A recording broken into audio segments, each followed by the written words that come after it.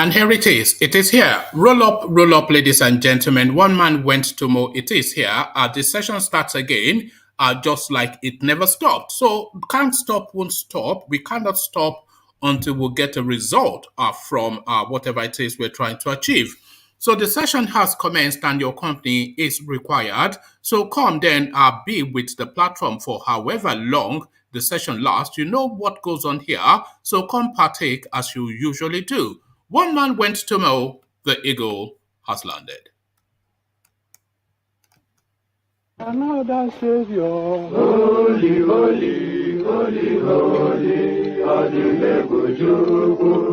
Another Savior, holy, holy, holy, holy, Adimebujuku. Well, this is Mobien. This is dedicated to the gallant heroes of the Nigerian Biafra War and IPO families all over the world. I remember the Nigerian Biafra War, in the thickness of the Biafra genocide.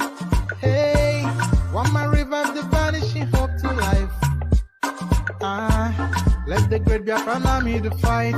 And they were singing out, holy, holy, holy, holy, is another Savior. They were singing out, holy, holy, holy, holy, is another Savior. Holy, holy, holy, holy, is another Savior.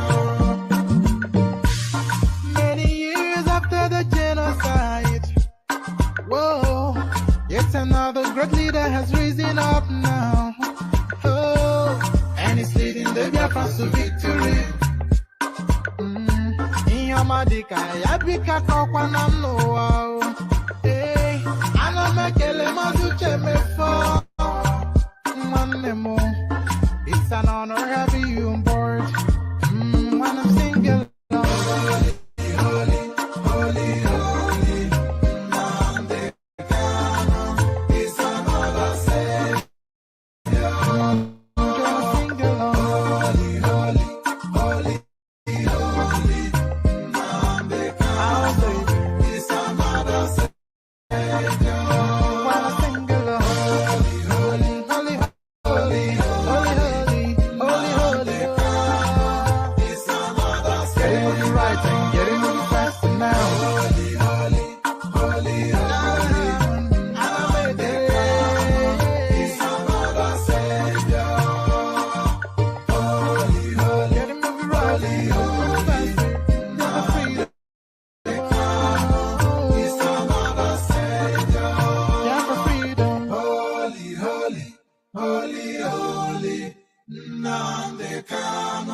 Is another Savior.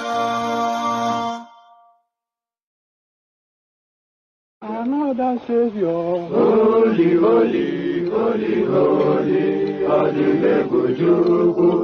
Another Savior. Another Savior. Holy, holy, holy, holy, Adimebujuku. Well, this is Mobien. This is dedicated to the gallant heroes of the Nigerian Biafra War and IPO families all over the world. I remember the Nigerian Biafra War, in the thickness of the Biafra genocide. Hey, one man revived the vanishing hope to life. Let the great Biafra army to fight. And they were singing out, holy, holy, holy, holy, is another Savior. They were singing out, holy, holy, holy, holy, is another Savior. Holy, holy, holy, holy, is another Savior. Many years after the genocide, leader has risen up now. So you hear, so there you are, voices of the sons of the rising sun. Holy, holy, holy, holy, Nnamdi Kanu is their other savior. That is the insistence on Igbo land, from Igbo land, and they will never yield on that space. Holy, holy, holy, holy, Nnamdi Kanu is their other savior. So holy, holy, holy, holy, Nnamdi Kanu is their other savior. As guys, I bring you this. 2023, North Central is more deserving of presidency than the Southeast. Yahaya Bello speaking. So now that battle now with Tinubu now no more a real threat to that seat. It's now open season for everybody now, and they are all now knives drawn, thrusting, foolhardy, and just launching at the space.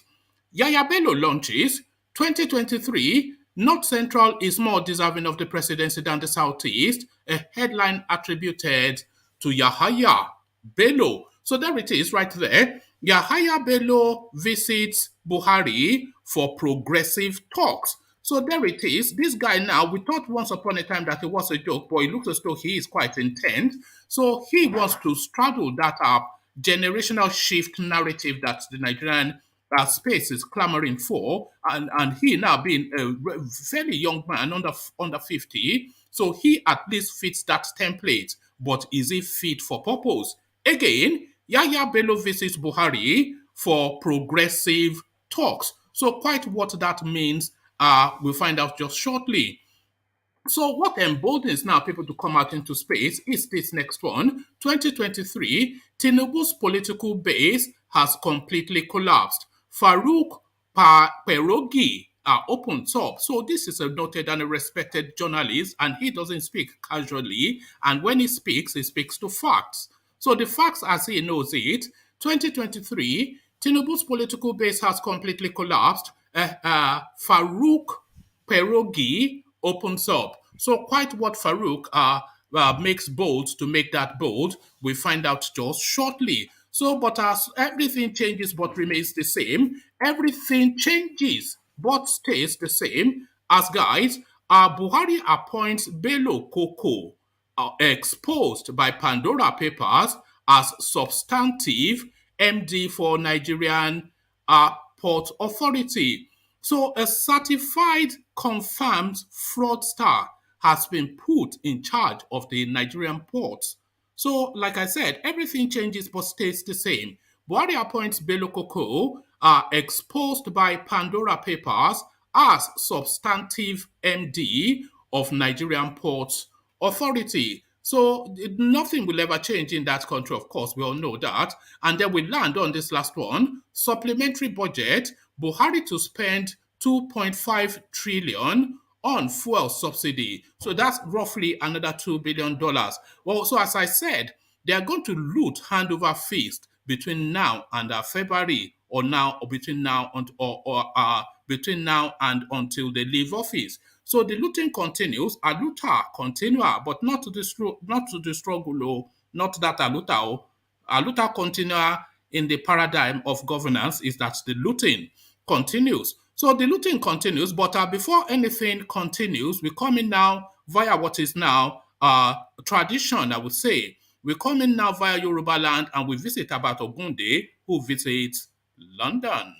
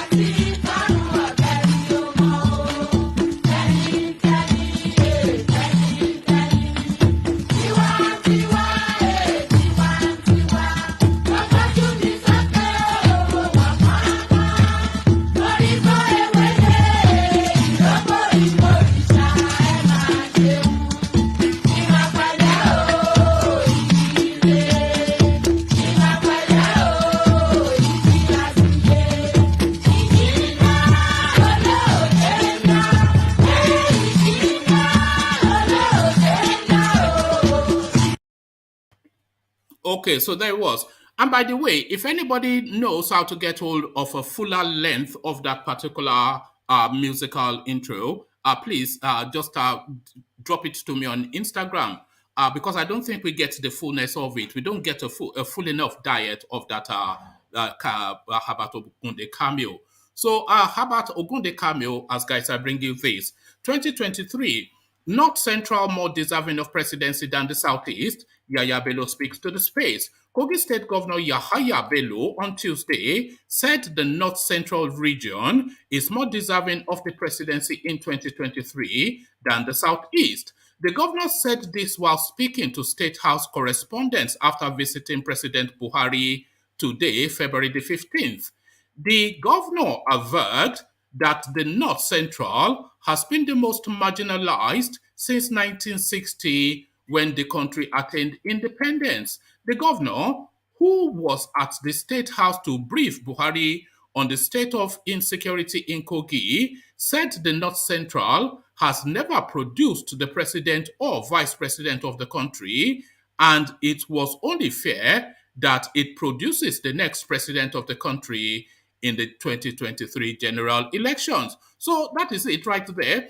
So that is an argument that actually subsists in fact, but does it subsist in fair play and logic? This is obfuscation. This is playing clever with words. This is abracadabra in play, but then politics, of course, entirely a space for abracadabra. He continues to bracadabra. Yahaya Bello visits Buhari for progressive talks. Governor Yahaya Bello of Kogi State has met with President Mohamed Buhari at the presidential villa Abuja for what he said was progressive talks on national issues, including the state of insecurity. Onogu Mohammed, an aide to the governor, disclosed this in a statement on Tuesday in Abuja. The governor, in his usual concern for matters relating to governance and security, was at the villa for progressive talks with the president, Mr. Mohammed said. He said Mr. Bello and the president had detailed discussions on politics and security. Mr. Mohammed, however, failed to give further details on the visit. They shared ideas and also reached certain conclusions that I won't want to disclose for confidentiality purposes, he said. Also, Mr. Mohammed noted that the governor was one of the leading aspirants seeking to succeed Mr. Buhari in 2023, and he had enjoyed support from different groups across the country. He stated that earlier in January, no fewer than 600 women groups drawn from different parts of the country converged in Abuja for a solidarity walk for Mr. Bello to run for the presidential election. So there it is right there. We've all just been sniffing our noses and turning up our noses to this guy as just some wayward opportunist. But it looks as though you may turn up your nose at him, much to your peril. Because this guy looks as though he's determined and is intent. So determined and intent. But how will that intention play out? Only time will tell. But time actually, or events actually opens that possibility even more now. 2023, Tinubu's political base has completely collapsed. Farouk Perogi opens up. Popular social critic and political commentator Farouk Perogi has stated that the political base of the APC national leader and former governor of Lagos State, Bola Ahmed Tinubu, has completely collapsed. Perogi, who is known for his political write-ups and opinion, made the statement on Twitter whilst reacting to recent bitter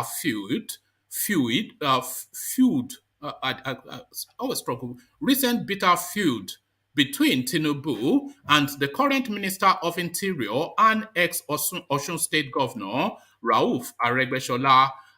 Perogi wrote, "It appears like Tinubu's previously impregnable political base has now totally collapsed. He has lost his mystique and is now openly challenged and even mocked by previous loyalists such as Rauf Aregbesola.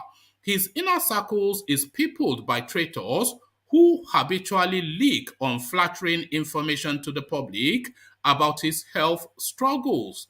And his PR team is a crying disaster of ineptitude. This is something we were referencing just earlier on today, that the handlers of this guy, they just all should be sacked. Well, every beginning has an end, and I think this is the end for Tinubu, but it is an embarrassing end. So, an embarrassing end for Tinubu and his political epitaph to be written in a piece on the bottom. So, there it is right there. Peace on the bottom, the political epitaph of our Tinubu.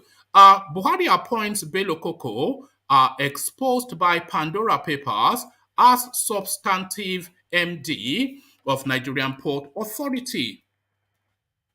President Mohamed Buhari has appointed Mohamed Bello Koko as the substantive managing director of the Nigerian Ports Authority. The Federal Ministry of Transportation disclosed this in a circular on Tuesday, which was signed by its director, Press and Public Relations, Eric Ojikwe. Prior to this appointment, Koko was the executive director of finance and administration of NPA. The statement reads, meanwhile, the Pandora Papers in 2021 revealed that Bello Koko was behind two shell companies incorporated in a tax haven to anonymously invest in the United Kingdom property market. This potentially violates Nigeria's Public Service Code of Conduct's law. Pandora Papers also disclosed that he and his wife, Agatha Anikoko, enlisted the services of financial secret seller CROOK Worldwide and Almen Cordero, etc., an offshore law firm, to register Coolwood Limited and Mane Limited in the British Virgin Islands, one of the world's most commonly used tax havens. In 2008, both companies were registered the same day, June the 19th, 2008.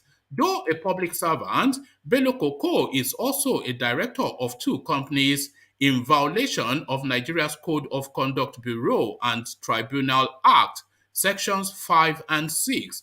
Pandora Papers project is led by the International Consortium of Investigative Journalists. So there you have it. Another looter gets another post. So nothing changes, everything stays the same.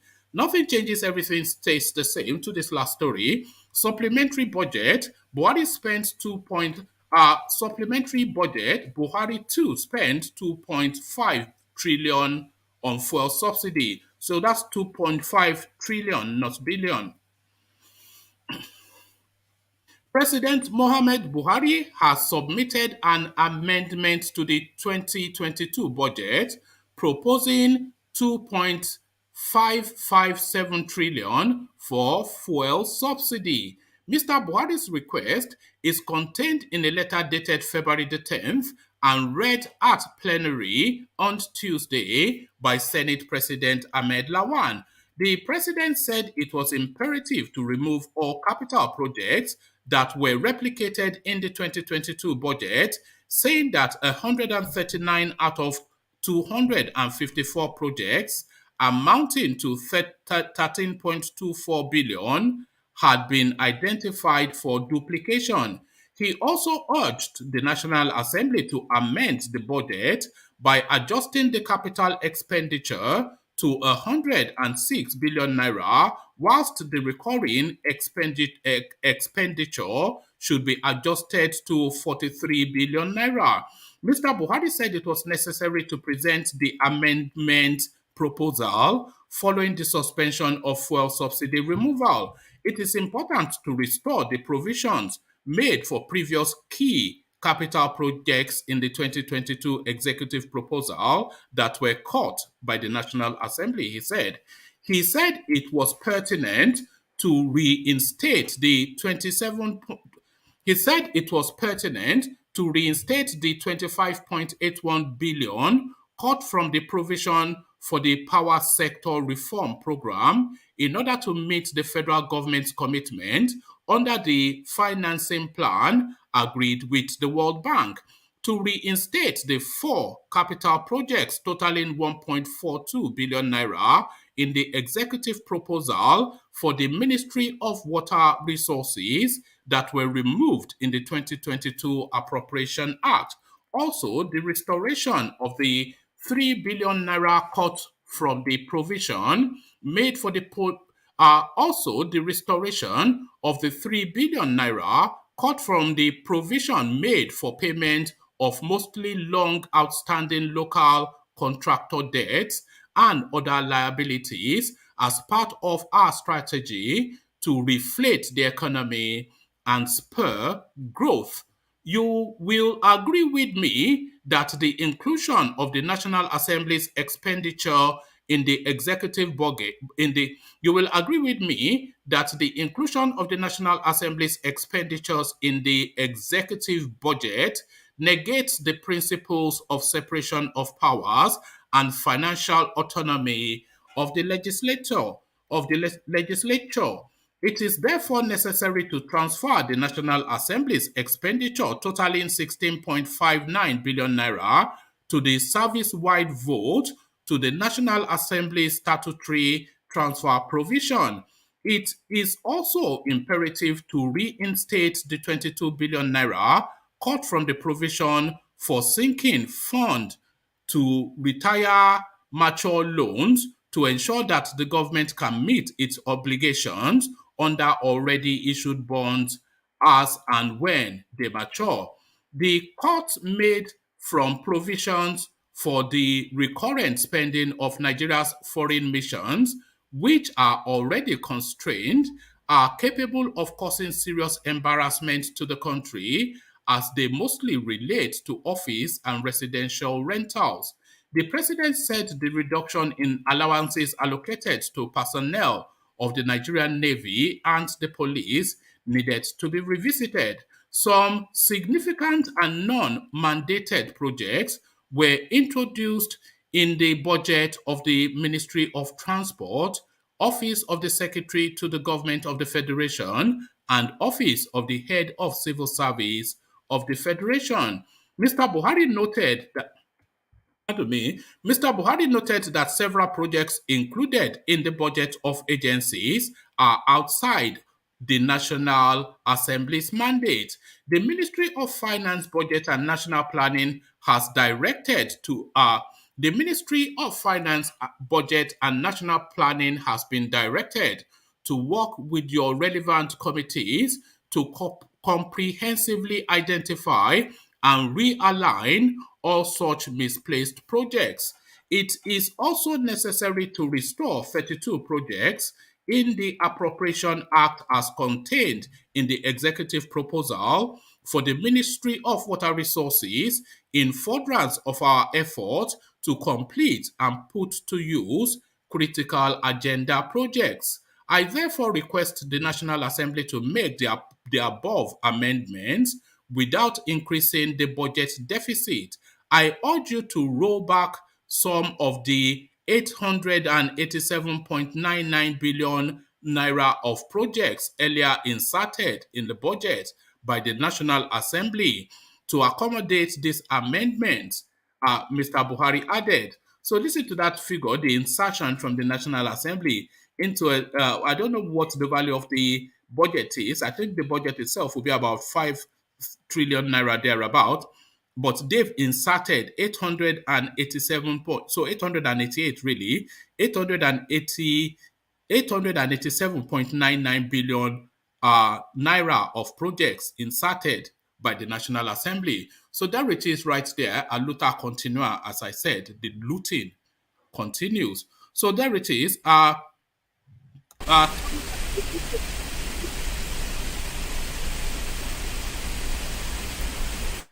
Oh, that's better. Ajale Koko, I see you. No, Thomas, mute yourself, man. There's a humming. Come on, man. So Ajale Koko, I see you. Ola, I see you, and Baba Kure, I see you. Let me just get you both on the screen. So yeah, good to see you, Baba Kure Ola Ajanle Koko, and let me just mute Thomas and then bring you. Thomas, there's a real hushing sound. So thank you, gentlemen, for being here. So let me go first to Ola. So Ola, I'll come to you straight away. And just this supplementary thing, Buhari to spend 2.5 trillion naira on fuel subsidy, which is approximately 2 point something billion dollars, just by current prices.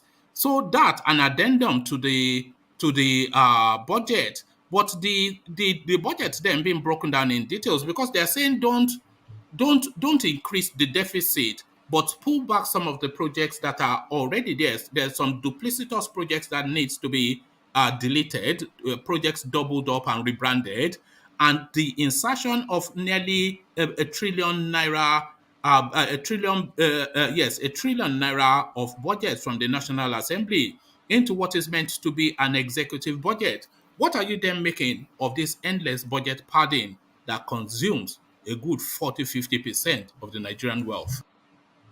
Yeah. Hello, everyone. The only thing I'm making from that place is the usual fraud. It's nothing but fraud. Because do you think it's going to stop, especially when we have few months to the general election, the next election? No. If anything is going to happen, they will find a way to even increase. Maybe not within the budget now. Maybe something kind of supplementary or whatever. That is what they are going to do. But that said, the thing that is surprising now is I think by now, but unfortunately, it is not what is common in Africa. By now, a person like Buhari should have even be able to summon the courage and resign, because we see the days that this guy will be saying, "We subsidizing who?" All those things that I used to say the other time. And unfortunately now, it's even paying subsidy more than he met in the office. And it's shameful. So the people there it's not going, the situation is not going to improve with what it is now. It can only get worse. So you don't expect anything special. You don't expect anything new. So it's still the same thing we are repeating over and over. And eventually, you should expect more this year. You should expect something worse than we used to have this year. So whatever you are seeing now, I would like to say maybe it's just the tip of the iceberg. So you should be expecting larger scale fraud before because this is by no means the last supplementary budget that we'll be having, because I'm anticipating at least 2-3 more supplementary add-ons to that budget.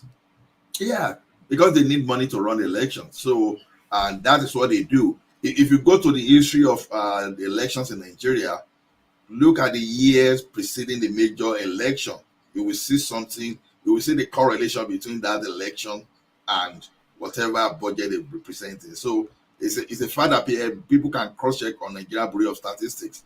So whatever they are doing, like I said, you expect more. If possible, it can come under whatever constituency project. If it's possible, it can come under a particular project that they will later abandon, but they will have the paper produced.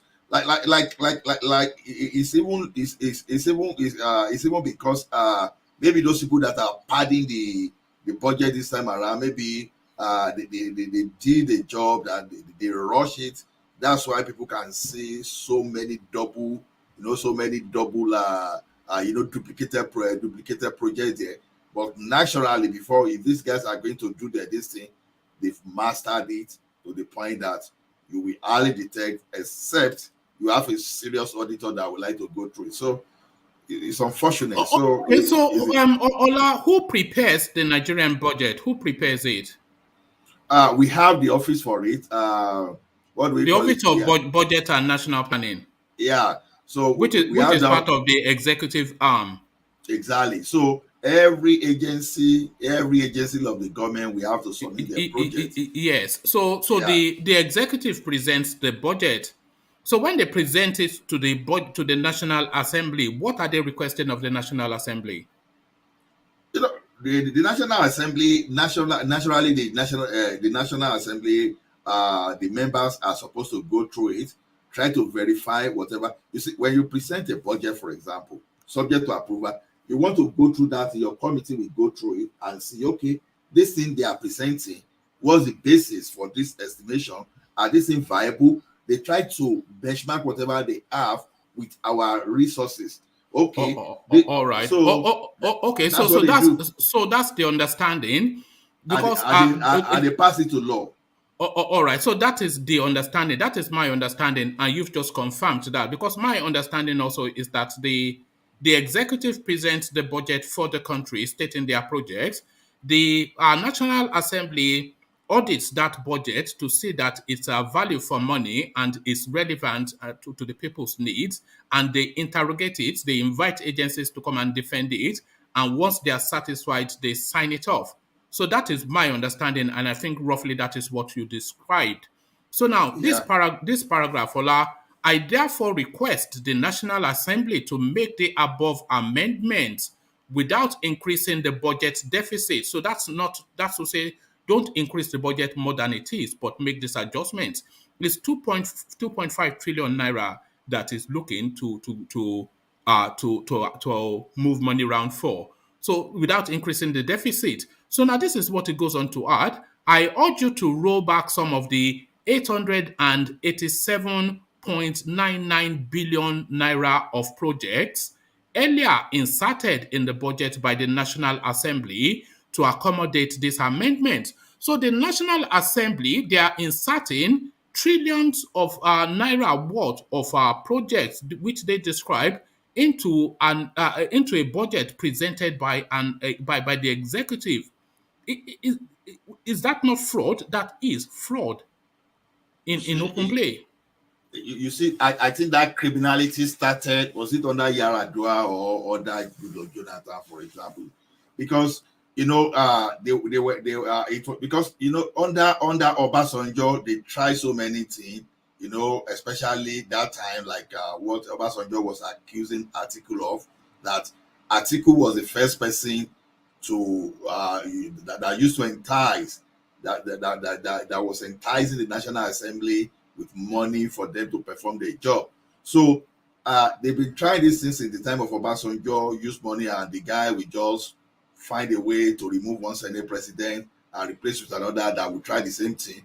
Yeah. So unfortunately, when this guy left, instead of this thing to subsidize and for us to have learned, the evil keep spreading, and here we are today that when you even see the legislators, they are doing the job of the budgetary even more than those people that are supposed to be responsible. Because anytime they presented that, they always find a way to include their own. Otherwise, they are not going to. They are not going to they sign that pass that budget, and that's what we'll be battling with. So is well, when we say this is a systemic thing, and those are the part of things that we should seek at least to eliminate from our system. That is why that whosoever you put in power today, as long as you still have this type of National Assembly that they are only they become alpha, they become alpha politicians whenever the thing concerns them, but when it concerns the masses, no, they are toothless. So they will try the best they can do to make sure that they pack and steal as much as possible, especially when the election is approaching. Of course, they will do that. So to me, the National Assembly and the executive in this regard of budgetary, they've always been doing something illegal. So whatever they've been doing for a very long time is been illegal. But since both of them, since both arm of government, they've colluded, I think things goes on smoothly unnoticed. So that's the way But it is. how has this not been challenged by somebody in some way? The national, because if they say they have constituency projects, they should go and present those constituency projects to the of Office of Budget Planning, etc., and then they can capture it in a body of works that they present to the executives. And once the executive then accepts that that is part of their budgeting for that year, They then put it together as part of a package to represent for approval to the National Assembly. They don't bring an already completed document to you and then you insert, nearly half of the budget of that document as your personal input. That cannot happen now. That cannot happen. Can that Uh, happen? that is what is happening. It's not that it cannot happen. It's what is happening in Nigeria. No, Legally, but it must. I mean, come on. it's not supposed to happen, right? But that is what has been happening. If I can remember very well, I think there was a lawyer that was a lawyer. I can't remember the name. That dragged the National Assembly and the Attorney General of the Federation to the court over the constituency project. Then what's the name of this guy? I can't remember. Is it Ubani or something like that? I can't remember the name of that lawyer. So it's not as if some people within the public, it's not as if they've not tried. Some people made attempt to even before those guys that I mentioned. But you know what happened at that time was that both the executive and the National Assembly, the members, they managed to defend the situation that no. Okay, I think that was when Ugoso Konje-Iweala was even there, if I still remember very well. And they dragged them to court when the members of the assembly, they were defending. They said that no, it is still the executive that we not. Okay, they were fighting. The Okonjo-Iweala led economic committee then was saying, okay, bring your constituency project. Forget about the money. We are going to implement on your behalf. Okay, I remember. That was the situation at that time. Because these crooks, they made it to the point that they will insert that constituency project and they will demand for the money. So that was what Okonjo-Iweala was fighting them for that time. That said, okay, look, we are not saying you should not insert your constituency project. After all, whatever project we are going to execute will be for Nigeria, but we can't give you the money, which is what the senator, all this CROOK, which is what they want. But we are in it, and it's only Nigerians that can stand up and fight against this system. Otherwise, it will keep getting worse. That is what we'll be experiencing. Well, what are the checks and balances for these constituency projects? Who supervises it? Who audits it? How is it checked? What processes are followed? It's a very loose and an ambiguous term, constituency project. Yeah, using 1 billion naira to dig borehole in some village.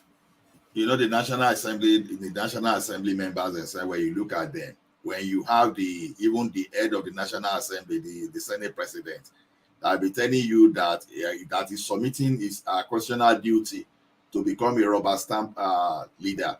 So what do you expect? So see, what they are doing there is all just by pat my back and pat your back, and it's all about money sharing, nothing more. So everybody, all these crew, because they are crooks, they want to sustain their position. Anything that we take, they don't want to step on toe of each other because they have common purpose. So if they have common purpose and the common purpose is for selfish interest, it's going to be difficult to see anything like check and balance. That is why they can go.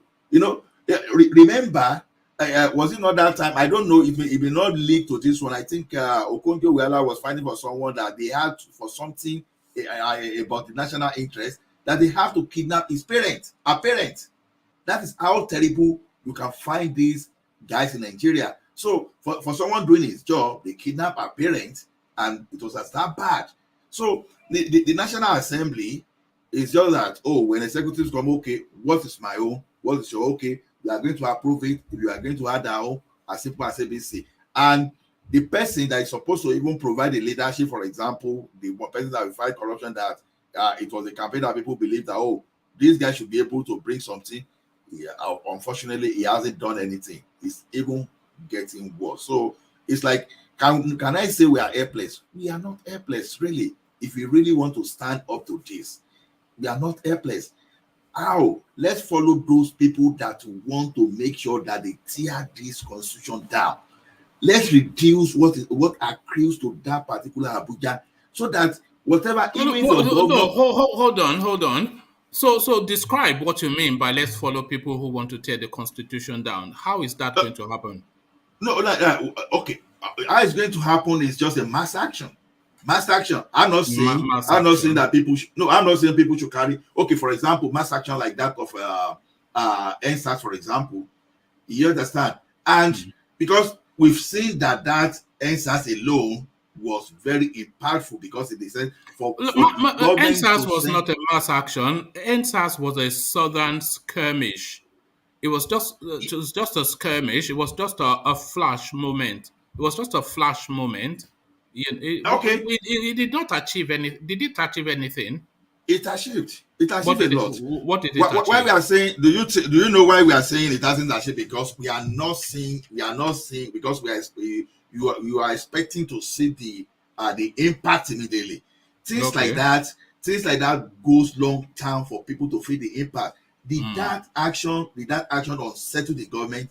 Yes, it did. For Yes, someone to have to, it caught them off guard, and they regrouped and dealt with it. yeah.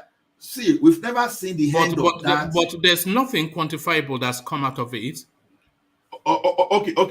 Let me give you an example. It's like saying, for example, that June 12 didn't achieve anything, for example. It achieved. But the problem is that when it achieved that purpose, we later allow those people that did not participate in that struggle to hijack. That's the problem. But Because June that's 12 achieved something that we can quantify because it forced until it got a result. But NSAS, like I said, it was just a skirmish. It was a flash moment. They went on the streets, they made a lot of noise, they gunned a few of them down, and everything went back to normal. yeah, like I said, June 12 didn't achieve anything. June 12, 1993 didn't achieve anything until 1999, where the No, military no, no, no, no, somehow. no, no. It did though. June 12, it held its space until it forced the change. But Yeah, NSAS is not holding its space, is it? it's holding. It's holding. How It's is, only how is it that. holding? Okay, for example, now you kill those people, and these people are not keeping quiet. They are lobbying at the international space. Even within that time, Ninas grew stronger. They were able to present a case before the United Nations. So we have this Yoruba nation too. You understand that it's good, even though people may be saying, "Oh, it's not like when Sunday Go was around." But whether we like it, all those fragmentation, all those little things, one way or the other, the thing will never die if they intensify, and we keep growing till more people will get sensitized. And before you know, the day the result of this thing will come, even you and I might have forgot the fact that all those little actions, they start becoming something big that will just happen somewhere. By the time the thing will happen, it may catch these people off guard, that there will be no way for them to even come back to power. Now, for example, we still don't know what is going to happen before 2023, for example. Now, especially now that all the actors now, they've started posting themselves, like Yoruba will say, you understand? They've started setting themselves up now, just because everybody is fighting for his own selfishness. Now, by the time you carry the struggle of that NSAS, the struggle of Dinas, the struggle of Nnamdi Kanu, the struggle of Yoruba Nation, and all those agitations, by the time everything mount together, by the time the thing become one single force that is unstoppable, honestly, these guys will not be able to. Ola, do you know what pie in the sky means? Pie in the sky. I've just heard it for the first time. Okay, let me give you the definition. Pie in the sky is used to describe or refer to something that is pleasant to contemplate but very unlikely to be realized. So pleasant to contemplate but are unlikely to realize. So a lot of if, but, maybes, and then if only, maybe, perhaps. There's just maybe, perhaps, if, buts, and maybes. There's nothing. It's just that enters. It was just a flash in the pan moment. It was just a flash in the pan moment. It came and went, but nothing came out of it. It's not. You see, it's not a flash. Even let's assume that those people they do not gather And themselves together. I'm not disparaging the effort, by the way. I recognize and celebrate the effort. but it did not. It's not held its space in SARS. Okay, let me make an example now. For example, did Nigeria civil war, was that effort in vain? If I may ask question, for example, was that effort in vain? Well, it would not be in vain if only if it had achieved something. It's not in vain, because anytime we want to redefine, because that is what that thing is pointing to our problem in the country, and whether we like it or not. How is it? No, hold on. How is it not in vain? The Biafran war. Now, what you see about June 12 or about the Biafra war, for example, for example, is that now because Biafra wanted to go and they were unable to go. At the end of the day, they said no victor, no vanquished, no vanquished. Now, you think it's like that? Now, the question is this: anytime you want to mention the problem of that country, you can never take that civil war away from all those people we mentioned. No, yes, it's part of the history, but you said it's not in vain, and I'm asking you how it has not been in vain. It's because it's one of the reasons. You stated what they set out to achieve, so how has it not been in vain? It's not because what they set out to achieve that time that they didn't achieve. You understand? Did they achieve anything? Okay, let's say they didn't achieve what they want, which was to break away from Nigeria. Did they achieve anything? Biafran war. Yeah, it achieved a lot. Like what? Achieved a lot. Like what? The point they were proving that time is that at least to show that we were not one, right? That is the reason for that civil war. I don't think anybody ever thought we were one. Awolowo was already saying we're not one. He says it's a geographical expression. Long before the civil war, everybody knew that. But people will not believe it conceptually until they see it happening, right? So the civil war was to show that we were not one. It was part of the consequences. It's not the consequences. No, the Northerners never thought we were one. Awolowo said we're a geographical expression. The Easterners said they want to break away long before the Civil War. So they didn't prove a point that's already established. It's an already established point pre the Civil War. So you said, what did it achieve? You are struggling to say it achieved anything. No, see. Yoruba will say something this way. Forget that. What did it achieve? What did it achieve? No, wait now. Like Omode Buroko, Obojuwe. Now, what it means that there's a no. Forget that. What did the Civil War? You see, you are struggling. We can hear you're struggling. The Civil War already proved a point. He already proved a point that which is what? That we need to sit down and rebuild the foundation of the country. And that is what the Civil War achieved. And yes, how far? How market? That to us. 60 years on, how market? Why should we go into Civil War? It's not achieved anything. Just admit that now. The Civil War had achieved nothing. I understand the perspective you are struggling. No. If you understand it, then address it. I'm asking you if the Civil War achieved anything. You are saying it proved the point that we are not one. We knew we were not one long before the Civil War. So if that is what you're saying that it achieved, then you are saying essentially that it achieved nothing. Why you are saying it doesn't achieve anything? It's just okay. Tell us what. No. Don't tell me why I'm saying. Tell us what you said. You brought it to the table. You brought it. So then you said. We are 10 minutes into it, and you cannot say what it achieved. Okay, don't say you say. Okay. What did it achieve? Okay, let me say it this way. Even if you believe that Civil War didn't achieve anything. No. It's not believable. You brought the topic, or you said it achieved something. So tell us what it. Anyway, let's leave that because I think we acknowledge that it achieved nothing unless you are going to tell us. Okay, even if you believe it didn't achieve anything, like I say. Okay, if you believe that, hold on. Do you believe it achieved anything, Ola? It achieved something. All right. So what did it achieve? It achieved the fact that we can never work together as a country except you come back together and sit down. Look at they try to keep the spirit of that Biafra. So is that an achievement? It achieved nothing now. This is what it's telling us. Is that an achievement?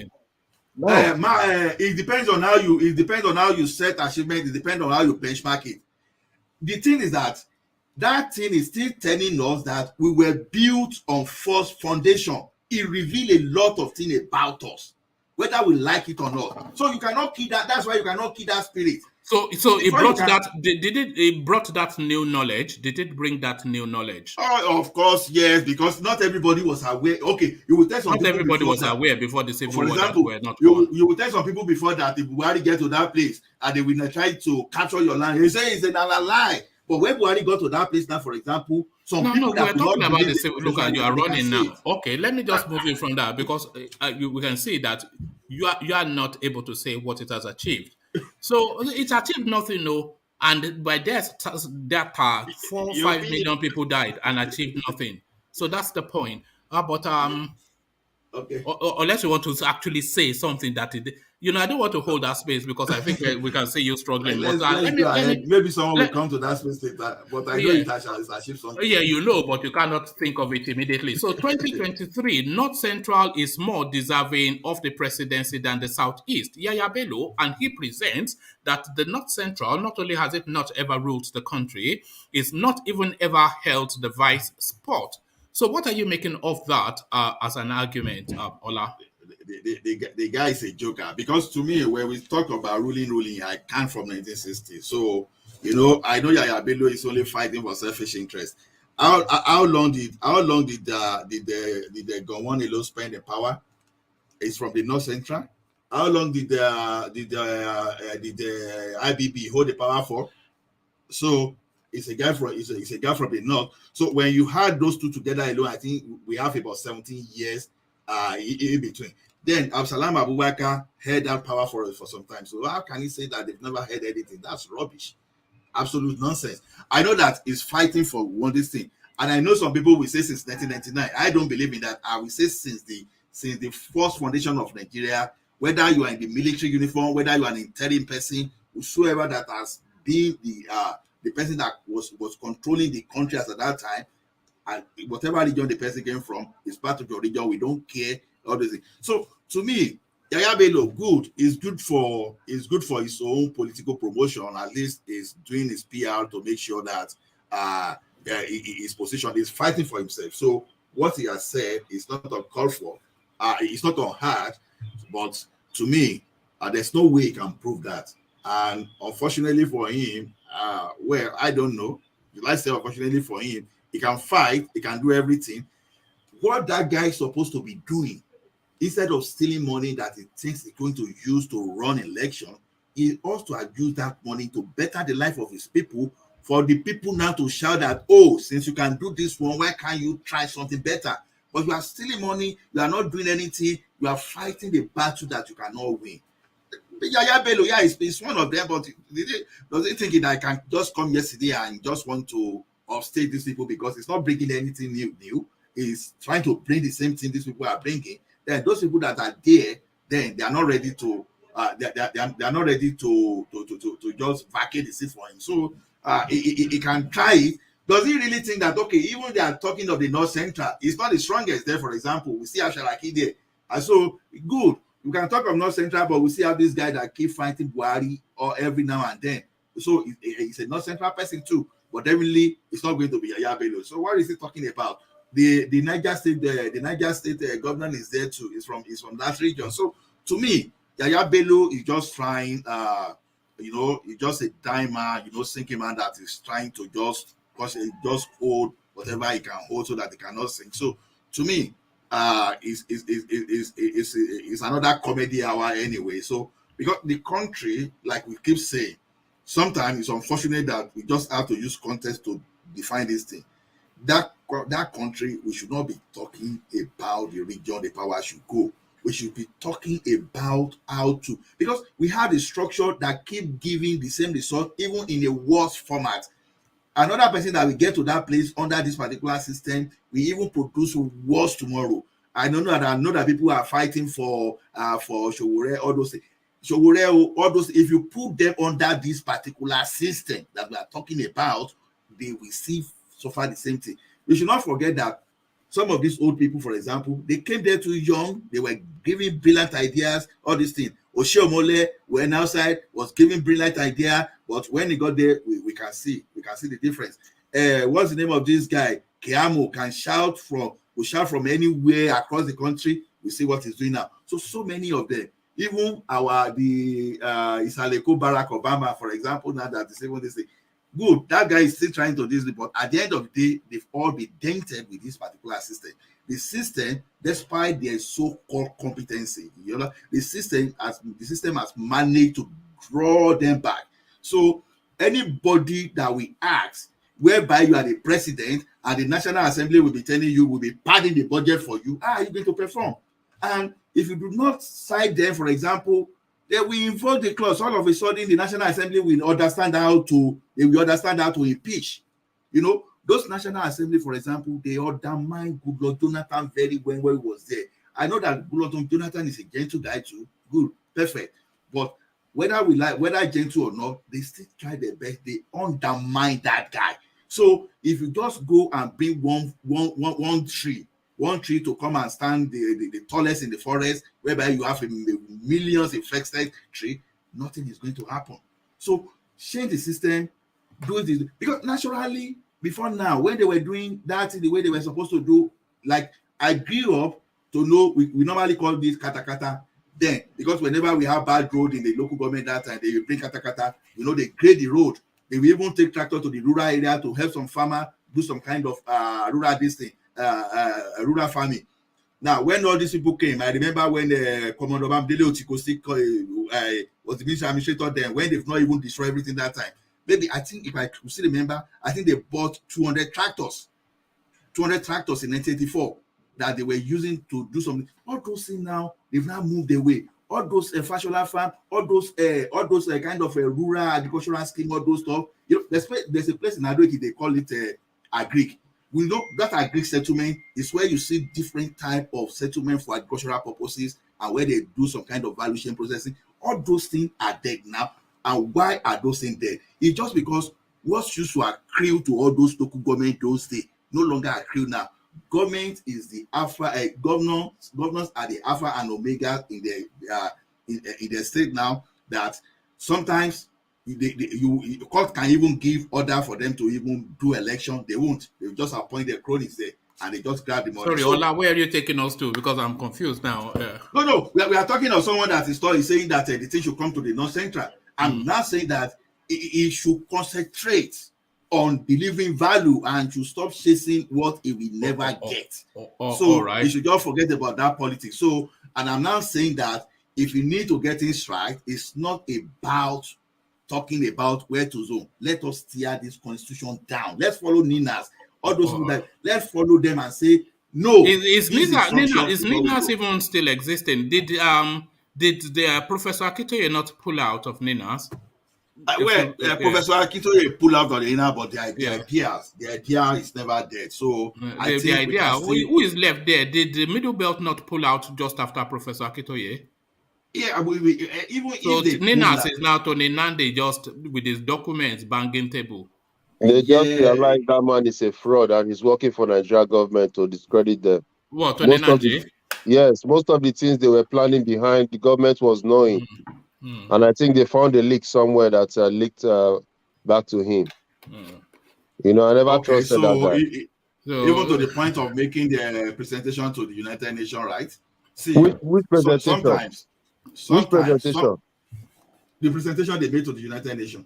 Yeah, but that's nothing to do with anything now. They are frontally pretending and backwardly subverting. Okay. But is that not what? One man, let me ask him. Who made a presentation to the United Nations?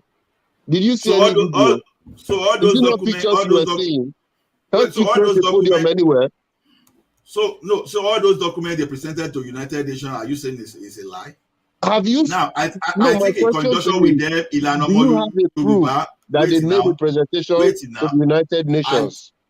Wait now. I think in conjunction with Ninas, Ilanomo Yoruba, led by Professor Akintoye, they made presentation of how these BUHARI casemen they be terrorizing the southwest part, the western part of the country. And we even had the document. I posted the document here in one of these sessions here that day.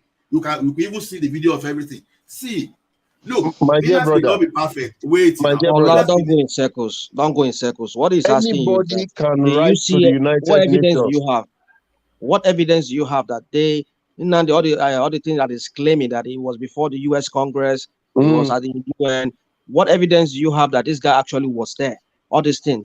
Do you have any evidence to that effect? Okay. Well, any evidence I can grab, I forward to you. That's the only thing. Yeah, sorry. Rational mind, are you, because just from your tone, are you of the same thought with Lord Michael that Tony Nanji is a saboteur? I just want to be in the middle because I don't know. I don't actually know if he actually was, because the guy claims that every time he talks, that is in Nandi, that I was before the U.S. Congress. I presented this, blah blah blah. You know, man. Well, then there's no video. I don't know if there's any video. Anybody know of any video of when he was there, addressing them and all of that? So I don't know. So I just want to be in the middle. I want to believe he did what he said. So he's a bit of a guy man. Is he a guy man? I saw the video. I saw the video when it was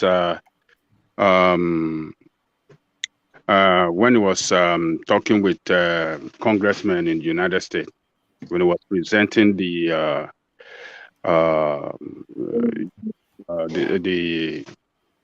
was presenting what Nina stand for and what they are fighting for. You know, in the Congress, Ajale Koko. Not in the Congress. Where? Some few congressmen and women in that. It was. I think there was a video conference, and some of the congressmen here were on the conference as well, and it was presenting Nina's ideology and everything they stand for and what they stand for, what they are fighting for, the situation in Nigeria, everything. He was presenting it before them. I watched the presentation. Yes. All right. How many were they? How many were they? Almost leave how many were they. Let me educate you guys on something. Anybody can be in any forum, in a Zoom conference. No. Don't go there. Don't just say anybody. I told you, U.S. congressmen, not anybody. You can't say just anybody. Can you provide it? Lord Michael, I intentionally not wanted to extend that argument because I know. Don't say you want to wait now. You see, whenever I'm presenting something, if I'm not sure of the fact, I will tell you that please don't hold me to it. I always use my disclaimer. What I'm not sure of, I would have told you ahead. Don't hold me to this thing. See, no problem, sir. I know that Nnamdi Kanu and Mazi, they are not good friends.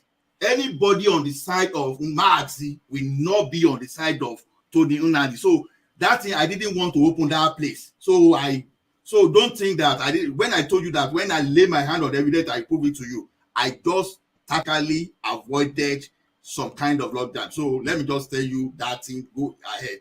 I follow Nina's and I know what they be pulling. They've not started today. They've not even made so much noise until the recent this is that this guy was claiming. So they've been on it for a very long time. Whether they are representing the government, I don't know that, because I've said of Keamo that betrayed us. I've said something about Oshiomole. I won't know until I'm able to find them supporting the government. So that's the way I am. But whatever you represent today, I will start by that. So to me, like what were we even saying now that you diverted my attention? Sorry. No, don't worry. I just want to ask something. Ajale Koko was trying to explain something to us. Ajale Koko, please, can you lead us to that evidence you say you have? You know, Ola, don't be angry. I understand what you. No, I'm not angry. You are just a troublemaker, aren't you, Lord Michael? Lord Michael, I think you can look it up. You can look it up on YouTube yourself. Just check for Tony Nnamdi video conference with U.S. congressmen. You should be able to see it. Or Nina's on their website. Nina's website. Yeah. So you will see it. It's not something hidden. I watch it. I've watched it. Yeah. Do you know why I'm asking you to lead us there? Because I've looked for it and I couldn't find it. So please, anytime you can always revert back to us. Thank you. All right, thank you. Let's revert back to Ola then and have him round off his thoughts on Yahaya Bello. So just a few more words on that, and then I'll take that. To me, Yahaya Bello should just go and spend the remaining number of his day in office to make the life of his people better. I should not just waste that money on presidential election. If he thinks he can get that, is joking, because I've not really seen any of the Afobajets to even mention mention that name. There's something that I'm beginning to think of now. I don't know. I know it's not Yahaya Bello. When Buhari, whether he really meant it or he was just joking with it, that if he mentioned the person that they want to support, that they will kill him, or how did he use that sentence? So all this ruffle between Aregbesola and his godfather, and what has been going on now is no. I was enjoying the conversation in the morning. I was working, but I was listening to everyone, and that ruffle too tough, for honestly, because I can't. Yes. So hold on. So let me take you to that ruffle, because there's one of the leading journalists is actually speaking to that space, and they saying Tinubu's political base has completely collapsed. And there is a sense that he's saying that his followers are notoriously treacherous, and this treachery, they'll stab you in the back just at the first opportunity. So they smell blood, because Aregbesola even went further to mock that stain on Tinubu's back that has now become like a thing, a bit of a nothing, something that is not even anything, but it's now taking on a life of its own. Aregbesola was even referencing that and mocking it, Red or Mockery mocking it, even Daddy Freeze. So Aregbesola, he didn't hold back any punches. He just went for the blood. He went for the throat with the stab. So this Farouk Perugi, he's saying that Tinubu's political base has essentially collapsed. Osinbajo, he's gunning for the presidency. Aregbesola is stabbing him in the back, trying to wrestle Osun State out of his hands, and Tinubu is peeing himself all over the place. It's almost embarrassing seeing the collapse of this guy. Is this guy just imploded? It's slowly unpeeling in public.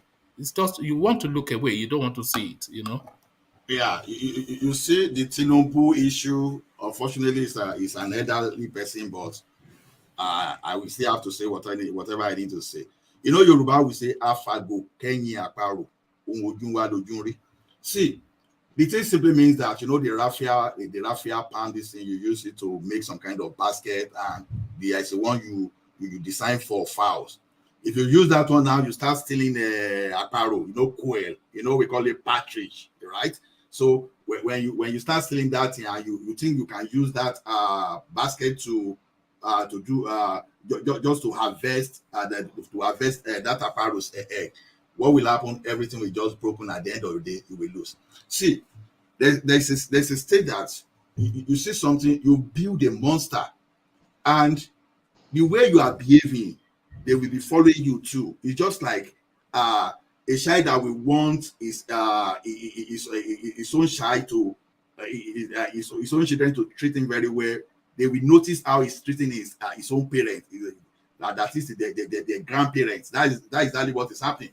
Now, Tinubu, good, he made all these guys. And this guy too, while making them too, he betrayed a lot of people. He betrayed Afenifere. And exactly what is happening now, what he did to Afenifere, is exactly the same thing that is happening to Tinubu as we speak now. Good, you've made all these people, but you are overbearing. When you are making yourself Alpha and Omega of them, you don't want them to breathe. You help them truly, but you don't want to give anything away. Now, these guys, what do they know? They only know this politics now. And you are overbearing. You want to send them out of that politics, they will fight with their last blood. That is exactly what is happening to the like of Aregbesola. Maybe Aregbesola that was nobody before, you made him, and all of a sudden you want to send him out. Send him to where? All these politicians, then they spend the money, then get easily now. So by the time they are out of that power, they are broke. So they will use the last blood to fight. That is the type of Ola, let me challenge you there. You see, the thing is, as much as I hate, as much as I don't like Tinubu's politics, on the politics of Osun State, Aregbesola is going beyond his boundary. You see, the thing is, let us reverse role now. If Aregbesola were to be the governor, and maybe somebody who happens to be a governor before him, who was also put there by the same godfather, is the one treating him the way he's treating Oyetola, do you think he will accept it? This is the same guy who was. This is the same guy who was boasting. Hold on. This is the same guy who was boasting that they remove Ambode, and he was saying the same treatment they give to Ambode is what they're going to give to Oyetola. You see, the thing is this. You can't buy the finger that fed you. Rational mind. I think you got the whole thing wrong. You got it wrong completely. The position of Aregbesola, you seems not understand what he's fighting against. What is he fighting against? Aregbesola. What he's fighting against is the imposition of, look, this guy has served Tinubu very well. Even it was Tinubu that anointed Oyetola that is to hand over to Oyetola. If Aregbesola is a betrayer, he would have refused then. And as a governor, he would have refused and choose anybody of his own. But what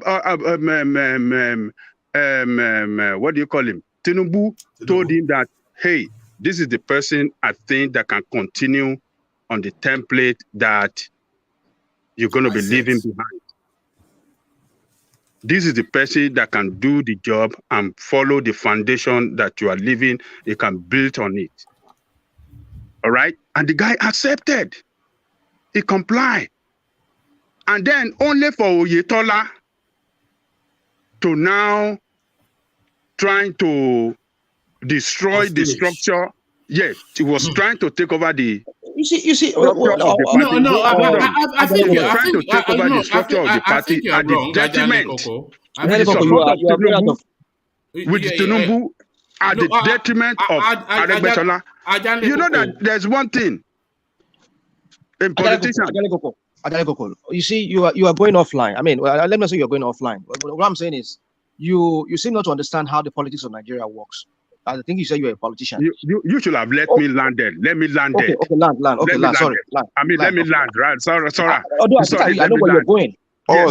So what I'm telling you is that, look, Tinubu is trying to kill the political relevance of Aregbesola. No politician will accept it. He was a governor. He developed the structure of the party. He handed it over to this guy, and this guy is trying to take over it and use it against him. No politician will let that happen. So what he's trying to do against them is that, okay, let us show our strength. Let's know who is who in the politics of Osun State. You see, if Tinubu is a real leader, if he is a real leader, he should have called both of them. He should have talked to Oyetola. No, you can't do this. You cannot betray him. This is the man that handed over power to you. I don't want Wahala. You have to respect him. This structure have to be shared. Sit them down and settle. But Tinubu way of taking over what does not belong to him and use it to his own advantage is what he's trying to do there, because Oyetola is his cousin. No, Oyetola is his cousin. You know that? And Oyetola is not following the foundation, the template that this guy left behind. And for the reason that is because Aregbesola, Ambode did not follow that template. That is why they kicked him out. He was challenging Tinubu, why don't you kick this guy out and let us use somebody that can follow the template? So it is Tinubu that is playing double standard game there. Let us blame him. And one thing that you have to know, some people are saying that this guy can kill his political arm. No, he cannot kill anything. PDP is strong. Is a strong party in that state. If Aregbesola switch to PDP, switch his support to PDP, PDP will take over that state. No politician will ever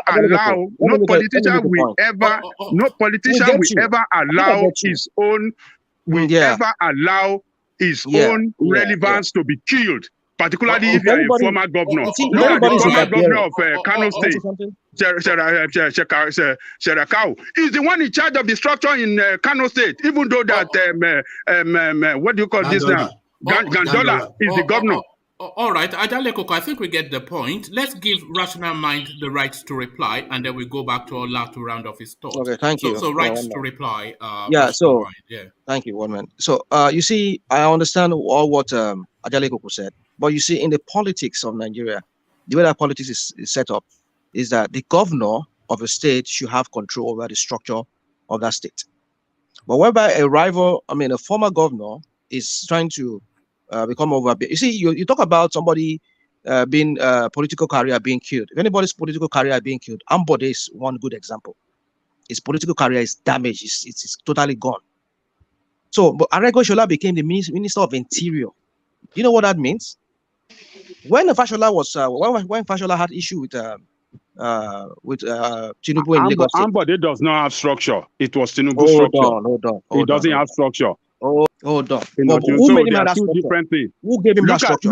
Look at Who gave him that structure? Who gave him that structure? Tinubu. Tinubu gave him that's the question, though. That's exactly where that is not true. That is not true. It is. No, you guys don't know. It is true. Hold on, Ajale Koko. Yes. We read Aregbesolah's CV just in the earlier session now, his political journey up to that governorship. Let me tell you who owned the structure. Tinubu held his hand to State House. Let me tell you who owned the structure.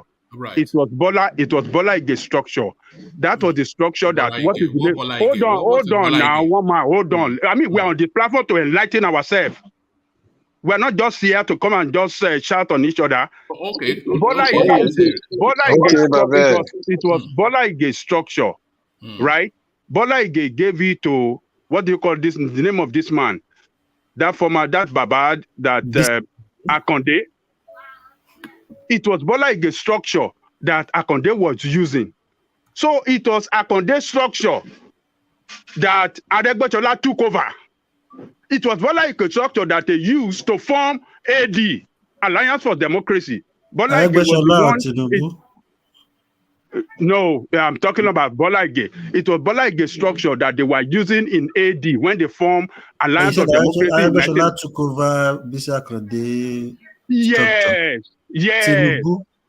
Yes, from Bisi Akonde.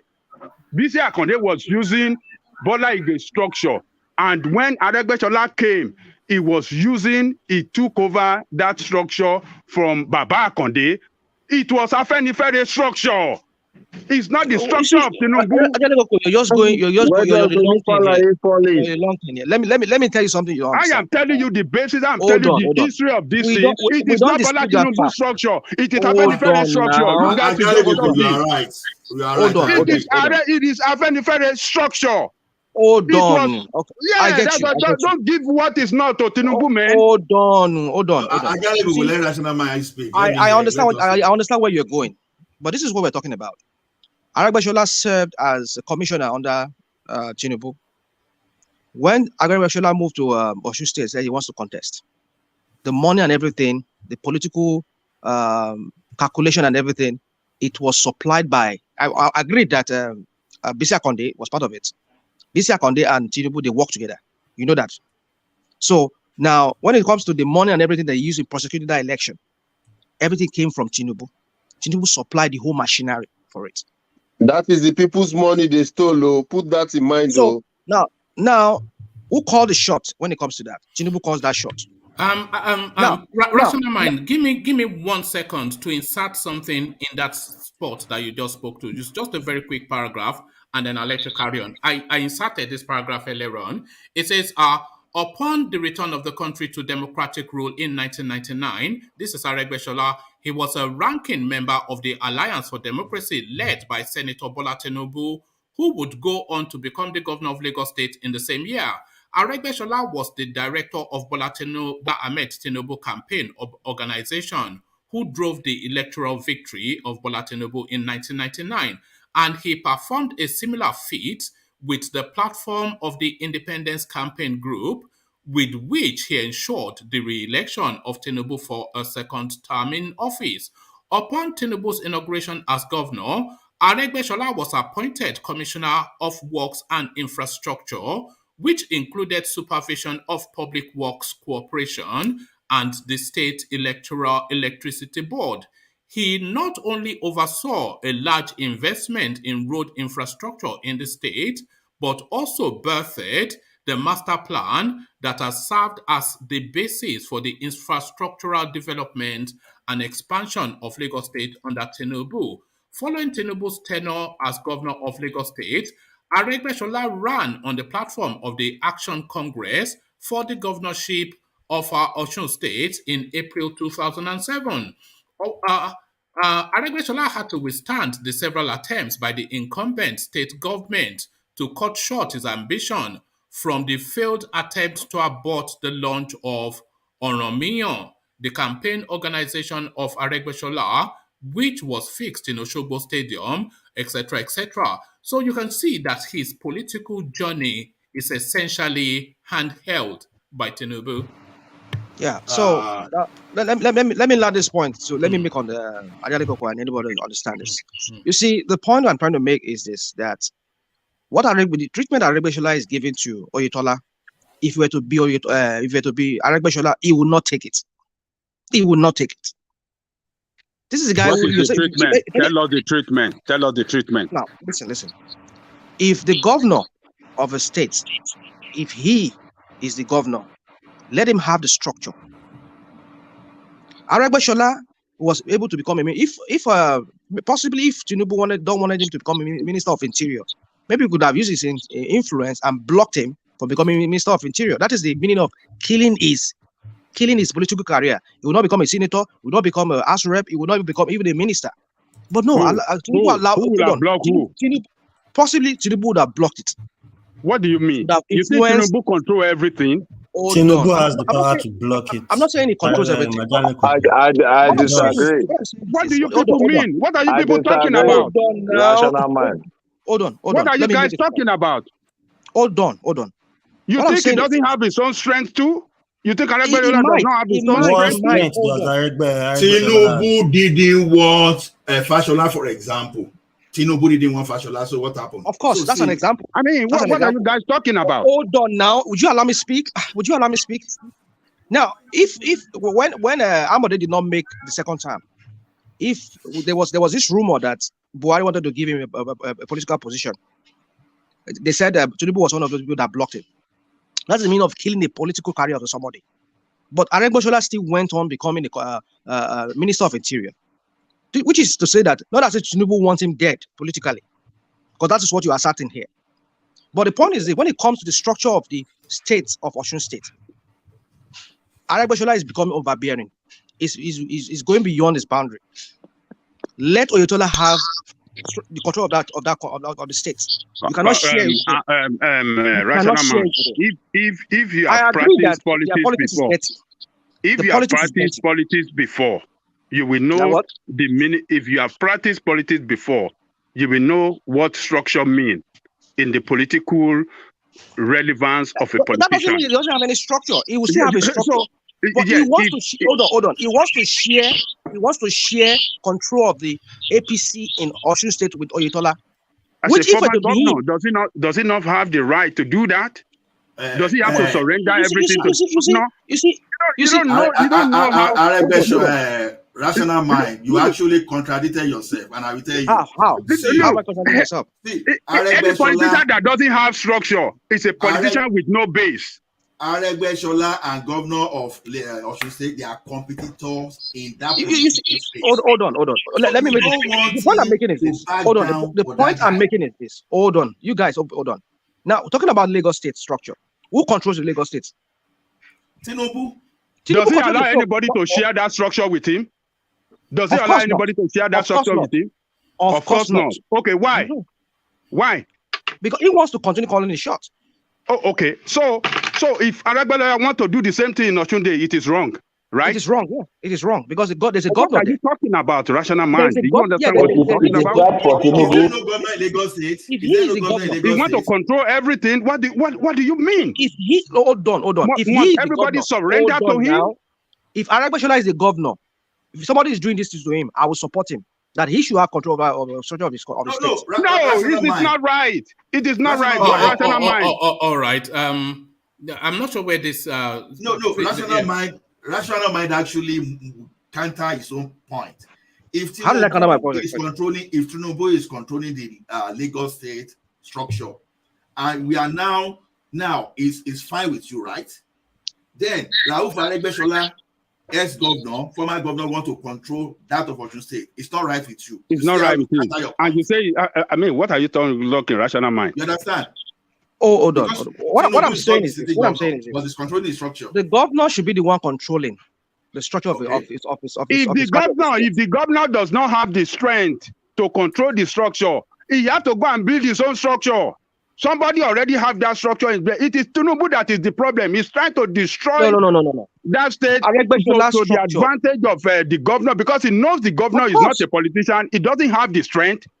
He's trying to take over what does not belong. Somebody has built that structure in that state. Look, political structure is the strength of every politician. You don't have that structure, you have no relevance politically, and that is what Aregbesola is trying to fight right there. Right? The same thing is in the rational mind. Do you see this? When you run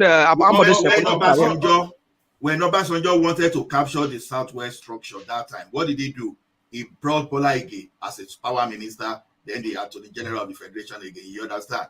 That's just to hold on to that part, because he knew he would contesting 2023, and he managed to draw that side, and he was able to take over some of those structures to his own advantage.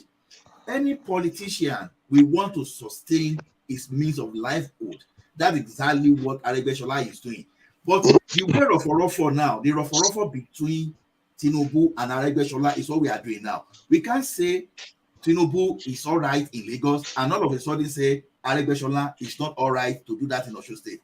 Good. Don't get me wrong, Don't get me wrong. I'm not saying neither is right. Neither is right. We have to blame Tinubu for this problem. He's supposed to intervene as a leader and then make sure that but he failed. He was taking side to his cousin. He was supporting his cousin, and that is what Aregbesola is fighting against. That you cannot support your cousin. I have said you from the beginning.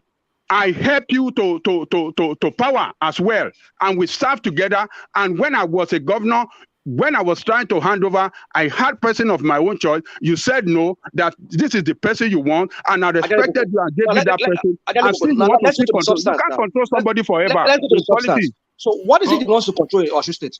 What is it that he wants to control in Osun State? It's just the space, isn't it? It's not resources. To enlarge his own political empire. It's not resources. There are no resources in Osun State. So what does Aregbesola want to control? It's really amazing when everybody is talking structure. What is the structure? People, don't mind human beings, people's father, people's money. Don't mind them. Is that what we're Don't take it. But let's say that aside. You know what I'm talking about. Don't take it to another dimension. What is the structure? Let's make this straight. No, I have a pin today to be checking everybody. Don't worry. The mercenary. One man, let's move on. This let's move on, because we're just spinning around in circles. What did you say, Rational Man? Let me land my point. Okay, sorry, Rational Mind. Let Ola just land, because we are spinning in that space, and I don't think we're really progressing. So you are of the view that Tinubu has been hard done by, and Ajanle Koko is of the view that he's deserving of it. So Ola, round off your thoughts, and then I'll go on to. So to me, we have not seen the end of this, because I agree with those people that said that Tinubu's political empire is crashing, because the same way Tinubu crashed Afenifere structure, that they took over, they hijacked that structure. Now, while he was building his own people, he was teaching them how to become a betrayer too. Yeah, if you use the word betrayer for Rauf Aregbesola, good. You can call him a betrayer, just like Tinubu too is another betrayer now to Aregbesola too. So they both betrayed themselves. Both learned that act of betraying and exactly what they are doing now, because everybody wants to be relevant. So for Aregbesola to be this daring, he must have certainly learned something, because it's like they will be saying, Yoruba will be saying,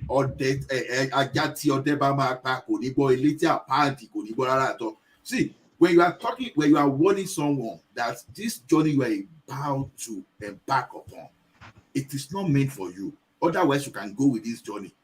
Listen, ask why. But if you want to be too rigid and you say, Afemi, I'm the only one, except nobody, this is exactly what is happening. And the part of it is what Aregbesola is showing now. Now, you kill Mamora politically. Who is Mamora today? Let's not. I'm just giving an example. What was the most brilliant politician that represented the Lagos state is nowhere today. You wanted to kill Aregbesola. No, but that's cut and thrust of politics. Yeah. Now, politics is a dirty game. Exactly. It's not a gentleman's game, politics. Exactly. Do you know a gentleman politician? Those are the guys now that we kill or be killed. Well, politics is kill or be killed now. Yeah, those are the guys now that we gang up against Tinubu now to destroy that empire. Because to me, I was so emotional by the time some people started posting that, oh, this guy peeing on his body. Oh my goodness. It's as dirty. Our politics can be so dirty like that. If all these things, if you don't have all this kind of a power to now, perhaps nobody would have known that someone may pee somewhere. So did you not pee? Do you know that he did pee? So we cannot say you. Do you know that he did? Yeah. So why? And what are we even talking about? The man peeing himself is 70 years. Is this where we are now? God. 70 years. Respected people in the medical line. All right. Ola, let me go on to just round it off and then let me go on to Baba Akure. Just for the purposes of time. In the medical line said it in the morning, so I respect them for who are respected people in the medical field? Uncle Gomez and Ayo, they mentioned something, so I just have to give it to them because I don't know anything about that. But based on my experience, that if you are in a hall, this thing, you sit on leather seat for a very long time with that type of agbada. Did you see how packed that room was? Because I went and rewatched that clip. It was full to the brim with people. Exactly. It's like an oven, you know. That's come on, man. So, was he the only person in there? Why did we not have that part on everybody? He was the only person was he not the one they were filming? How do you know what happened to everyone else? Every other person. Why would they film only him? Because it's the main attraction now. Why were they there? He's the main attraction. Why were they there? The man don't piss, he don't piss. There's nothing we can do. He's old. Look at that. We understand. It could be a medical condition. Let us not keep talking. Your question is fine. All right. Thank you, Ola. So let's go on to Baba Akure. Baba Akure, are you still with us? Oh, we've lost Baba Akure now. So let's go then to Ajanle Koko. So Ajanle Koko, well, I know you're still there. So Ajanle Koko, to you then, and let me take you to a different space. And this, everything changes but remains the same. Buhari appoints Bello Koko, exposed by Pandora Papers, for being a crook. So he appoints this guy, but what portfolio? This is now the director, the chief, the czar of the Nigerian Port Authority. Somebody that's been internationally exposed for crooked practices that run contrary to the code of conduct and all known laws that superintends and guides Nigerian public office holders. He's been at it since 2003, this guy, but he continues to be at it. Now they've landed him a plum job, a juicy portfolio, as they call it in Nigeria. Ajanle Koko, a crook, takes over the Port Authority. What says you? Is he a politician, is he a civilian or a uniform man? No, it's not a uniform man by my understanding. He used to be one of the functionaries in the Nigerian Port Authority, so he's now been elevated to have complete oversight of that space. Okay, who was there before? Was he? I don't know, but this guy is a crook. It's just the essence of it. Well, we should not expect anything better. Buhari will put his people in strategic position in Nigeria. That is what we are seeing. And as long as it's there, he will keep them. Any appointment that open, as far as his strategic position, he will surely put his men there. And that is what he has demonstrated on this case.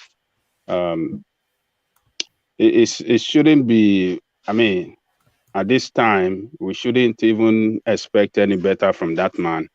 We should just we just surrender and just wait it out. We should just Ajali Koko, lights off. Lights off. I say lights off, Buhari lights off. Yes. We shouldn't expect anything better from him. We should just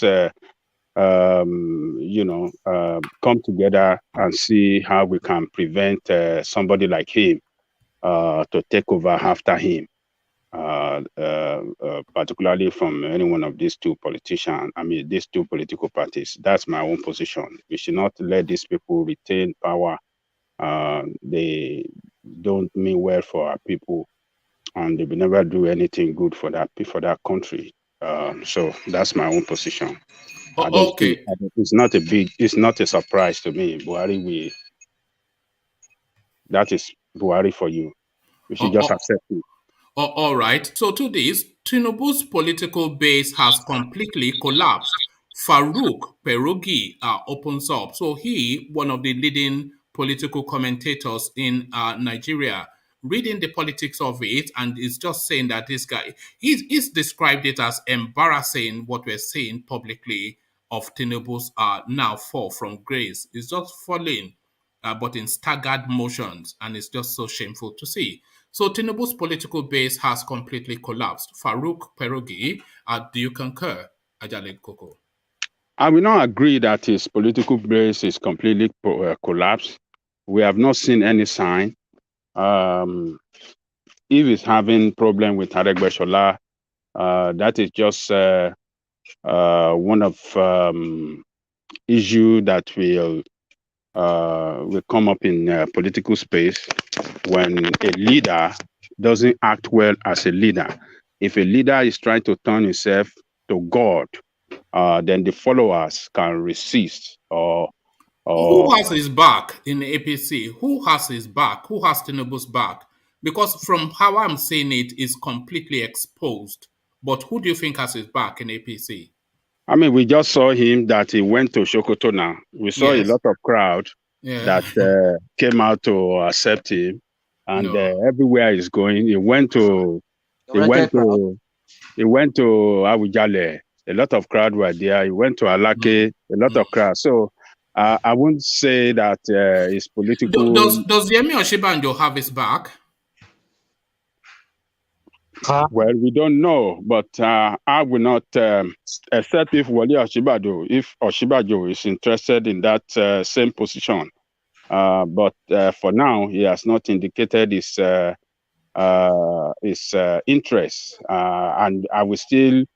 Has he indicated either verbally or by body language that he supports Tinubu's attempt at the presidency? Yemi Osinbajo, has he indicated either verbally or by body language that is backing Tinubu's ambition? He cannot do that because that will be counterproductive for him.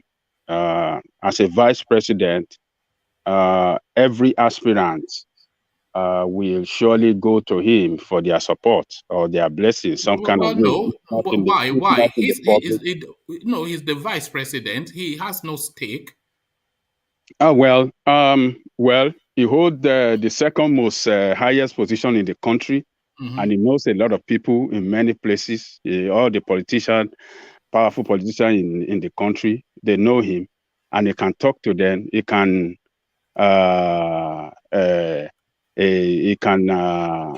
talk to them and ask for support for a particular candidate of his choice. So he cannot indicate by body language or by statement, regional statement. They cannot do it because that will be counterproductive for him.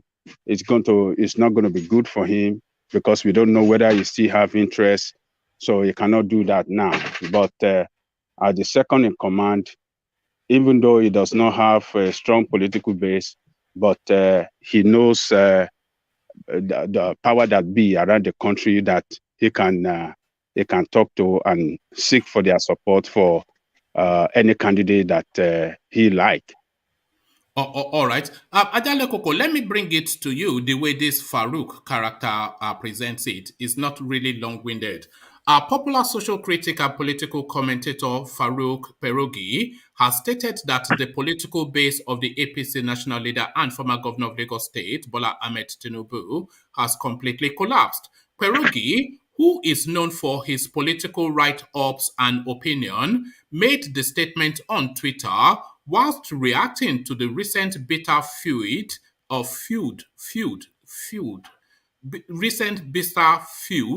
between Tinubu and current Minister of Interior and ex-Osun State Governor Rauf Aregbesola.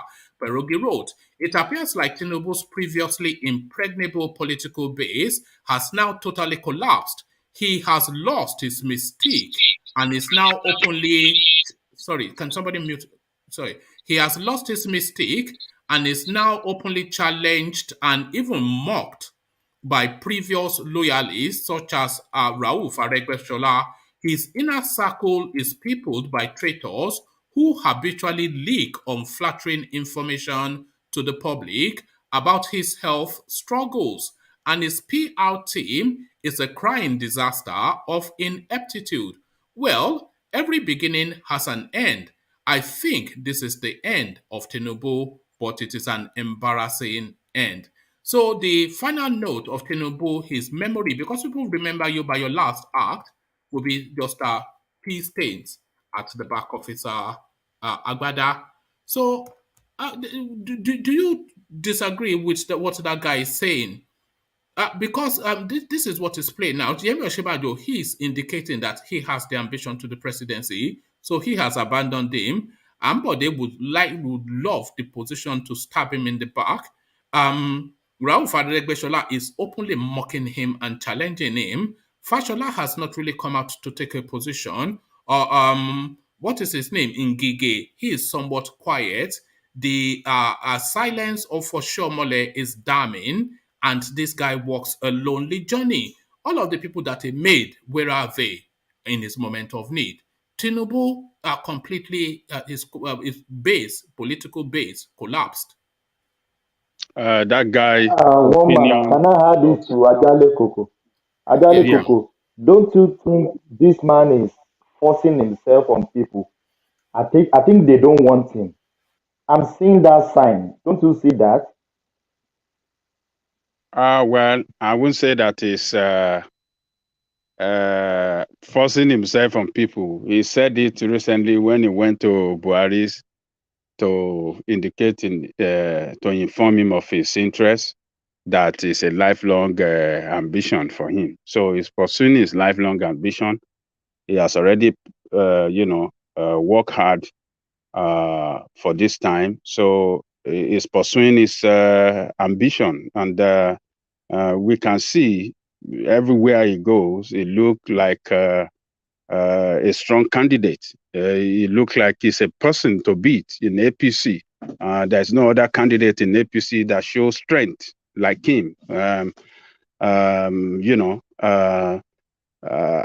not seen any candidate in APC that show that strong, that has really positioned himself like Tinubu. That's a fact. We can see it everywhere you go. We see the crowd. We see the way they receive him. And the incident of Aregbesola, that one incident cannot be used to conclude that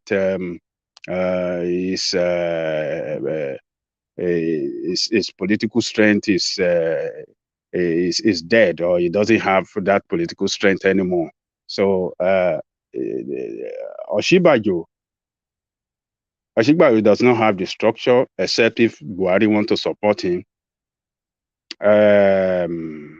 What do you call this guy? Fashola is in the cabinet.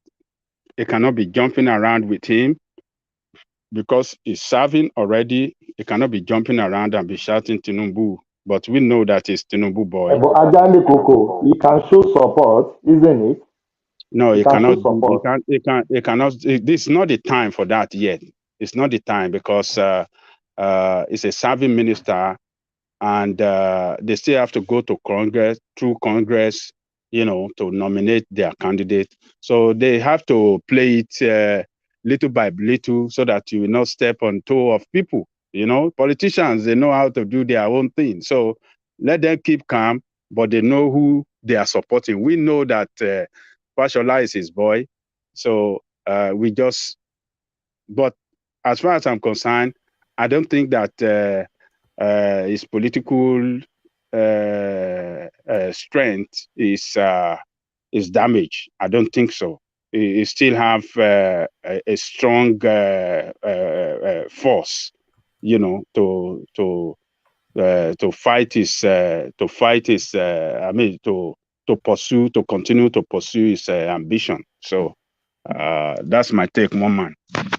All right, thank you, Ajanle Koko. So let me take you then to Yahaya Bello, who insists that the North Central has not really had a proper go at the presidency. And he, Yahaya Bello, stands affront the entirety of the Eastern region in that march to that seat in 2023. Yahaya Bello for president ahead of the Igbos. He insists, but do you see anything to what he has to say? Yahaya Bello, Ajanle Koko. He's pursuing his own ambition on the wrong. He's pursuing it on the wrong side. It's not. I don't know why he's trying to attack Igbo. Why should he not? Push forward his case and his vision for the country? That is what he needs to push forward. If Nigeria is not a jaga country, will this one be talking that he wants to be president of Nigeria? Will he not be in jail? If not for the fraudulent system that we have that allow criminals to remain in power and protect themselves in power, and we continue to loot. If it's going to be there for 8 years, it will be there. They have, what do they call that thing that protect them? Immunity. Is it immunity? They have immunity. Yes, immunity. A criminal, somebody that if any governor that they have a case of embezzlement or corruption against while in power, nothing can happen to him. Immunity will protect him. And he will continue to steal and steal more. Person, if he steal 10 billion, this year, if it's still 100 million, and he can get away with that, what do you think he's going to do next year? He'll be looking for 1 billion. And year after that, he'll be looking for 20 billion. So what are we talking about? It's the fraudulent system that protect these people. If not so, he would have been in jail. From governor, they will jump to senator. That one is still. And then to get senator again and continue to protect them. So this is the problem we have in the country, and we cannot continue. He is not a candidate to watch out. He is not. It doesn't show. We continue to dismiss this guy, but he refuses to go away. This is what my concern is. So I agree with you that Yahaya Bello is just a bit of a comedy intermission and a bit of a nonsense. And that is how I've always seen him, and that is how I still see him. But I don't see him that way so strongly anymore because, even the Oni went to Kogi State to endorse him, I think a few months ago. And we know all this Michael Obi, they don't really matter, but he, so he continues to just continue to recur in that political space, especially in the presidential discussions. So I don't know. Do we just dismiss him completely and not even consider him? Or is he somewhat of a consideration, Yahaya Bello? Yahaya Bello is not a serious candidate. It doesn't have structure, and what the case is putting forward is a wrong narrative. He's saying that they haven't had it. Where is Babangida from? Where is Abdul? What's the one that thief? Abdul Salam. Yeah. Are they not from North Central? They're from North Central now. What is he? What is he talking about? So it's to me, it's not a candidate that people should listen to. It doesn't show seriousness. It's just making noise. I believe that campaign is just using that campaign, to either to continue to steal, to loot, and to take money from donors. He's a crooked guy, and you cannot trust him. He should be in jail, and you cannot listen to a person like that. Yeah, coming engineer. Yeah, greetings to everyone. Ajale Kuku, when it comes to Yahaya Bello, I think that guy is mentally sick and is suffering from bronchitis. Because engineer. My brother. Engineer. MBBS. A normal human being can't keep forcing himself, praising himself that he wants to come out as the president of the country. Remember, he still have $3 billion that he stole from the states. Which the AFCC told us that is stole, by the way. Exactly. Apart from that, he still have another 1 billion naira, I think he stole. So things like this is just that guy need help. He's not okay. I keep saying it. He's just sick. He's sick. You know, when I used to pay attention to Yahaya Bello, I only used to pay attention to him for the comedy act between him and Dino Melaye. When Dino Melaye will go and drop a diss track on internet, on Instagram. That's feedback from Ajale Kuku. No, it's not from Ajale Kuku. It's from engineer. Let me just. Yeah, it's from engineer. So when they used to, is it from Ajale Kuku? No. So when they used to do this track to each other, when Dino Melaye will go and do some Ajekuja Nioje, and then Yaya Bello will release a video of himself in the gym pumping iron. So we were that's how I see him. There's just some comedy double act with Dino Melaye. But suddenly now we are discussing him as a presidential candidate. It's just so bizarre. His best friend is Femi Fani-Kayode. So what do you expect? Look at that. Comedy Central, by our Kerry politician. All right. Thank you, Ajale Koko. Before I come back to you, Ajale Koko, let's sample Alexander Gomez's commentaries on just this topic that we're discussing. Alexander supercharts to say, Tinubu's political career is coming to an end. He has had a powerful career, albeit warped with monumental corruption at the peril of the average Lagosian, including but not limited to rational mind. So yes, I think Alexander has picked up on I would say disdain, not dislike, that rational mind has for Tinubu. I think his body shudders a rational mind when he hears the name Tinubu. He just wants to throw up. So Tinubu's political career is coming to an end. He has had a powerful career, albeit warped with monumental corruption at the peril of the average Lagosian, including but not limited to rational mind, Alexander super chat to say. So thank you for the super chat. But I just wanted to acknowledge this comment as well, because it strikes me as so unusual. I've never seen this sort of comment before. Dayo Ogunleye is watching, says Dayo Ogunleye. So thank you for watching, and thank you for announcing that you are watching. So thank you. But if you have any comment on the top subject matter, say that as well.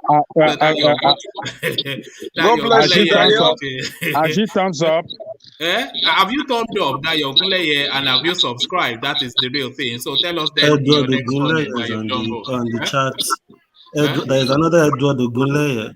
I think the whole Ogunleye family is look at that. So welcome the Ogunleye family. This is it. So make sure you are subscribed. I would say, Dayo Ogunleye, you can come up to the panel. We need people like you here.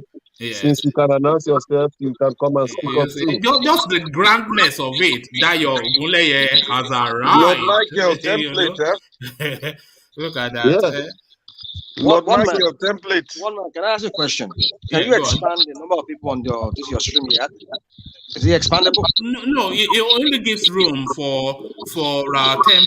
Sorry, engineer, I'm going to mute you because you are feeding back. Yeah, it only gives room for 10 people because anytime somebody is trying to come on, it's giving me notice that somebody wants to come on, so I'm clicking it off because it only gives room. Can you imagine if we had more people? The whole to contain you guys, even to contain you, rational mind is a task in itself. Never mind having more people.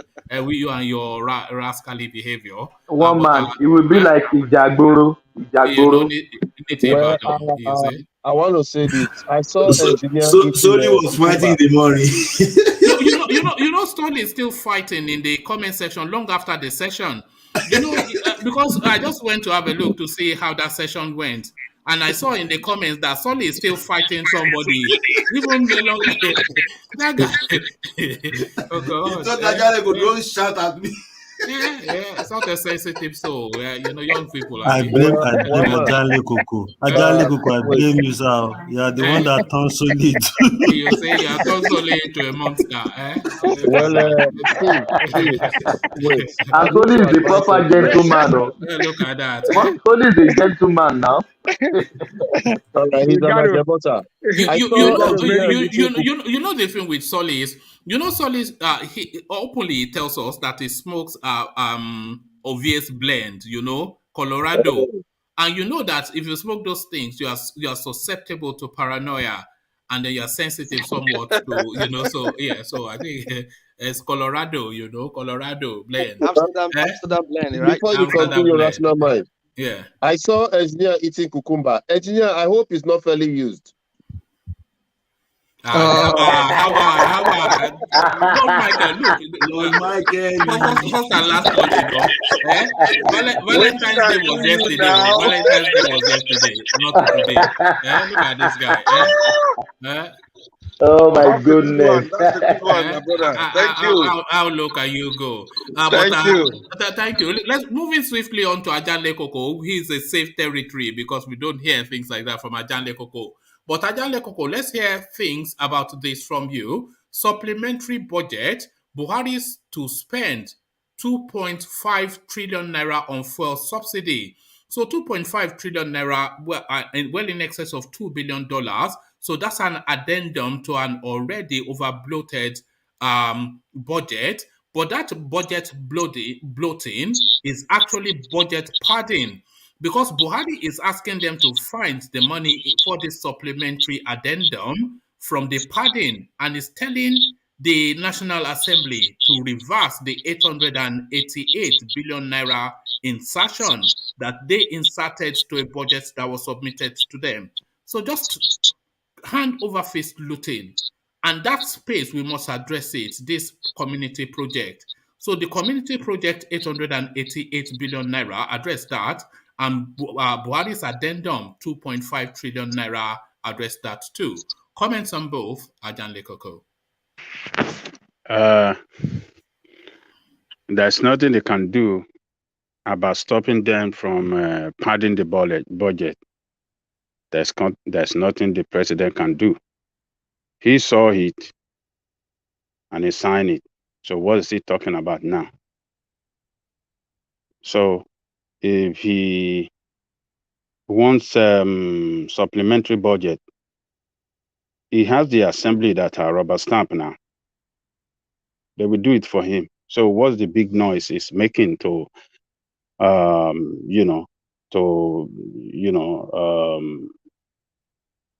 show himself as to create attention and to show that he's working. It's just when it comes to loan and taking loan, the they'll inform us. All we just know is that another loan has been approved by National Assembly and nothing stopped them from taking loan. So what is going to stop him from getting supplementary budget approval from his rubber stamp APC assembly? So it's just the man that engineer and his people were calling man of integrity before he came to power. I mean, what do you want to say now, engineer? Is your man still a man of integrity? Including Ola was a Buhari voter in 2015. Oh, he has said so himself. So, yeah. You told us now. You told us. One man no cause riot to me and Buhari. In 2015. In 2015. Me and Buhari. Baba Akure voted for him too. Baba Akure, not Ola, sorry. Baba Akure campaigned for him too. So, Ajale Koko, sorry to interject. Yeah. See, in 2015, let's be realistic sometimes, because all of us, we give Buhari the opportunity to come into power. Yeah. If you could remember, he went to Yoruba land and he was dressing in a Yoruba dress, People are Agbada and Filabeti Aja. Yeah, exactly. So he went to Igbo land, the same thing. So I think it's an eye-opening to every Nigerians now. They even gave him Okechukwu in Igbo land. Imagine that. Engineer, you are very right. You are very right, engineer. You are very right that all of us voted for Buhari. So because anybody that was a teenager in the 80s will vote for Buhari. Because against him to the last resort. But we didn't know that they would turn out to be like this. You voted for Buhari, not me. You voted for Buhari. See, I made my statement that time that someone that left power, you could not touch any improvement to his life. That was even saying Western Germany since how many years? Someone that was going to make $1 equal 1 naira. Someone that was saying, so who is subsidizing who that did not even know what is going happening. So I never voted for Buhari. Say I, Tony, voted for Buhari. Don't include me. All right. But so back to the supplementary budget, Ajanle Koko. But this budget, this language of resignation that we seem to adopt, I'm not sure that I share it or I buy it or I accept it. The National Assembly has no constitutional base or reason in logic or balance to insert anything into a budget that has been presented to them, only to peruse, interrogate, and sign off. So that is just the totality of their requirement in terms of the Nigerian budget in the National Assembly is to interrogate the budget and sign it. What is this insertion? When in excess of ₦1 trillion, which is in excess of $1 billion, inserted into an executive budget under the catchment loose, ambiguous term community project.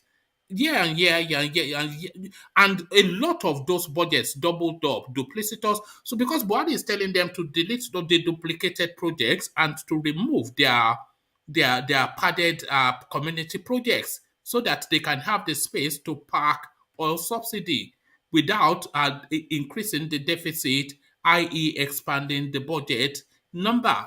I mean, Ajande Koko, man, we cannot surrender to this now because I'm hearing the language of surrender and I'm not sharing that. I'm not putting my hands up to accept that the National Assembly can insert into the budget. Your National Assembly is not representing your interests. They represent their self-interest and the interests of their family. The president himself does not represent your interests. The president signed that padded budget. He signed it. Even when he's making his speech, when signing, he said there are a lot of things that is not achievable in that budget, but he went ahead and signed it. So what are we talking about? So one man, this is a fraudulent-based country. Everything, the political structure, everything you want to, the governance and everything is a fraud. Nigeria is a crime scene. Nigeria is a fraud base. So for him to now be yelling and shouting, oh, they have to take out their stuff. It is impossible. It's not going to be. You already signed it. and you want them to remove it, how are they going to remove it? You sign it yourself. Except they want to withdraw the budget entirely or revoke it and said we want to now, present a new budget. If that is what you want to do, maybe it is possible. And I'm not sure if that is going to be possible because you already signed that into law. What you already signed into law, and you said you want them to take it out. What is that man? What is in head of that man? Does he have anything in his head? Does he know how? It's coconuts. Coconuts. What is it? What game is he trying to play? We are not stupid. When they are signing all the loan for him, what have they achieved with those loans they have taken from China? The loan, external loan that he took, as at the time he came to government, the Nigerian external loan was $8 billion. It has grew to 39 billion. It's about $40 billion now under his watch. 32 billion. But with all of that, Buhari legitimately he can borrow money on behalf of the country. The executive arm of the government legitimately they can present a budget, but the Senate cannot legitimately add an addendum to an executive budget. And I was just explaining to us, Madam Ngozi, when she was the finance person, she was saying, if you have community project, bring it to my office rather than use it to pad the budget. This is an illegality. This is an open glare, a fraud being perpetrated in open glare. There's no facilitation for it for the assembly to add on to an executive budget, almost inflating it by 50%. There's no facilitation for it. And we cannot accept that it's something that can carry on.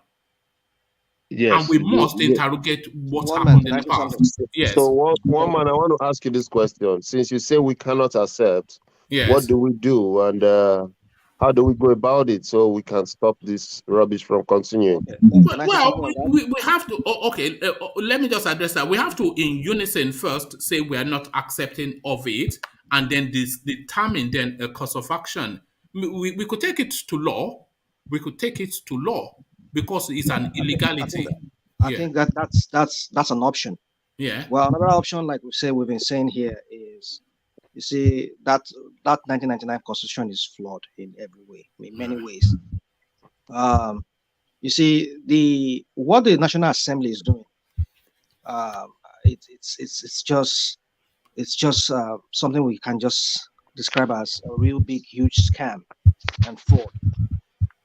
For me, I don't even understand why, when we have a local government, why do we need the legislators to say they want their own community project? Why can't the money go to the local government? There's no such thing as community project. Now it's a meaningless. What does it mean? It's a meaningless thing. It's meaningless. That's what I'm saying. There's no such thing now.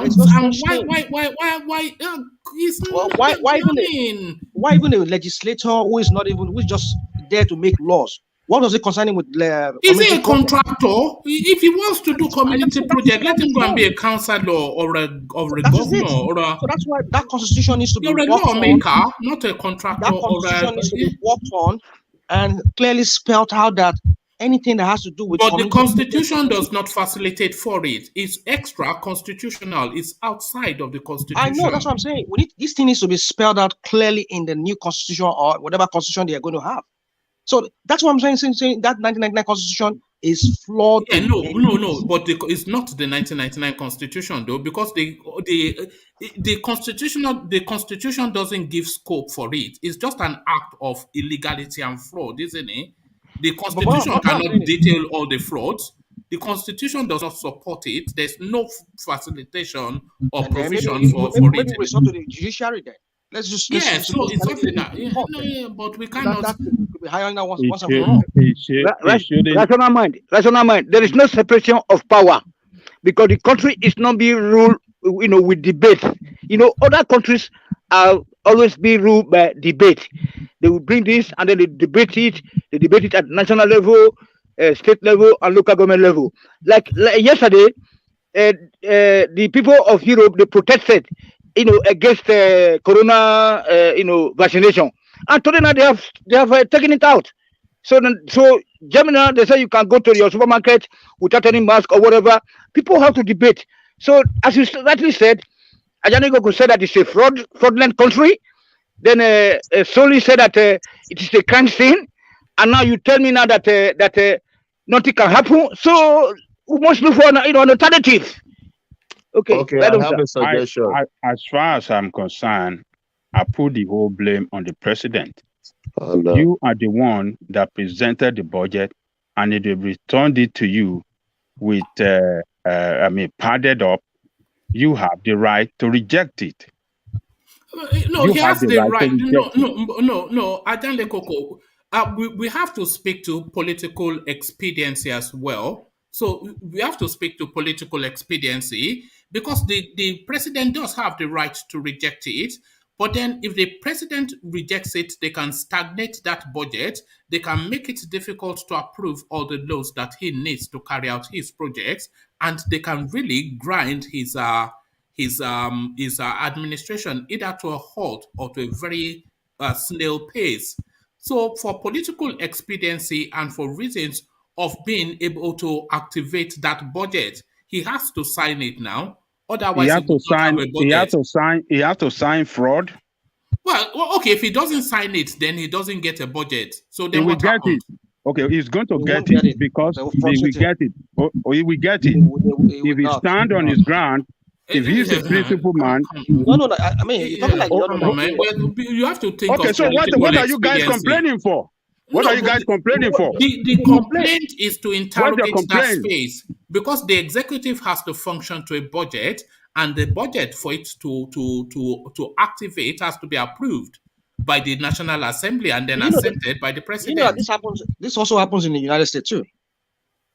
Do you know that the Congress can frustrate whatever budget that no, rational mind. It doesn't happen in the United States. They don't pass budgets. Hold on. They don't pass budgets. We're talking about budget padding. We're not talking about padding budgets. No, we're not talking about budget padding. We're talking about having to work. Yeah, that one is different. You know, that one, they do that along their political political line, political ideology, we're talking about Biden's $7 trillion infrastructural budget, which he was talking about. What they did in America, they were cutting it down. They said, this is too big. If it's too much, if they feel that they can run into country into serious debt, they can scrutinize it. So that is what one man is alluding to, that they can frustrate. Yeah, let them do it. Let them do it. Yeah, but what is the consequence of that? The government grinds to a halt. The country grinds to a halt. They are fighting on the pages of newspapers, and nothing happens now. The president have to present his case to the nation that this is what is slowing down this passing of these people are trying. And then they'll be going back and forth. Budget, and I don't want it to happen. The assembly can frustrate an administration if they don't work hand in hand. No. Let me tell you something. It doesn't really work like that. What it helps to achieve, it's going to bring in checks and balances. If the assembly and the executive are friends, are best of friends, government is never going to work. It's going to be always paddy. If both of them work independently, hold on. What you're saying is actually wrong. It's not going to work under a fraudulent system. But that is what I'm saying. Yeah, but yes, they have to check each other, checks and balances.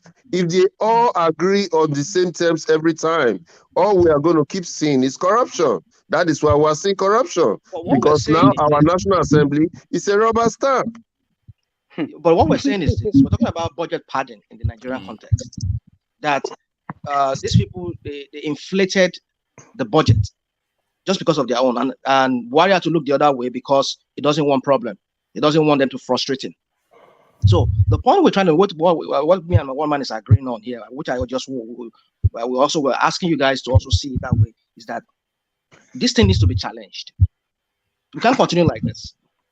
Already the country is running trillions of naira in debts already that we're owing international community or owing IMF and other countries.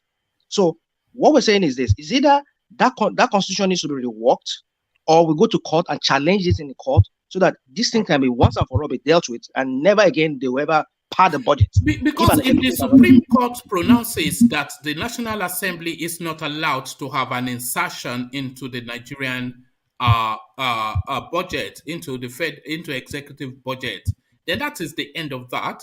You know, they cannot go against the Supreme Court position unless they then create a law that allows them to, and then that would then open up that narrative of a self-interest, self-serving.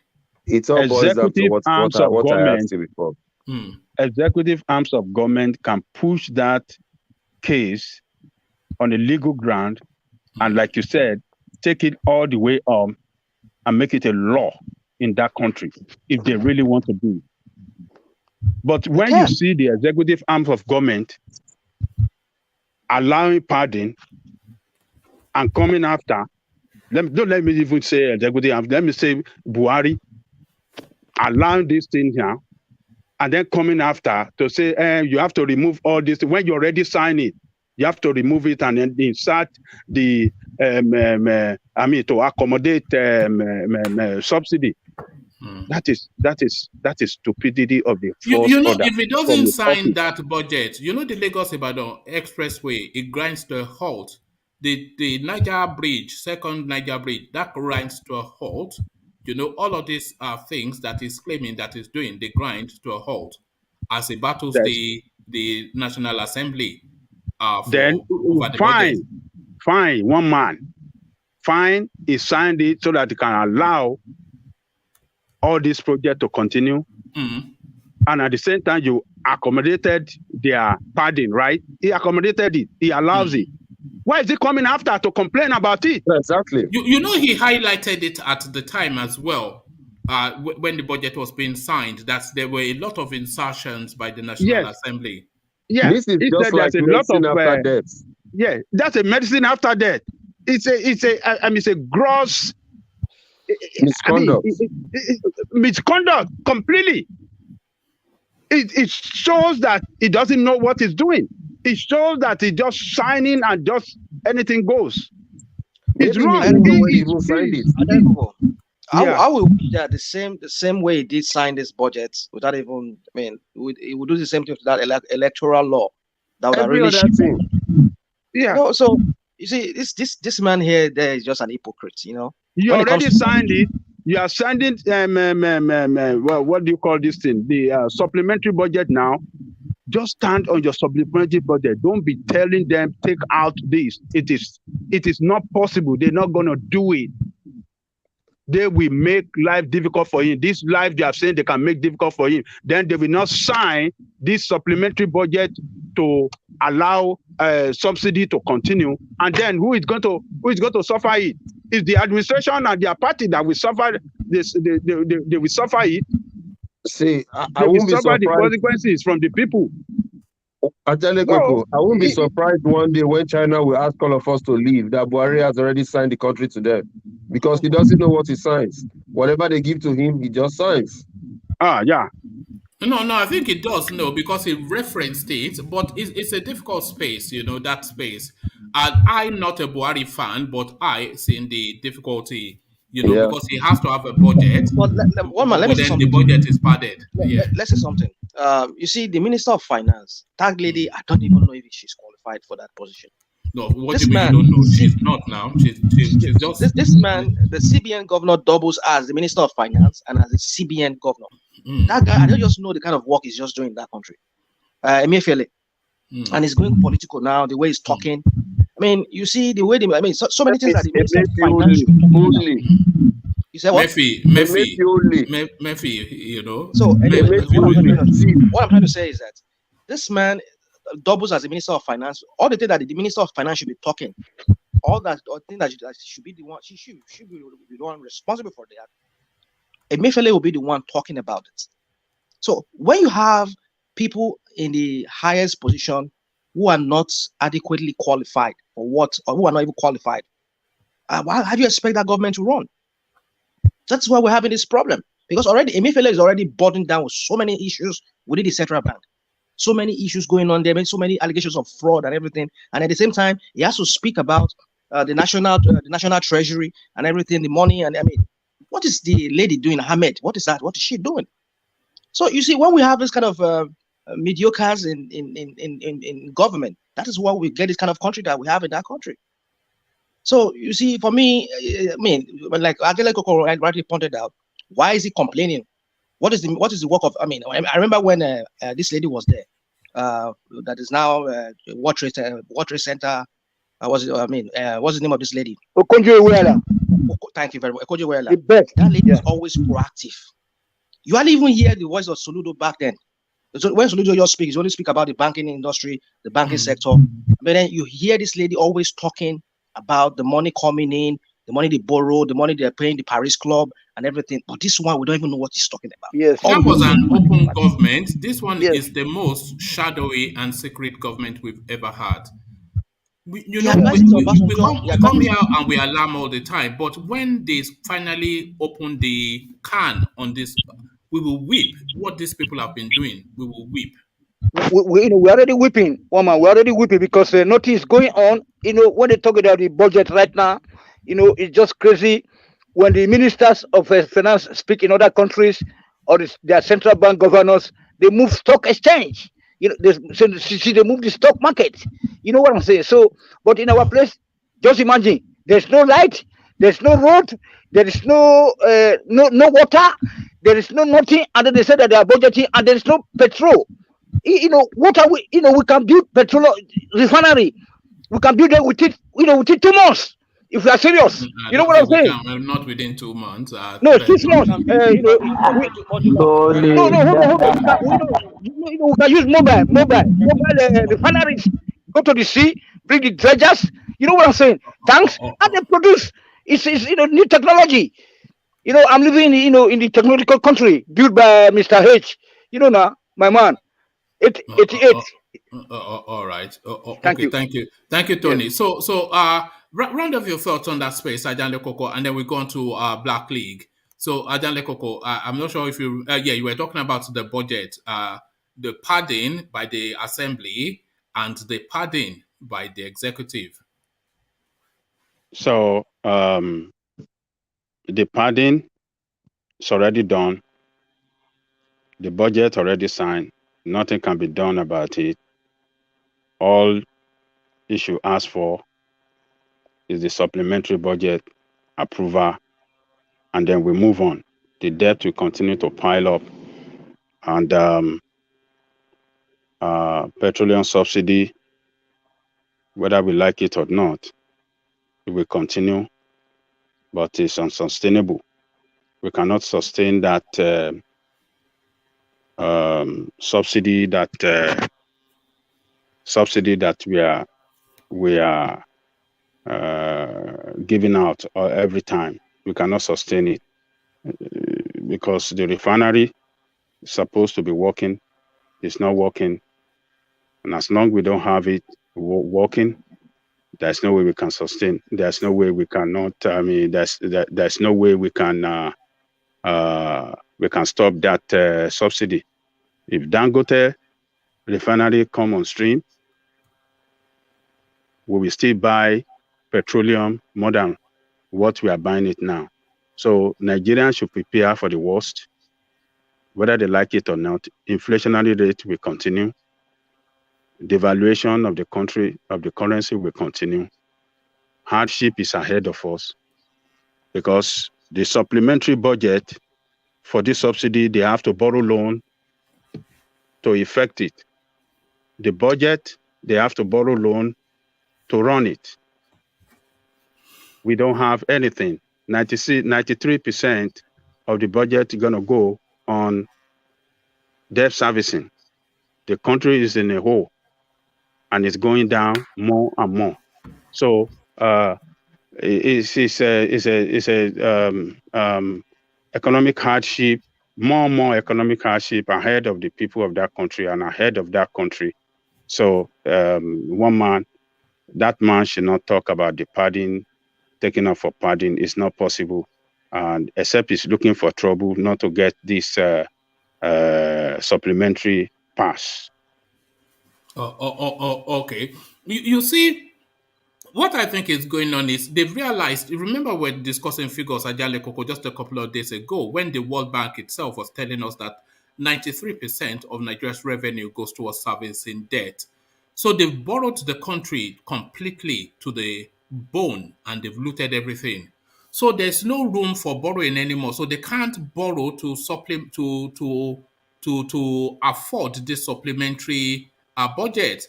So now they're now looking within the budget that they've created, a lot of it which is looting. So they're now asking essentially to give some of the monies looted in the budget back so that they can implement a budget. That is essentially how it reads to me. Well, to me, I think they can still borrow if they want to borrow. The only thing they have to do is to take some extreme measure that will put pain on people in order for them to save money so that they can continue to pay the loan. Yeah, they have to. Yes. One of it is the removal of petrol. Mute yourself, rational mind, because your system is woofing a lot. Yeah. Really? Wow. One of it is removal of petroleum subsidy. They don't want to do it because of the fear that, yes, people will revolt and will vote against them. Another thing is that they're going to impose more taxes on the people. More taxes on the people. And more taxes on the people will affect a lot of things. It will affect businesses, and it will affect, it will affect people as well. Then another thing is to lay down workers. They have to lay down workers from the federal, from the state, from local government, so that they can save some money to continue to. So all the excesses in government, they have to cut it down. But I bet you, these people are not going to cut down anything from their own money, from their salary and allowances, and all the huge entourage that they always carry along with them. They are not ready to do that. What they are going to do is to make the people of that country go through pains. They will let you go through pains. They will make you pay heavily. They will tax you heavily so that they can save money or make more revenue to pay the loan. This is the most irresponsible set of people in governance at all levels, that they have to put people of their country through pains for their own failure. All these problems are not caused by Nigerian people, but by these people in government. But some people still want to vote for them. We tell people every time that, look, these people are your enemy. They are signing you to death by this loan they are taking every day. And loan, you have to pay back your loan, whether you like it or not. Whether through your nose or through enemies, they have to take it. So it's you people that will pay for this loan. They will put some pains on you for them to pay back that loan that they took and looted. So one man is a sad situation until the people have to come to their senses and kick these people out of power. They are not going to stop. They will put the people through pains for their own failure. It's we, the people, that we pay for this loan, either we like it or not. You will lose your job. You will pay high. Right now in Nigeria, it is 55% when you run business. Like all those corporate, they pay like 55%. They pay corporate tax, they pay VAT, they pay withholding tax, and with some other taxes, everything will amount to like 55%. if not even more. How do you want to run business in such community where you got to pay like 55%? So you will further see foreign investors moving out of that country, because the more you lose the value of your currency, the more your economy remain unattractive for business, unattractive for investors, because you don't create enabling environment. Your people purchasing power, you're killing the purchasing power of Nigeria, because the inflationary rate is rising every day. It's rising to the sky. You take big money to the bank and you buy just few stuff. Look at rice. During the time of Jonathan, they were buying it 7,000. It is now 30,000, and worker salary is not increased. Now ASU has embarked on strike just because of what? Salary and better working condition. Where is the better working condition going to come in this kind of situation? They don't invest on the economy. They don't. On education. They don't invest on healthcare. They don't invest on essential things that will make meaningful impact in the life of people. They don't invest on them. But it's sad. One man. Let me just. All right. Thank you, Ajale Koko. You know, sometimes it sounds as though we just come here to chant the same mantra all the time. But any road that is leading to any conversation about Nigeria always leads to that point. And it's always a point of frustration. Because the problems are there, the solutions are there, they are all in open space, widely known. And the solution, rather than coming towards the problem, is heading in a different direction, and the problem is heading to the skies. So the solution is heading to the seas to go and drown, and the problems of the country continues to ratchet up. But I thank Ajale Koko. Let's go on from Ajale Koko to Black League. So Black League, are you still with us? Yeah, I'm here. Oh, good to have you, Black League. So sorry, hold on. So good to have you, Black League. So this seems to be something that has been building up, and we are all forming that thought in our head. But somebody now articulates it in a way that just captures now the build-up to this point. So this is one of the leading public commentators in Nigeria who asserts that Tinubu's political base has completely collapsed. So this is something that we have been discussing, and we have been looking at what exactly constitutes Tinubu's political base. He's tried and trusted. One, he's walking a lonely journey in this thrust towards their Rock seat, because we're not hearing, even in body language, the sort of support that you anticipate from his political acolytes. But the ones that are speaking, they are speaking both in the tone of Oshibanjo, who is telling him to give way to him, and in the tone of Aregbesola, who stabs him frontally, not from the back, straight on from the chest. So the collapse of Tinubu's political structure, do you agree with that assertion? I don't agree that it has completely collapsed.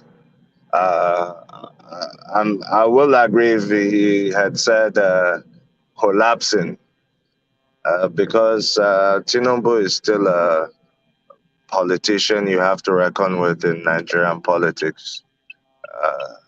Yes, he has had his loyalists turn their backs on him, like the former governor, Fashola. Ambode, I'm not sure Ambode is too fond of him after how he took him out of office in a very embarrassing manner. Who else? When we say his political structure, those are the main guys, and the vice president. Okay, let me run through names and then tell me if they are for Tinubu, against Tinubu, sitting on the fence, or they're just casting him adrift. So in Ngige, the Labour minister, he's a Tinubu acolyte. Is he sounding Tinubu's language? Is he beating Tinubu's drums now? No, he's definitely not. The vice president, do you think he supports Tinubu's ambition? I think the vice president is Tinubu's most loyal associate for now. The vice president? Yes, vice Who president. is also indicating towards the same job? That's a fact. But as it stands now, that's his closest and most trusted ally in terms of all the people holding public position, not the MC Oluomos and the rest. I'm talking about people holding public office. Yeah. Okay, expand on that, because I don't agree with that. But what's led you to that thought? Yeah, because all the names you called and the names you're going to call, I bet you will call Fayemi of Ekiti. Yes. Aregbesola, we already know, yes. Of Oshun. Yeah, all those, the vice president is more loyal to Tinubu's political family than all those other politicians. Do you and think the vice president and the vice president is the least ambitious amongst all of them? So that's why Tinubu can trust them. The rest of them, they're very ambitious. From Fashola to Fayemi to Aregbesola, they've all been trying to go for the president's job. And they've been counting on maybe Tinubu will get too old and pick one of them. But it seems Tinubu is still standing strong, and that's why they are turning their backs on him. One man, before you move, can I ask you one question? Go on. Do you think it's Oshibajo that is pushing this presidential ambition, or people pushing behind him? I think it is Oshibajo that is pushing. Do you think so? I do. You think so? Absolutely, no question in my mind about that. I, for my opinion, I thought maybe it's people that is pushing him. Oshibajo will not go against Tinubu in any way. Right. One man. That is my opinion. You have yours. Thank you. I think it's because the window opens for Oshibajo, and it's a once in a lifetime opportunity. He has to go for it, and he is going for it.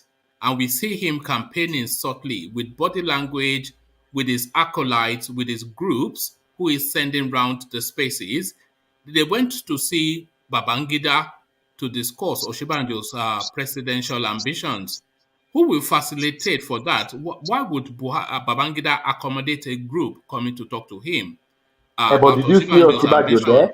No, hold on. Can you hold on? Why would Babangida facilitate a group coming to talk about Oshibajo's ambition if Babangida is not of the understanding that Oshibajo has that ambition? If Babangida doesn't think Oshibajo has the ambition, why would they entertain that group? One man.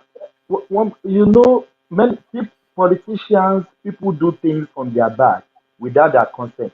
Do you agree? No. Ask the question now. You know who Babangida is? A group on Oshibajo for president group. They went to Babangida to seek his support for Oshibajo's presidential ambitions, which he himself has not said. And Babangida saw them and he spoke in glowing terms about Oshibajo. So if Babangida did not feel that Oshibajo has a presidential ambition, why would he entertain that group? To me, it could be not connected to Oshibajo. People can gather ourselves. As we are here, we can gather ourselves to support. And we just go to Mina and knock on Babangida's door and say, it's possible, one man. Oshibajo will never go against Tinubu. All right. Oshibajo will never go against Tinubu. All these people pushing. will never go against the same Tinubu. Look at that. Oshibajo is not only going. It will not only will he go against Tinubu, he is going against Tinubu. He's campaigning just subtly but as aggressively as Tinubu now. What do you think he's doing? All these things. But where do you see all this campaigning you are talking about? All right. Okay.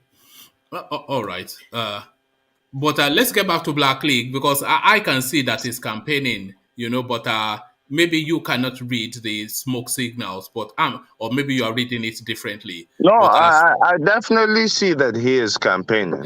I'm talking as to his loyalty to Tinubu. He can still be campaigning and still be loyal to Tinubu as sort of a plan B In case they push Tinubu out saying he's too old or whatever, they put out an intellectual like Oshibajo, but it's the same political family. I don't think he's gonna drift away from that political family soon. But you know, the one thing that a lot of people are recoiling from for as far as Tinubu is concerned, it's not really the corruption narrative, because a lot of people are surrendered that whoever rules Nigeria is going to be a corrupt person. You know, what people are recoiling from is just his health, especially just off the back of the Buhari experience. So it is his health that is going to be the determinant factor. And what I think Tinubu is doing, because he's now in Sokoto, walking like about several meters to go and meet the Sultan. When he was in Abeokuta, we saw him prostrate to the Obas. So he is, by demonstration, showing that he has sufficient enough physicality to debunk all these narratives about his health. So we're seeing him playing it out in video form, in actual real life scene, that he's physically able to the level that you expect is a man of his age to be physically able. So I think that health area is where he's addressing frontally. Yes, did you see the clip of his recent clip in Sokoto? Yes, I saw it. I think I played it on this platform. Yeah. Yes, I mean, well, it's normal for a man his age to be wobbly while walking and the rest, but it's his own decision to make. Politically, yes, he has a wide reach in Nigeria, but his health is the main issue, and a politician like Tinubu cannot afford to give his opposition any any political points over him. So I think his health will be something that the opposition within his camp, I mean, Arebe Shola is already using it against him. That's someone from his political family. So you can imagine what the people outside his political family would do when the time is right. Do you know what Russian roulette means, Black League? Russian roulette. Yeah. Do you think that is what Aregbesola is? He playing Russian roulette, and is that bullet going to be on the click? Because he has not come out now. There's no going back from this position that he has taken. There's no going back, and there is no forgiving. So it's it's all or nothing. It's now in an all or nothing position, as it spins that something to see where the bullet is. Adekweshola, a high stake gamble he's made. It's a high stake gamble, but for Arebe Shola to be this bold, to be this confrontational, you have to understand there are powerful people backing him within the presidency specifically. That's why Arebe Shola can afford to do this. He has had this resentment for a while, but for him to have this outburst at this time, you should know that he has backers and he's solidly confident in them as they are confident in him. Because daring a politician like Tinubu in the Southwest is a big task, and Aregbe Shola is equally grounded in politics. Not as grounded as Tinubu, granted, but he's also grounded enough to understand consequences to his actions. And do you think if Tinubu becomes president, Aregbesola will have to leave that country? Oh, I love the word "if," but if that happens, I hear Tinubu is a forgiving man, so you know. No, I heard that too. Actually, yeah. So if you play politics right, he can forgive you. But I don't think Aregbe Shola was one of the ministerial candidates that Tinubu pushed forward, because it was reported that the presidency decided to pick some other people aside from Tinubu's nominated ministerial nominees. And Aregbe Shola was in turn given a very quote-unquote juicy ministry, as we say in Nigeria, Ministry of Interior. It has a lot of agencies under it, like immigrations and I think customs might be under it too, and the likes. So now customs is under Ministry of Finance, but it should be under Ministry of Interior. But he has immigration, prisons for sure, and other agencies, key agencies under him. That's a very juicy ministry. I repeat, for him to be able to get that, and you hear the likes of El Rufai was in Lagos, saying Lagos can defeat Godfatherism. In that same breath, El Rufai said, Aregbesola is my man any day, anytime. But I don't know about Tinubu. He said it. I remember that was about 8 months ago, 6 months ago, yeah. So Aregbesola has been playing ball with Tinubu's opposition, just that now is the right time for him to lash out publicly. And he's definitely not in support of Tinubu's cousin, who's the current governor of Osun State. He's saying he's telling Tinubu basically your reason for removing Ambode as governor is that you said the people were not with him, and that's why you took him out. So we, the people of Osun State, we are telling you we are not with your cousin, but you're insisting on leaving him there. So that's the card Aregbesola is currently playing, but it's definitely beyond Osun State governorship. It is 2023 presidential. Yeah, it's personal. And I agree as well. And you remember, because a few things coming together, because it's just a permutation again. I can't really say it's coming together, but just to align something to see how it plays out. You know, Buhari said he has his own candidate in his mind. But there was one thing that Aregbesola said in that outburst that you described it as, that it seemed out of skew with what he was saying. He said to the point that some of us were even wondering if we were real Muslims. Do you recall that he said that in his outburst? Yeah, because I read it out in the earlier session. So that seems completely out of the loop of what he was saying. So it then set me wondering what he was signaling that to. And you know the North, especially the Buhari North, they are all about religion and tribe, but religion above all and then tribe subsequently. So is he playing to that space, and is this the sensitization of that space towards his possibility as a president, signaling that I'm a fervent Muslim, but then attacking Tinubu to dislodge him in the South, knowing that he has the backing of the North? Or am I just reading too much to that? I think you're right about that. The North, yes, has a high Muslim population and also a high Christian population too. But as it stands now, the power blocks lie within the Muslim groups in the North. So for you to appeal to them from the South, you have to appeal to religion, of course. And basically how it is, I mean, I've lived in the North for many years. The Northern Muslims don't consider the Southern Muslims as real Muslims. That's just how it is. I don't know why or how that came about, but that's the reality I met on ground. So I think Aregbesola is trying to distinguish himself. He already dresses like what do you call it? An Afa. Yeah, that's right. With the beard and all that. So he's going to the North as an ustaz, as they say in the North, and discrediting the likes of Tinubu, who, may be seen in the North as a watered down Muslim.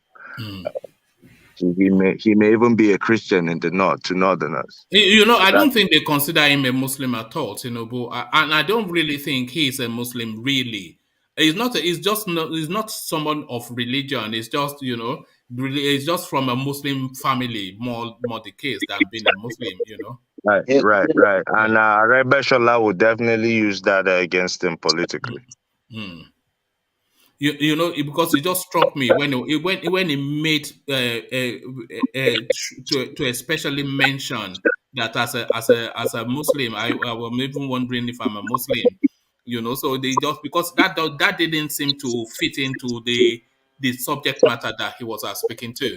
So So, who's that heavy reverb for me? Just a heavy reverb. Thank you for that, Black League. So Black League now to Buhari supplementary budget 2 1 month, can I interject 1 minute? Yeah, come in. I want you to know that in Osun State, they have a large Muslim populace there, particularly in Oshogbo and Ede, and that is where they normally get huge vote from. So it might be appealing to the people in that area as well, not necessarily the north. No, but that area is not in play now. He's speaking to a national space. Why would he be speaking to them when they already belong to him? Let me tell you one thing about Aregbesola. Aregbesola is an affair. So there's no time that he will campaign that he will not infuse that religious donation in his campaign. If you have watched his previous campaign before, even when he was in Lagos, it's an Islamic preacher. So he used to come to, what is the name of this Islamic center in Lagos, to give sermons and stuff. He's an Islamic scholar. So don't read it that he's trying to play to the north or trying to tell the northern. All right, let's hear from you, Rational Mind. But we're still having that woofing sound, but let's hear from you.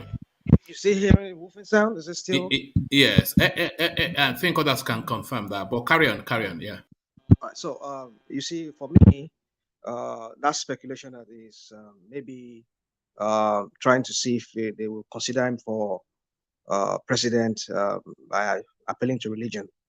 I think that, well, we can speculate to that too, but for me, I think what his aim is to control the structure in Osun State. And what I'm arguing here with everybody, especially with Ajay Koko, is that we don't want the repeat of Lagos in any part of Southwest. If a governor is there, let him control the structure.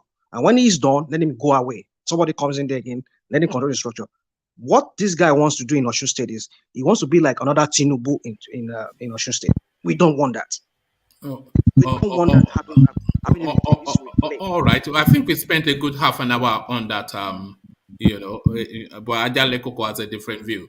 But let me take Black League to Buhari's supplementary budget. So 2.5 trillion naira on fuel subsidy, something that he told us, by the way, does not exist. But then, in addition, 888 billion naira padded our community projects. So the country just hemorrhaging money just on absolutely nothing that we can point our fingers to.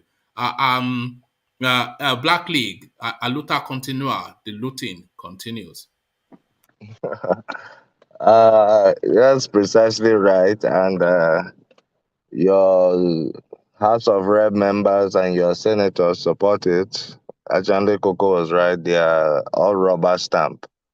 So the executive can literally do and undo and supplement the budget however way they want, whether they apply for more loans and put us in debt and really not invest the money on anything productive or bringing in assets to the country. So that's the story now, and it has been the story for a while, unless the people and the politicians together decide that enough is enough, and we'll check the excesses of the executive as we are constitutionally demanded to do. So before that happens, as you said, luta continua. I think you changed the meaning of that, but yes, it's not the struggle, but the looting. The looting, yeah. It's not the struggle, but the looting. Yes, looting is not struggle. This is it now. To carry all those dollar bags, you think no be beans now? Carry all those dollar bags. So, Black League, when he first made the comment, I had to do a bit of fact checking to see if it actually stands with truth and history. And I couldn't really find that it does, and I actually found that it does not. So the North Central region, Nigeria is split somewhat into 6 geopolitical slots. So the North Central region, Benue, Niger, Nasarawa, Plateau, Kogi, and Kwara. So those are the states that constitute the North Central space. So then this assertion, North Central is more deserving of presidency than Southeast. Yahaya Bello speaking, and he makes the argument that the North Central has never produced a president, even a vice president, never mind a president, and the North Central somewhat marginalized. So I'm not quite sure if the marginalization applies to Babangida, who Ajanle Koko pointed out is from Niger State, Abdul Salami from Niger State, and I think Gowon from Plateau State. So Yahaya Bello, though, he wants to roughshod and, over the Igbos as a thrust towards that seat.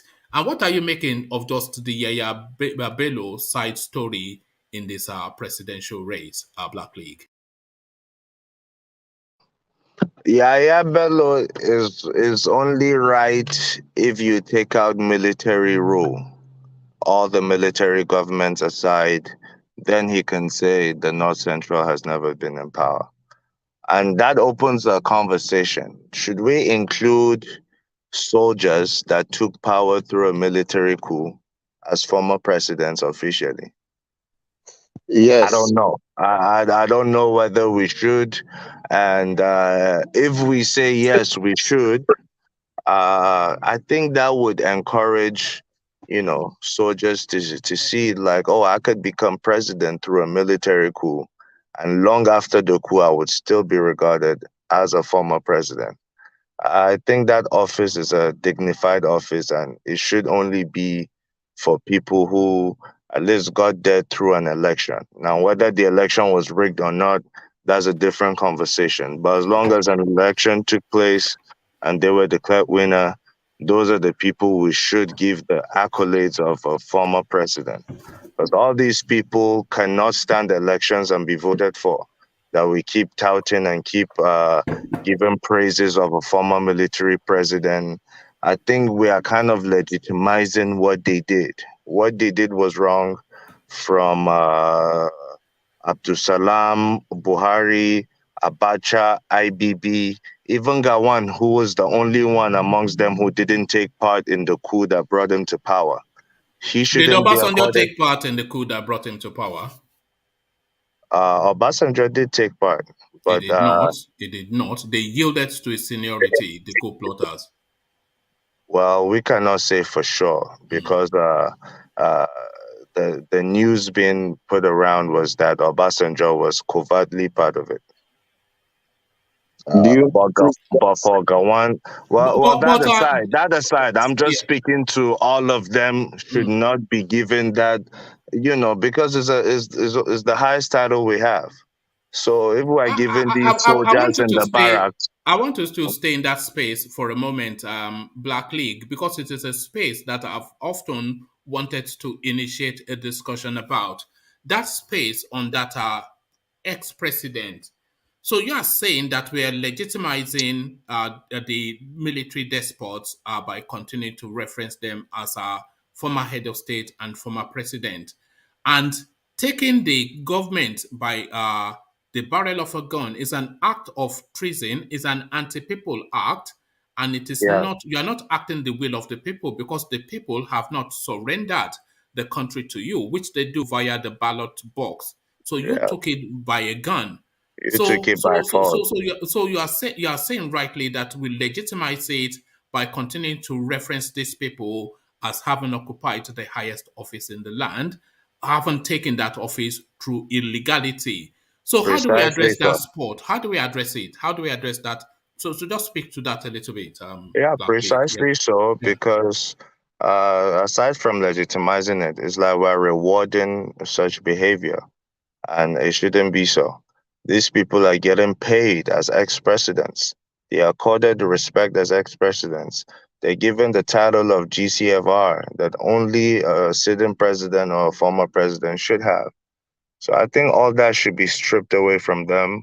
all that the government accords to them as their right of being a former president, all that should be stripped from the official residences or the salaries they get, to the official cars they change every 4 years, to the title of GCFR and the likes. I can understand if they gave it to Abiola, although he didn't get to power. We know he won the elections. That's different. But for the military guys, their only job is to be subservient to civilians. So how can they be president while serving? If you want to be president, wait to retire, take off the uniform, come and Or run just even elections. retire, take off the uniform and put on an Come and agbada. run elections. Woman, Let's woman, let insult me you the tackle way this we guy. are No, insulting Let you. me tackle him. hold on. Let him land and then tackle him. Okay. Because Yes. I somewhat agree with what he's saying, Yeah, but I'm happy to this hear is a not to contrary view. say Yeah. that I'm endorsing, because Yahaya Bello was the start of all this. I'm not in support of his candidature whatsoever. No, I'm Whether still going North to take you there Central, because you sound as though yeah. you are, but No. That's I why like I'm trying to clarify it, because it may sound like I am, because I'm just speaking specifically to military, because I've always had this in mind. Today you just brought it up incidentally. But I'm not in support of Yahaya Bello even coming out. He doesn't have a track record. To me, I can only compare him to the likes of Hope Uzodinma. They both came fourth in the elections, far from winning the elections. Uzodinma through Supreme Court magic, Bello through APC magic. That's how they became governors. So I'm not even in support of his whole governorship. To me is illegitimate. All right, so, but to where you are, and sorry, Tony, let me just insert this and then you can tackle Black League. But to what you are saying, which I wholly, if not completely agree with, a lot of what you're saying, a lot of the things that I've been saying, of been trying to push that conversation about the military incursions into governance in Nigeria. So if you are of that thought, then are you of the thought that the military incursions should be declared a treason? These people should be stripped back to whatever rankings they had in taking seizing the country via the barrel of the gun. So it declared treason, stripped back to where they were, all of their entitlements reversed, and some of it are recovered, and then they are granted a pardon, because we don't want anybody short, but certainly they should not be referred to as a head of state, because nobody voted them into power. They should not hold on to the rank that they accorded themselves, having seized charge of the country, and whatever emoluments that they have gotten from the state should, one, be stopped and a lot of it recovered. Do you share those thoughts, Black League? Yeah, or was it me? Okay. Black League, and then Tony can tackle you afterwards. Yeah. Yes, precisely. I do agree with all you said. Now they have been part of our history, although it's a treasonable act. Now treason is punishable. I think it's a capital punishment. Yes, that's why I'm saying they should be pardoned, declared treason, Yeah, and then we can pardon the ones that have done it up until the 90s, but declare that if it happens again, like the full book will be thrown at you. Treason equals capital punishment, so it's clear to the country. But their titles and entitlements should definitely be stripped off, because we've been showing that we've condoned what they're doing, and it's like applauding such rascality. The height of your profession demands that you're subservient to a civilian. And that's why we have that notion that military can slap you on the streets simply because you're wearing a dog tag or a camouflage, and we take that as normal. No, that came because they were once in Aso Rock. So that came into our psyche that 20, 30 years after, we allowed them slap us on the street. The main people you're supposed to be slapping are taking advantage of the whole country, and the regular citizens who may be wearing camouflage trousers or hats, they come and get the beating of their lives. Some survive it, some don't. That's just excessive, unnecessary. It comes because we are still according these men that went and hijacked government as heroes of our democracy. Until we change that, our mindset wouldn't change. Where you are, you know that one man, a soldier, dare not slap you, whether you're from the UK or not.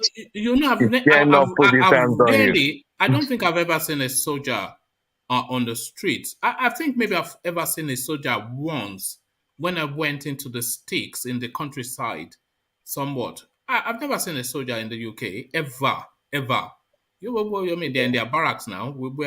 And when they leave the barracks, they put on their jeans like every day. They wear normal clothes and they assimilate. They know if they get in trouble, like any legal issue, maybe they even fight in the street. They consider their hands lethal weapons. So in court, it will just be like they used a gun on somebody. So they dare not even raise their hand on you. They are the friendliest people you ever encounter. But come to Nigeria and smile the wrong way at one of these cadets that is not even an officer yet, he will come down and him and his boys would relieve their anger on you. And we see that as normal.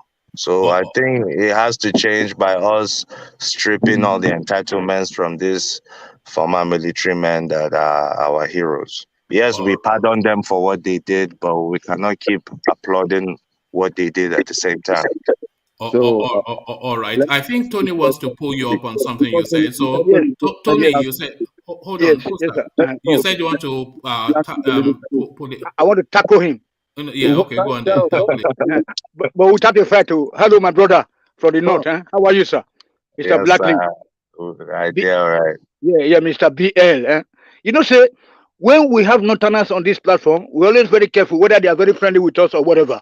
Because you know that it is always too late when the head is already off. The damage has been done by these people. You cannot strip them of this, see the titles or whatever. They were president, and that is the plain fact. You know what I'm saying? That is, they were president, and then they should be regarded as ex-president and nothing more, nothing less. So, because when you guys come to speak here, you always try to paint this thing like sweet mouth. You know that last time when Jonathan was trying to run for this president for the second time, the Northerners were shouting, no, it's a zoning system, it's zoning. But now they are not saying, no, anybody can run for the country, we don't need zoning. That's why we have to be very careful when the Northerners come here to speak. How can you say that people that are getting money, building houses with the pension money or whatever, buying cars, and the people are running to now, where, whoever want to be a president is running to these idiots, and then you say that we should strip them of their title and the entitlements. It's not possible. So that is very, very, it's a Konima and Wayo people speaking, the Northerners. Whether you're a Christian, you're a Muslim, you're the same thing. Okay, right on. No cover up. This boy, ex-president, they have eaten our money. So Tony, I don't quite get your point. So you're saying we should not strip them of it and keep giving them the accolades and the entitlements of former presidents? Yeah, because you are trying to play a game. You are trying to play a Northern game here. You know what I'm saying? Even though you are very close to us. Yeah. I mean, point it out to me, because I'm not aware of the Northern game. I personally think what I'm saying, is more or less common sense. You will never know. When you have the Constitution and you have the duties of a soldier. Who gave us the Constitution? Is it not these guys? So I'm asking now, is your argument that we should keep those titles in place and let them be. They'll be ruling the country, so we must regard them as presidents. And when we are looking at the number of people that have ruled the country, what to regard them? So the Northerner has had their biggest share, of ruling the country. And not leading the country, they rule the country aground. You know what I'm saying? They run the country, they rule the country aground. That up to the extent that they will put that stupid exquisite list. I want to tell you something.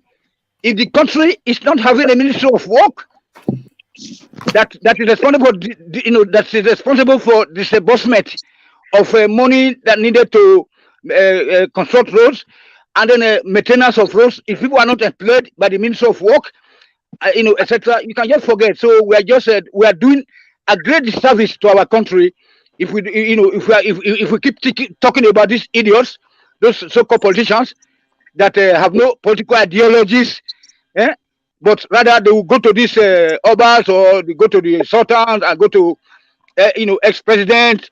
So this is terrible.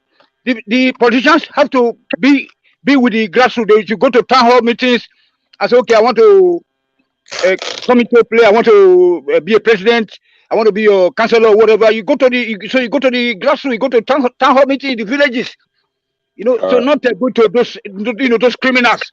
And you are now here to now make a case for the northerners that they have not had enough of them. Even though one man told you that Yakubu Gowon, Absalam, and Babangida soldier from the North Central. Okay, right on, sir. Okay, Blackley, before you continue, please let me just throw this in. With your proposal, how do you think we should go about it? Like try to asking me? No, You're asking me? No, I'm talking to Blackley, please. Thank you. Well, it's not us that will go about it. It's up to the National Assembly, because they, as I said, can do and undo. They are in charge of making laws and amending laws. So if they make a law that all those former, quote unquote, former presidents should not be accorded that title of a former president, then it stands that day they pass it. But any developed country or any developing country would not really put a sitting, serving army officer or a military officer as their president. That will save the time. That will save the time. Let me help you to answer the question. Just ask. Let me finish now. Let me finish. No, you cannot finish. I get you already. I get you already. Because Aizon was asking you what is the way out. So you now refer us to National Assembly, which is, as far as I'm concerned, and like most of the guys here, the National Assembly does not exist. You have been listening to the discussion so far that these people are rubber stamp. You know what I'm saying? So, and then I don't go call them a fraudulent country. Who type of National Assembly? I understand your point before you even started speaking. Let's break the country up. Oduduwa go their way. No. I've not gone that way. I understand your point. And it's not me holding that country together, Tony. Trust me, I have nothing to do with that. So I think you're giving me way too much credit than I deserve, first of all. I have nothing to do with this. As you just they hate me for my head, just they swear. You hold the country, you did this. I say, I wish I hold that country. I wish. That's one. So, but I understand your drift. Odudu. I don't even know where you belong. Is there Odudu? I'm Oduduwa. Oduduwa. Okay. The capital will be in Odo State. In Edo State. No, Ondo State, because it's central. It's the center of the country. Okay. So I hope the I hope the states. I hope the strength of Oduduwa or your empire would agree that Ondo will be the capital. But I wish you luck. I have nothing to do with that. All I'm telling you is the country you live in right now, Germany, would not accord any respect to any military officer that attempts to take over government. That would be a treasonable act, and it to be dealt with accordingly. No wonder you think we're a zoo. You always come here to say we are monkeys, we are this, we are that. So you want us to keep operating like monkeys, and I'm saying no. We understand that we have humans in that country too, just like we have monkeys. We are monkeys when a set of people are ruling the country. You see, without equity. You know what I'm saying? You see, with nepotism, that's what we call monkeys. So, but then what do you suggest we do? I already know the answer. I don't even know why I'm asking. Break the country. Okay, so then how do we go about breaking the country? No, I mean, like you are not speaking like my brother. Hold on. You are not speaking like personally, I know all the senators from your your state. None of them are in support of what you're saying. So I think you should start by reaching out to those people, I want to all tell the you one rep thing. members. Let me tell you one thing before I stop now. You know, the not, Your governor, hold on. Obaseki, your governor hasn't even inaugurated State House of Assembly. There are only 7 or 11 no members. Local government, no nothing. No local government. Exactly. I understand your politics very well in Edo State. So when you come here sometimes, life they catch me. Yeah, let me tell the solution now. The solution is this. So no support for these people. Because like Ajani Koko's preaching, like we should try to vote for the other party. The other party will never exist, and then the vote will never count. So the best thing to do is to see how so we can just negotiate. Negotiate. Now, break the country. Say it. We go to 1963 Constitution. 1963 Constitution. Now, Tony, wait. Are all those alternative parties going to present candidates for the National Assembly? For the O seat at the Senate and the O seat at the National Assembly. How do you stop that? Do they have capacity for that? Ola, I get you. Look, the system is not in existence. So the problem is that those people that have tried to go there now, they are going to make some money. They are going to pay heavily. That's why the system has been corrupted. The system can never work. So whoever goes there will never do the good work. Like Obaseki, he went to the north after winning the governorship election. He went to Shomole again and they tried to befriend them. So that's what we're talking about. Because he's scared of his life. So Ajale Koko's suggestion is not valid. That's what you just said. No, it's valid. But it's valid. But Ajale Koko's suggestion is possible in a sane society, like Western Europe or like even Eastern Europe, in Russia, in Afghanistan, in Philippines, but not in Black Africa jungles. See, I don't think there's anything wrong with us if we get the thing right. You cannot get it right. Why would you say we can't get it right when those people you are talking about even went through the worst period? It's no, they never went through. No. Black people cannot get it right. There's no way. If you look at this, if you look at the progress that we have made so far, it was after the independence, after the white men were leaving. You can look at the gap between the time they left. So the bigger the gap, then the down, then you see the downfall we have been going, backwardness. You see that 1963, they left 1960, everything was still running. Then 1969, then this Yakubu came and they built refineries and they built these highways and everything. Murtala Muhammad came to take him out because of religion. Because Yakubu was not, she was not a religious fanatic. I was not a tribalist. He was a nice guy. He built all those petrochemical industries, so he knows exactly what to do. And then he also promised us that he told us that we are not ripe yet for democracy. You see, so don't forget that guy was a very highly intelligent man, and that's why you see him today. He's still living very fine. But those performances you mentioned are product of the developed system. When you Awolowo was there. Awolowo participated. That's what I mean. But you see that after the independence, so the higher we go, then the downwards. You see that because that time Awolowo was there, and Awolowo was there. They were the ministers, so Awolowo was directing him, and then he was listening. But you know that Ego came the first day and be talking nonsense about Awolowo, and then I wonder why woman should let Ego speak for 2 hours. You know what I'm saying? So he forgot that Awolowo is the one that built all those refineries. Ego is not here. You don't need to batch him. It's not next here. Time, yeah, I will tackle him next time. But Tony, what we are saying now is this: you are giving us solution, but you are saying black man can never get it right. So at the same time, you said there will be no solution, but you are saying this is what we should do. That's where I'm confused now. To me, yes. So that means that you say we are hopeless. That's what you are just saying. So, but you are giving a solution that this is what we should do. At the same time, you know why I said that the solution is not the solution. We have the solution. Most of us abroad, we have got the solution.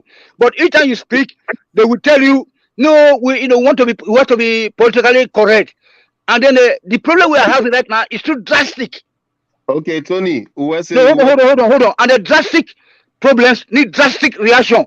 So it's like this second law of motion. Remember now, So in every force there must be equal, but opposite reaction. It's have to be Third law of equal. motion. Okay. Yeah, you have to fight back. Anything that goes up must surely come down. You remember Mr. Boyce? Do you know the Boyce law? You remember Boyce law? Say that when it goes up, we try to get up again. So that's what I say. So anything that's coming, that's attacking us, now we need people like me to attack the problem. That is, immediate. Yeah. You can't even articulate the problem. How much more even the solution? Don't get him started again. Yeah. Divide the country. Rational mind. Hello, rational mind. You know that earlier on, I was speaking about building refinery for 2 months. It's possible.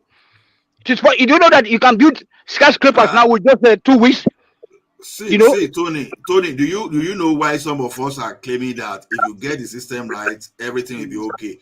So that's why I've given 2 important examples here on the regulation of broadcasting in Nigeria, for example, that gave birth to all this Davido and all these things. It is the escalation of those 1992 decree that this thing.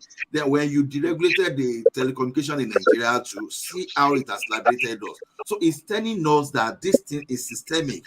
If you can get that system right, we should be thinking of don't forget that I've made some examples, some instances earlier on that the higher we go, the longer we are on our own. You see, Obasanjo was there to save Nigeria and to save Africa, but they didn't allow him to go for the 3rd time. Like Putin did. Your point, so somebody else can speak. Where is one man? One man, come back. The section is rowdy now. Tony, you said Tony has booted me out. So, black man is hopeless. Black man. Hold on. Are you sure that who is speaking? Rational mind? It's me, Rational mind.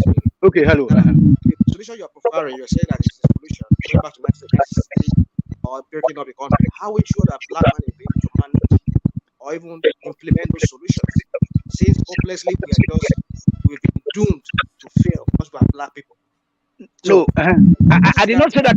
I did not say that we should break up the country. I did not say so. Hold on. What I said is that we should go back to 1963 constitution, because the constitution this people made now is what is Ajani Koko will be talking about every time. That is structure with Ejiro. They said that the structure in place cannot let anything work for us. You know what I'm saying, sir? We understand you now. Blackley, can you please continue? Thank you, Tony. God bless you. Yeah, I understand what my brother is saying, Tony. I think the core of it is saying when that is done, because the bulk of the northern rule in Nigeria was in the military. So if we strip those guys off presidential title, it will be almost even. The South might even have the edge in terms of who has ruled the country. I keep using the word rule because that's exactly what they are. They are all rulers. Yes. And I understand that point. I understand that point clearly. So it's up to us as Nigerians to take what suits us and what best fits us. We can keep trying to develop and having military personnel as our former presidents and still according them that respect and being open to the danger that these young boys now in the military can see that as a easy means to power, since we are still according respect to the ones that did it in the 70s, 80s, and 90s. Why can't they do it now? But it's up to us to choose, however way we see it. And I think that's the end of my point with that. Oh, all right. Thank you, Black League. So, yes, So you've just had a good dose of Tony, because I try to moderate Tony and people say I don't give him free expression. But it's had Oh, free expression, but Tony needs free expression, yeah. but one thing with Tony is he'll spin your head around.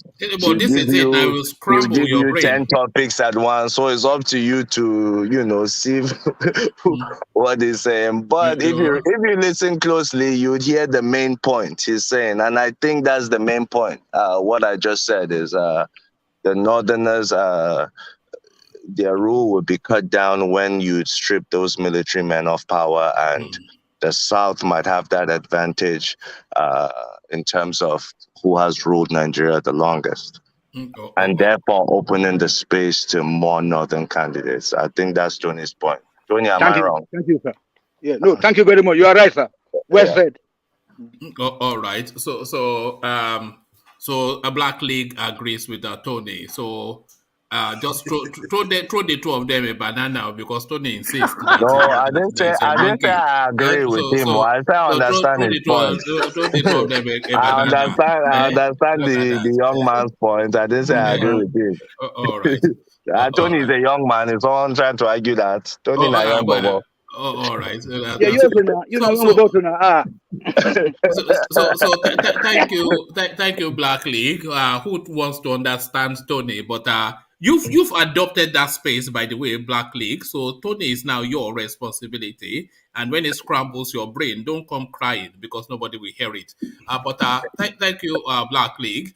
So let's go from Black League to Rational Mind as we continue to progress the conversation. But Rational Mind, your system is somewhat, I don't know, is woofing. It's just the best way I can describe it. Let me sign back in again. All right. So as you recalibrate, let's go then to Lord Michael, and Lord Michael to Tinubu's political faith. Thoughts on that? Well, I will start by saying the Bible, if you look to the book of Matthew chapter 25 verse 40, it says, "Whatsoever you do to the least of my brothers, I will do unto you." Tinubu has done this to people in the past. So if this is coming back at him, well, it's tit for tat. Maybe karma is just chasing down to him. But I wouldn't think he's completely done in politics. He has his roots grounded in many places. He will still have a pocket of loyalists that will still make him relevant, except if he turns to a total vegetable where people will just want to take advantage of him. The first person who tried to cut down his powers by suggesting to Ambode then when he came to Lagos was El-Rufai, when he was trying to lecture them on how to cut down the powers of a godfather. It's just that Ambode chickened out. Maybe it would have been possible then. But now with what Aregbesola is actually saying, Aregbesola is not far from the truth.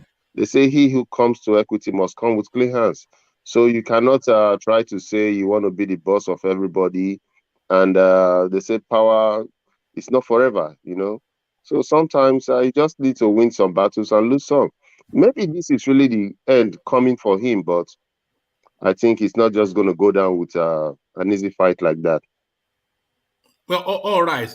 But is it just embarrassing to see the way that guy seems to be caving? Oh, sorry, Rational Mind, you must be.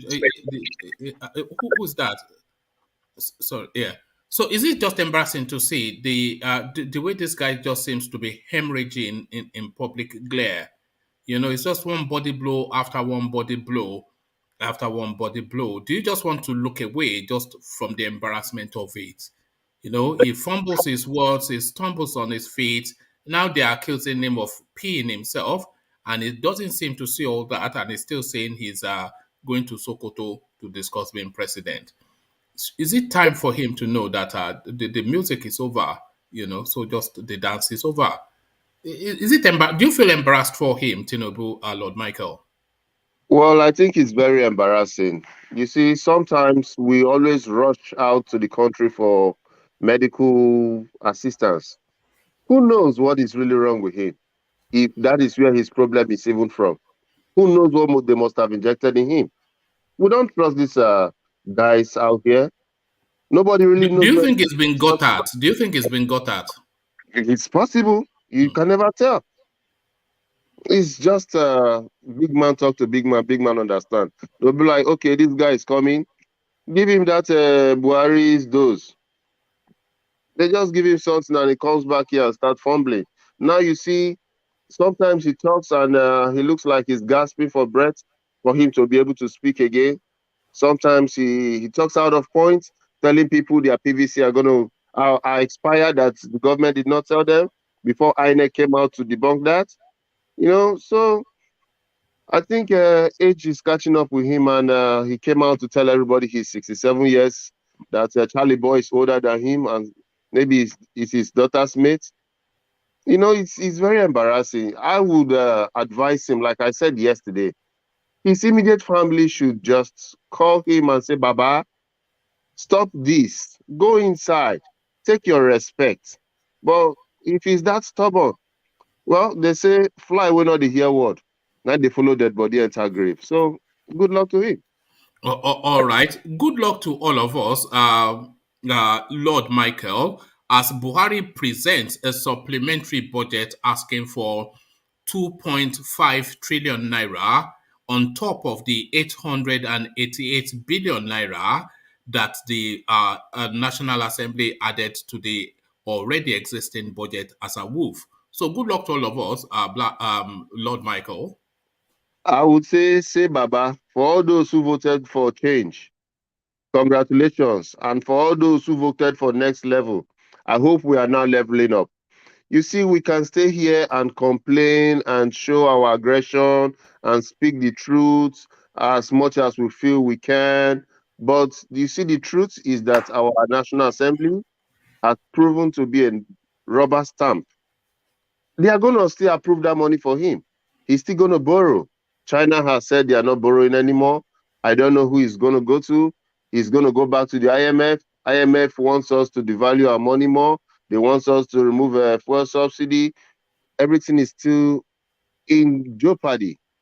But for that 2.5, whatever he's looking for, he's going to get it.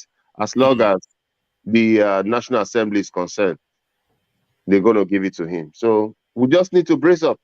Inflation is already here. Obaseki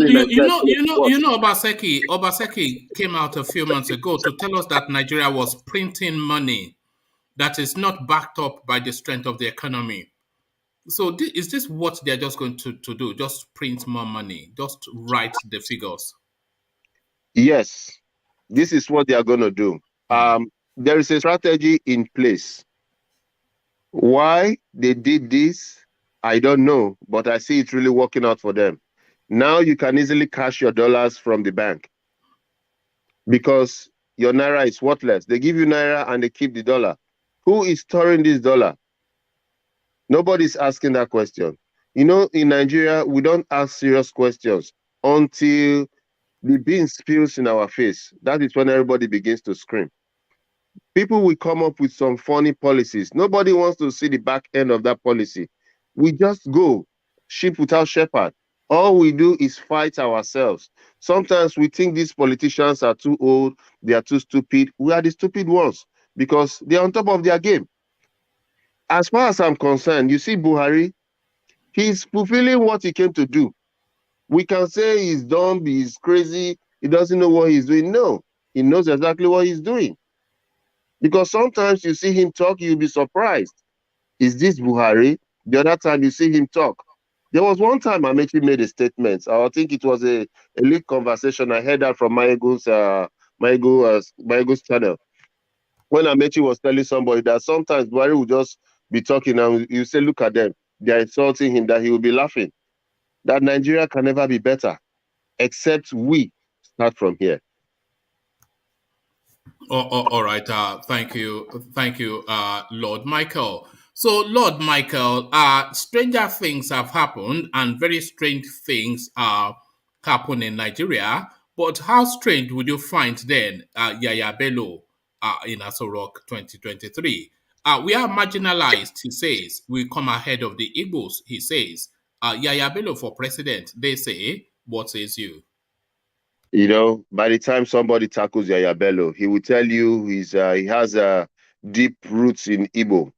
Yahaya Bello is just a mischief maker. I would even want to go a little bit different from what every other person have said. I might think somebody has made him to make that statement so that he would have a case for other people to come in and fight, and they would not have to concede that position to the Southeast, as largely said by a lot of political analysts in the fewer days or weeks past. So he might be working out something for somebody to just hit the polity a bit. So we might come to a compromise, and they will say anybody can have it from the South, or rather anybody can have it. So it might be a game. All right. Thank you, Lord Michael. So, Lord Michael, let's go on to Thomas, who might be leaving us fairly shortly. So, Thomas, to you and to Tinubu's political base, I don't think we have agreed in the course of this conversation if he has lost his political base or not. But take us to what your thinking is on the Tinubu's narrative, Thomas. One man, thank you. Yeah, he hasn't lost it completely, but he's losing it somewhat. To me, because all the names that you mentioned now, Igige, Fashola, Ambode, uh, and the rest of them, etc., it's only Governor Sanwo-Olu that really came out for his support. And you know what is Governor Olu is driving at? He's driving at his own second time. So all these people, they just kept mute. Fashola is in government. That doesn't stop him to say something about Tinubu or to support him. In Gige's government, which we know is the same APC. If they are in the other party now, they could be saying, maybe they are doing something, but they are in the same party. They are the same party. So why can't they support him? Clearly in the open. So he hasn't lost it outrightly to me, but he's losing it somewhat because with all these expose coming out, the videos shutting people down when they rush him to one corner, that maybe some people say they are rushing him to toilet to guide him. So it's losing it somewhat because even Buhari now will be thinking again, this man, can we?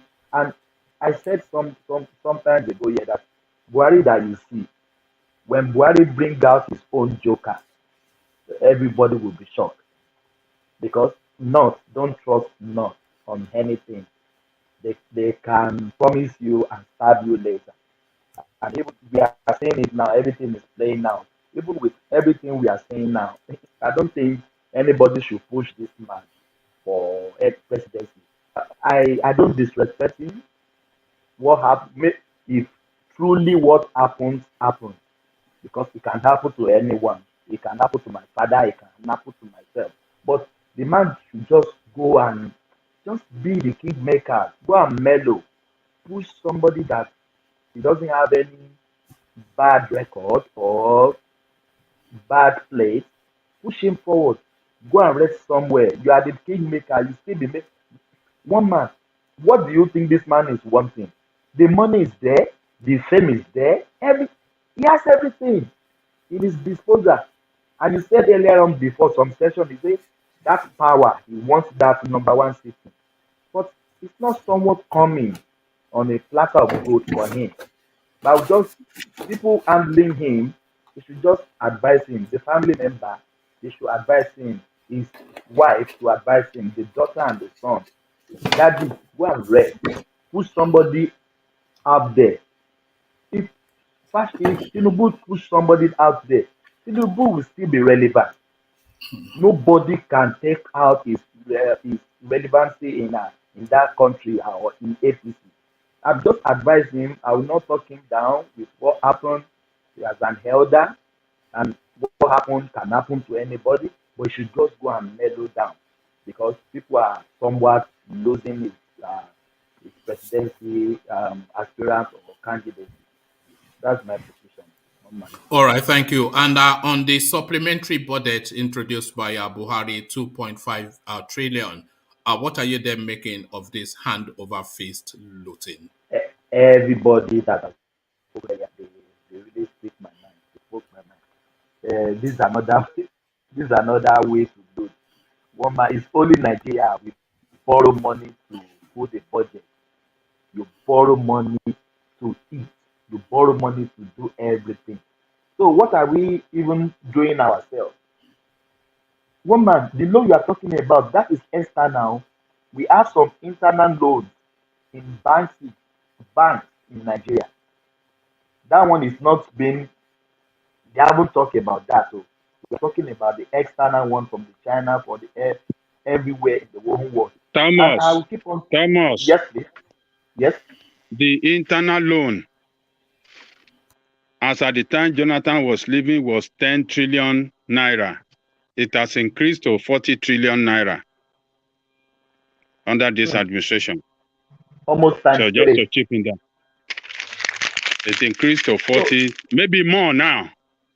Well, because that 40 trillion was at last year, the third quarter of last year. Maybe it has increased now. So Ajali Koko, 40 yeah. trillion. 40 trillion.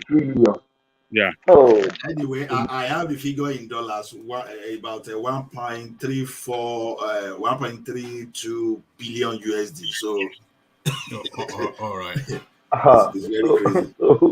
One man, I said somewhere before, I said I don't envy the person coming as the next president. He's coming to meet war. If he's ready to work, it will be difficult for him to work. But if he's coming to lose, everything will be rosy, as if everything is okay on the surface. But we'll still be dipping on depth every day. So, as everybody said, our National Assembly, they are rubber stamp. That is why I like Saraki. Saraki stood up then. Saraki stood up for all these loans that we are not passing this, we will not sign this. And people say, oh, the guy is being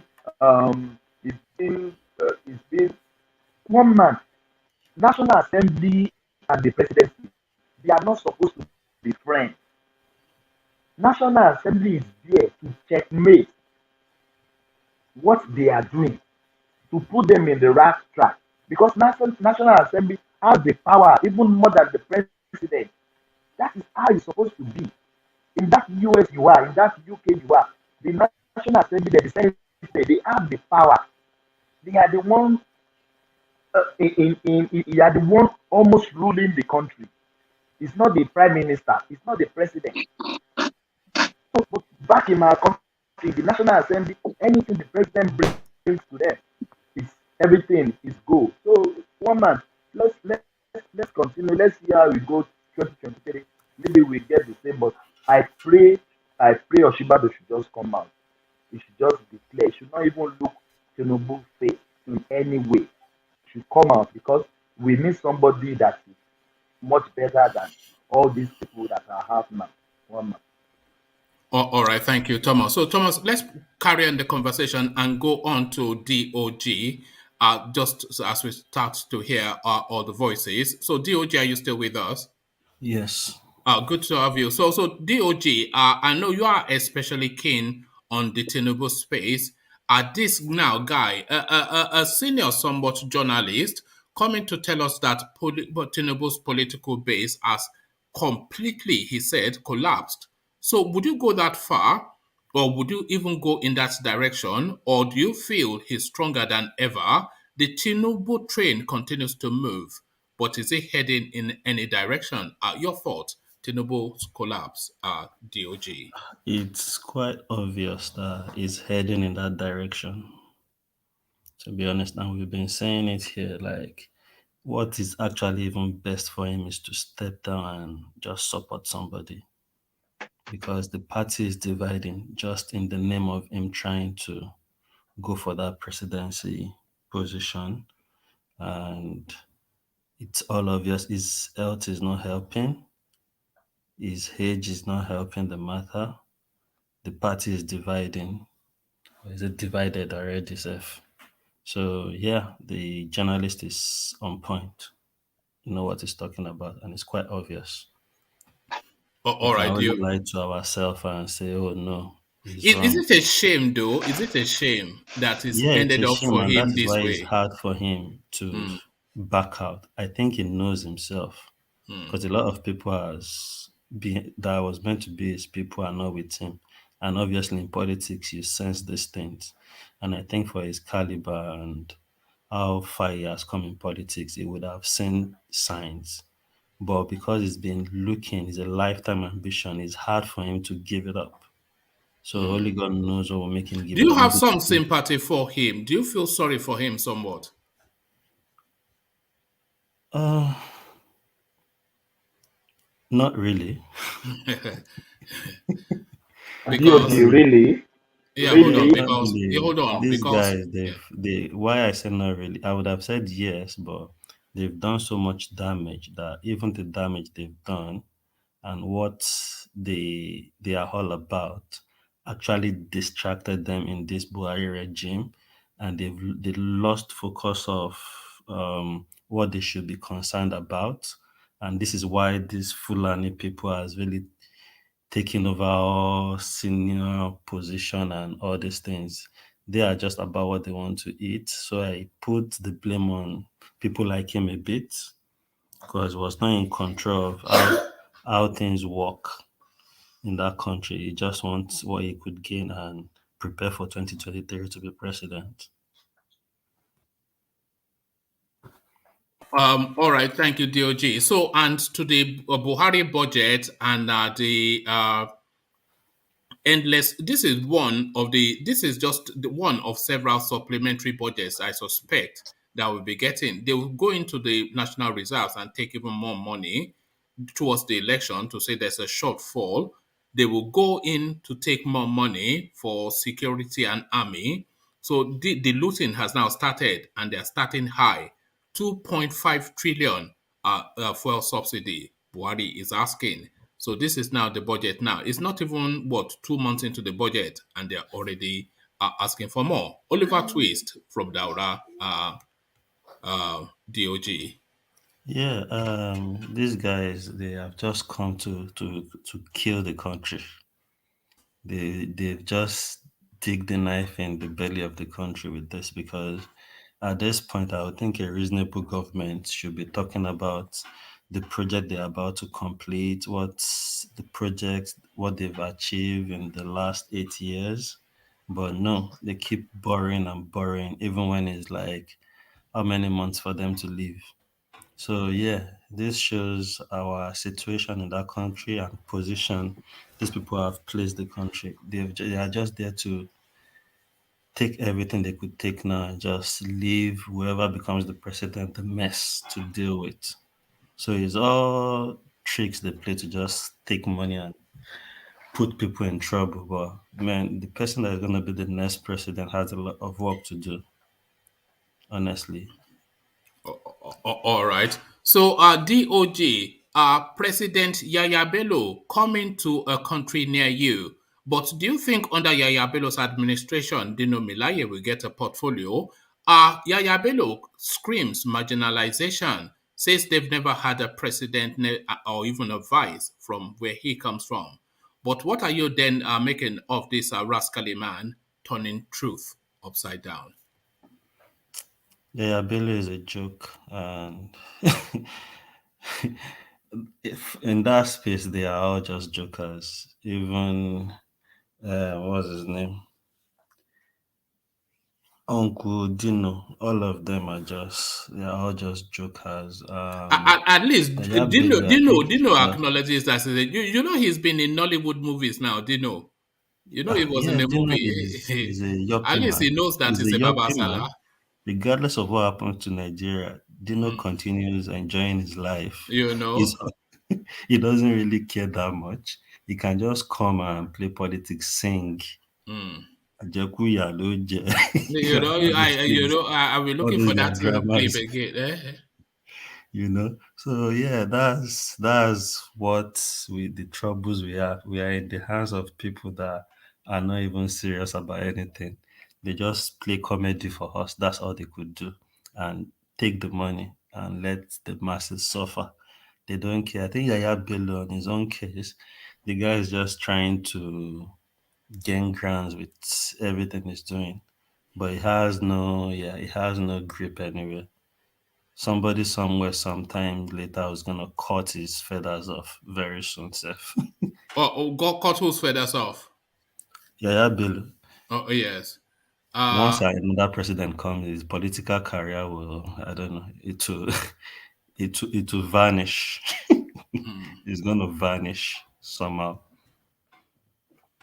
You know one thing I've noticed that DOJ, you have this knack of laughing at your own joke. I wonder what narrative you. Because you can just, it's just funny. The politics, Nigeria politics, if you really understand how it works, then because of a little bit of my background, some of these things you can just see things coming and you can just like tell and have like an idea of how something is gonna end.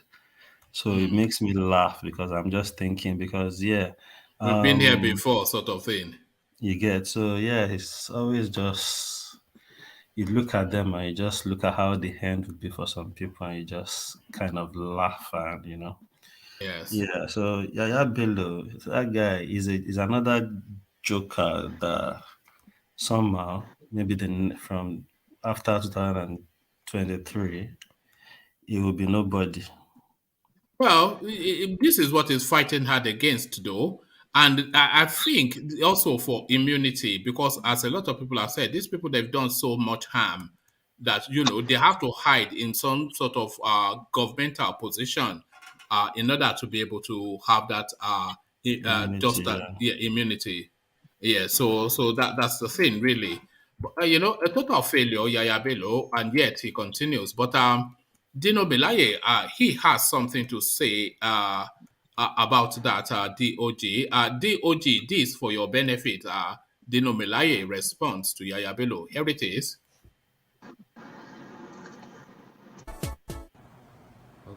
You speak the truth, you die. You lie, you die. I, Dino Melaye, I have chosen to speak the truth and die. Àjẹkún ìyà ni ó jẹ. Àjẹkún ìyà ni ó jẹ ẹni tí ò tó ní nà tí ń dènà dé ní. Àjẹkún ìyà ni ó jẹ. Àjẹkún ìyà ni ó jẹ. Àjẹkún ìyà ni ó jẹ ẹni tí ò tó ní nà tí ń dènà dé ní. Àjẹkún ìyà ni ó jẹ. Àjẹkún ìyà ni ó jẹ. Àjẹkún ìyà ni ó jẹ ẹni tí ò tó ní nà tí ń dènà dé ní. Àjẹkún ìyà ni ó jẹ. And then you had the DOG, one of the leading politicians in Nigeria. Oh my goodness me! One man, let me say something. One man, DOG, 1 minute. Okay, go on. Yahaya Bello is a very funny clown. You saw the way he decamped from from APC to PDP. The time he wanted to decamp, it was still the same music he used. The same kind of music. That was Dino, that wasn't Yahaya Bello. That was Dino. Sorry, Dino Melaye. Sorry. Yeah, I beg my French. So it was still the same kind of way of music he used. Dino Melaye is just a funny comic, and I like his kind of politics though. Yes, I like it. It's light-hearted and it's more so entertaining. Look at the way he even said it. He said the way he even said it then. He said, PDP, oh my home, oh my home, oh my home, oh my home. When shall I see my home? APC suffer me, oh when. The guy is he means he's not a politician, no, he's a comedian. That is the way he composes things. He's so unbelievable. It's just I thought they said he went into acting recently now. Yes, it was in a Nollywood movie. Yeah, he that is his calling now. Not politics. He actually needs to choose that career line straight up because it will fit perfectly. Yes, comedy. I think he's very right with his song. I don't think if you look at political grounds, Yahaya Bello, Koto, Dino Melaye, no. So Ajekuya ni apart from him being the governor currently, I don't think he has. Shortly after shortly after Dino released that track, Yahaya Bello then released a video of himself in the gym training, so that's the ebb and flow between them. So we need to organize boxing match, boxing match for them. KSI versus Logan Paul, a Nigerian style. This is it, But that's how funny these guys are. But yeah, Dino Malaye, I like the way he plays politics, and he has a funny way of coming. Like, he's a pure person. He has the words. He knows how to use his words. Then what events he talks and gets himself involved with to justify himself to be like a true politician. But all these guys, they are all thieves. I don't care about what you say. They just say things to deceive. Do you think Dino Malaye is a man of the people? Maybe to people he's close to, but I don't think he's that kind. He's not a real. Can I interject? He is a man of the people in Kogi State. He's really loved. Yeah, in his state. Yeah, in that state, they really love him. They really love him. I like him. That's what I'm saying. Like, when I say man of the people, he's a man of the people there, and he has challenged anybody that have any corrupt allegation against him to come out. He has challenged anybody in Nigeria, any power that be, that if they have any thing on corruption, anything whatsoever, they should bring him against. They should bring it up against him. So I like a person like that is challenging anybody. But a lot of people, even Babangida says that, even Babangida says, that doesn't mean not like him. He's a senator. So he doesn't have that power. In Nigeria, I always tell people the best. No. He's not in power. He's not in power now. His party is not. Hold on, his party. Nobody can impeach you. Nobody will check what you've stolen or what you did not steal. Those are the easy political positions to go for in Nigeria that you won't even have any issues. You can easily cover your back. Nothing will happen. It's easy. It's free money. And all these guys, the funny thing is, they are Nigerians in government, but if you look at their text messages, none of them talk in Naira. They talk in foreign currency. Of course. I'm very close to a lot of them, and I see their text messages. And I know what they do. So some of them go with 2-3 girls together at the same time to buy here and there, So these people are just enjoying Nigerian money. They get wardrobe allowance, fuel allowance, newspaper allowance. When Obama was president, a senator in Nigeria earns more than Obama. You see? So these people are chopping the money. Well, not just Obama, though. I don't think they had a special salary for Obama. I just say they earn more than the American president. I'm just saying because that was when I got reduce the salary for Obama because it came out then, like what the senators in Nigeria earn is more than what the US president. All right. So you heard DOG. You heard Dino Malaye saying to Yahaya Bello that Ajekuya Nioje. But Yahaya Bello says to Dino that he is fully prepared. So it says, name the space, bring your gloves, and I will meet you there. So here Yahaya Bello responds.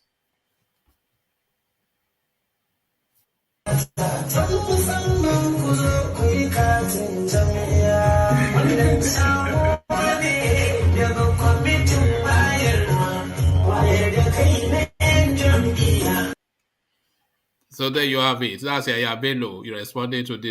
It's just it's camouflage. The double act. They will need that on telly.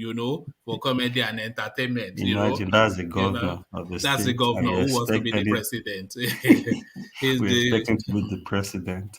Responding in that manner is a thug. Is a riffraff. It just came out of nowhere to So these people, some of them are lucky to be in the position they are today. So that's why they misbehave. And they say, if you see, in a different world and in a real world, somebody like Buhari would not be more than a Megad, and somebody like Yahaya Bello would not be more than the driver of the Oga that Malam Buhari is the Megad too.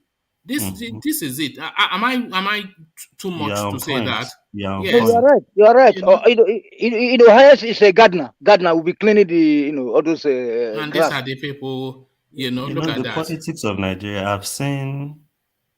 Was in Oyo State? Yeah, they've appointed a meat seller as they've put him in position. Somebody that sells meat in the market.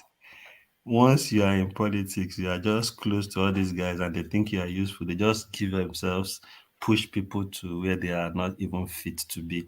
And that's why there are issues everywhere in all institutions. But I'm sorry, DOG. Like in Germany here, if you are a farmer, if you work with your father, if you work in your father's farm, they will make you minister also. So it doesn't, all this degree, PhD holders, they don't lead you nowhere. Because the more, the higher Nigeria you are educated, the more, arrogancy and all the bullshit. So, but in Germany, when you are working in a farm, like a poultry farm or like an animal husbandry, and then you are with your dad, they don't go to school too much, yeah? They will put them as minister. Thank you. Well, that it's not as if most of these things don't happen all over the world. It's just at the height it happens in Nigeria is crazy. It's normal for people to use connection to get to somewhere.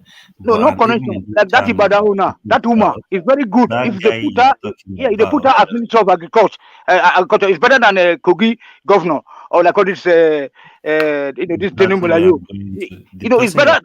People, not mechanic, roadside mechanic. You can put them to be Minister of Work in Germany here. They put them. All right, thank you. Thank you, Tony, and thank you, DOG. So, DOG, let's continue to propel in the direction of our rational mind, who hopefully has sought out the gremlins in the system. So, rational mind, you were about to tackle the Tinubu'S. You said gremlins. Yeah, Yeah, is it better now? Yeah, much better. Yeah, so right. To the Tinubu'S space. Yeah. Or do your ball to you? Well, I don't think. What Koporigi or whatever his name, I don't know how to pronounce the name, whatever. So anyway, I don't think maybe he has a point because seemingly some people seems not to be backing him. We've not had the likes of Fashola, the likes of Southwestern leaders whom he helped to create backing him.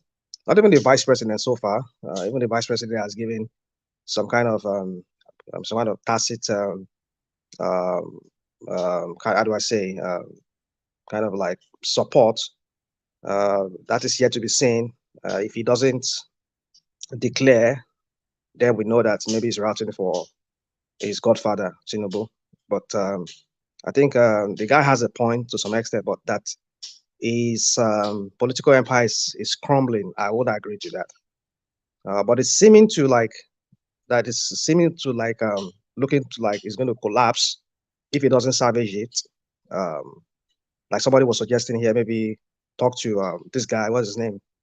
The Minister of Interior, Aregbesola, bring him on the table with his cousin or nephew, and they should. But for me, like I've been saying here, I don't even want anything godfatherism in any politics. If he has served his time as a governor, leave the space for the governor, let him control the structure of the state. That you want to overbear yourself, put yourself there, you want to call the shot in that state, then we are creating another monster like the one we have in Lagos State. So if a governor is the governor, let him, as long as he's there, let him lead the political structure of that state. And when he's done, whoever comes in back there, but that way where we have somebody who is calling the shots from somewhere, wanting to be a godfather, that's when I don't really support that. So that's what we should be looking at. Rational mind. Rational mind. Do you know what it takes to build a structure? Do you know the financial? This is the same problem we're having. That's the same problem we have in that country. We don't want people to when you are done administering the state, governing the state, leave the space entirely. If you've done well, listen, if you have done well, you will come back in the future. That is, if you have good record. Let your good record, whatever you've done, let it speak for you. Let it be as what people will use in wanting to have you back again in governance. It's not that part of governance. Maybe you want to become president, you want to go to Senate. Let that thing you've done. But when we start making them room for them to become godfather, wanting them to be part of a structure, we're asking them to hijack that state's political structure, whereby they can always perpetuate themselves in governance. Either they either they do good or they do bad. They want to control it. So, and then it will even rob the present governor, who should be having a structure, who should be able to manage that state, and we won't be able to say, well, after all, I never had total control of the structure of my state. All my commissioners, they were dictated to me. I did not work with the good hands. So that doesn't have to complain that. Let him have the structure. Rational mind. Your structure is your political strength. You don't have structure, you cannot win. You people come here all the time and attack Sowore. He didn't do this. He didn't build structure. He didn't build anything. Why didn't he win? Because it doesn't have. You are going out of context now. I'm not going out of context. Okay, let me. What I'm telling you, it is the structure that will win the election for you. It is the structure that will make you relevant as a politician who can speak. Who can speak that yes, I'm a politician in this state. I'm a leader. You don't have structure. You cannot be in a position of leadership, in a political leadership. You cannot be there. In the Nigerian context, right? In the context of where Nigeria is right now, right? Is that what you're saying? Everywhere in the world. Any politician must have this thing. Not everywhere in the world. Not everywhere in the world. What are you talking about? Hold on. We saw what happened in. I don't like comparing when it comes to certain things. I don't like comparing with other countries like America. Okay, let's remain. Even in America here, how would you win election if you don't have structure on the ground? You don't have people on the ground that work for you like a machine to knock on the door, to campaign, to give poster, to do everything. If you don't have them, you cannot win election. Hold on. Ajale Koko, do you know that the structure in Nigeria is different from what you're talking about here in America? It's the same thing. The structure means the people. The people on the ground that work for you. Hold on. Let me tell you that. Let me lecture. I don't want to say let me lecture you. Let me say something you need to understand. The structure of Nigeria, what Aregbesola is trying to do is he wants to call the shot in APC. Now, the bone of contention is he wants to have the chairman of the APC state chairman to himself. So when he has it to himself, if he's able to give Oyetola second term, whoever comes in after Oyetola, he would determine it. Like what we have in Lagos, they're playing out in Lagos State. Is that what you want? That is the way you play out everywhere. It doesn't mean look when you. So we have another Tinubu again, and then we come here and start making noise and say Tinubu. Is that what you want? No, the fact that you have dark structure does not mean that you cannot have good governance. But when you have a corrupt leader that install people of his choice there for corrupt purposes, that is why you don't have good governance. You don't see this man as corrupt. You don't see Aregbesola as corrupt. No, I'm not. Who is not corrupt among them? Who is not? Hold on. Who is not corrupt among them? So what are we saying? We don't want these guys anymore. Let them go. Hence, you're done with your tenure. So hold on. Why did you think that Fayose won in Ekiti? How did Fayose won? How did his group won? I don't even know where you stand. I don't even with what you're saying right now. I don't even know where you stand in all this matter. Because I am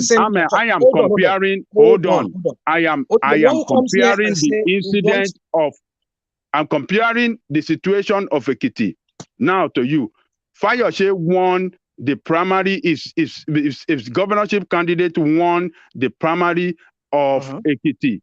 To what end? Because he have structure on the ground that work for him. To what end? What do you mean by what end? What do you mean by to what end? What is the motive of what is the motive of Fayose using his structure to bring in somebody to replace him? It's to get money. It's to get money. You know, that is it. They use their money. Yes. To continue their corruption. You are not politician. That is why you speak like this. Hold on, rational mind. I will let you know. Why are you asking us to vote them out then? If you're talking like this, why are you asking them to vote them out? Why are you asking them not to vote APC, not to vote any of those parties? If you are for these people with their so-called stupid structure that works nothing for anybody, for the common man in that country, and you want them to continue with that same stupid structure and hijack a party and continue with perpetrating these their so-called recycled politicians who are corrupt like themselves. Structure within the party is different from general election. Structure within the party is for you. You have to understand this. What I'm trying to tell you. When you say structure, okay, now, for example, now Aregbesola, you gave me an example of Aregbesola. You gave me a governor. They call the shot of who becomes the governor or who flies the tickets. Invariably, they want this person to become the governor of that state. When that person gets in there, what's he going to do? He will be continue dictating to him, like what we're saying in Lagos. He will dictate to him. He will get in some shares, whatever contracts from that state, or his cronies. So what are we talking about? He brought him there. So that is what I'm saying. We don't want them anymore. Let them leave that space. What I'm telling you is that it is easy to say, as you are saying, it is easy to let's say. Start from somewhere. Hold on. It is easy to say, as you are saying it, but it is not practicable. It is not practicable because if you are a politician, hold on. Let me tell you this. If you are a politician, you spend your money, your time to build structure around the state, to have people on the ground in all the local government. They hold meeting every week. You make sure that you fuel them, you give them money to organize and do this thing. And at the end of the day, somebody is telling you to abandon what you have built to position you as a political leader in that country, in that state. Would you accept it? I get you. I am asking you a question. Would you accept it? Hold on. You want to waste all that, all your effort to go down the drain? Let me answer your question. This is not done. Hold on. Let me answer your question. I will not play politics like that. I will not play politics. That's my answer to your question. I will not play politics like that because you are not a politician. You have never practiced it. If you have practiced, you have been involved. You know the way it works. What you just said now is how politics works in Nigeria. Yes, you just gave me an example. Hold on. You just gave me an example now. Somebody brought the money down. He went into the different local governments. He gathered people together, all from his own pocket, no doubt. Yes. So now you want him just to leave the space like that? Of course, he will not want to leave the space. And then he wants to call the shots. He wants to put whoever he deems as necessary that will work for his own political interest for him there. And then we'll continue coming here every day and start talking about the corruption in that country. Do you know that? Don't you know that? I don't understand what you're even arguing about. I get you. That is how Nigerian politics work. But we don't want that anymore. That's what I'm saying. A career politician. A career. I'm telling you, a career. Somebody that is the job that he does. Is a politician to the core. I understand you, Ajelikoko. So you want him to abandon the platform that make him be relevant politically? It is not done. You cannot do that. I get you. You become a backbencher. You become if you build your structure and you abandon them, that is it. You are no more relevant. His good will speak for him. Let his good speak for him. But what I'm telling you is that building structure does not necessarily mean that you must not have a good governance. Can I ask you a question? Yes. Can I ask you a question? Do you support the kind of politics that one person, I'm not saying like one man, as in one man here, I would say one person bringing his own money or bringing money to fund a party? Do you support that? No, you know what shouldn't be. That is why you have a fraud. You have a fraudulent democracy in Nigeria. That's what I'm saying. That's what I'm saying. That is what I'm saying about the structure you're talking about. That is why, and hold on, rational mind. And when I tell you, when I'm just suggesting here, vote against these people, let us have our own party that is people's based party, people supported party. You people will say my suggestion is not practical. You cannot get that right. It's too difficult to remove these two parties. They control the system. They control central bank. They control the army. They control the police. The police. What are you talking about? They control everything. They don't control let me say anything. something. It's you people that doesn't want to do anything. Ajale Coco, let me say something. I just want to quickly dazzle the tension here. Let me flip the coin the other way around now, right? Nigerian political story will be incomplete if it does not acknowledge the contribution of Bola Tinubu, true or false? And what exactly is his contribution? No, true. That's why it's an open question now. You answer true or false. All right. Thank you, Jiro. But we've gone past the 4-hour mark, and I'm just minded to start to round off. But if Rational Mind rounds off his thoughts, okay, let me just round off. So and then I don't think. Just to answer your question, I don't think his political empire is crumbling at the moment. But it's looking so that it might. The way things are going on, and then the so-called traitors who are already showing their real color now, in the person of what's his name, Aregbesola, who has been going attacking them, saying that we thought that we are good Muslims, and we never know we're even like worshiping him, you know. But then when it was good for you, you were worshiping him, and he was dancing to your own tune.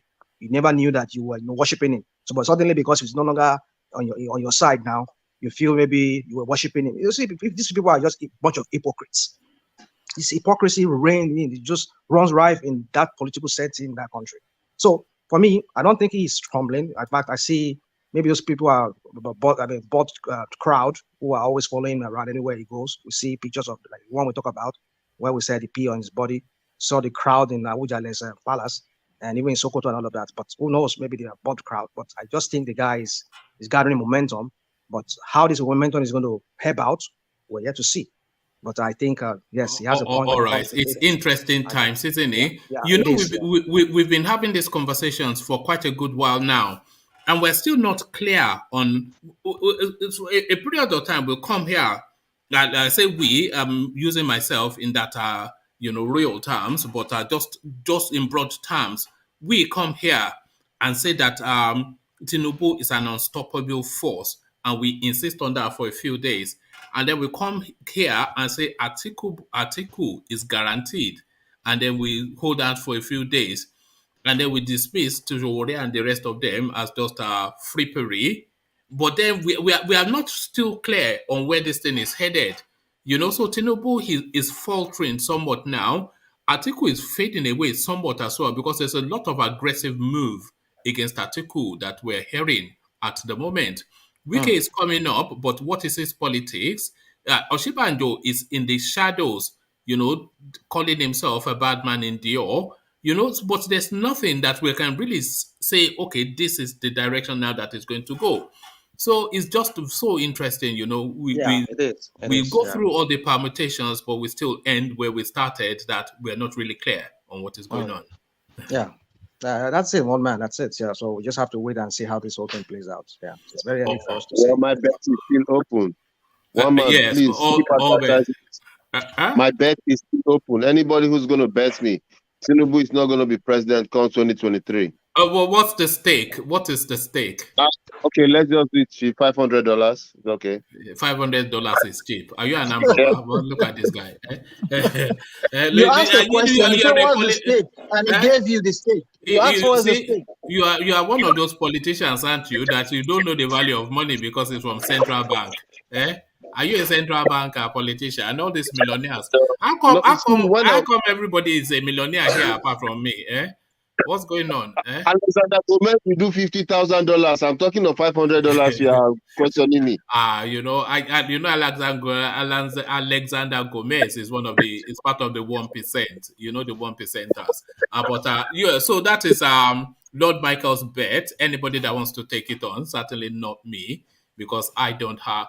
I'm not sure. That's just the thing.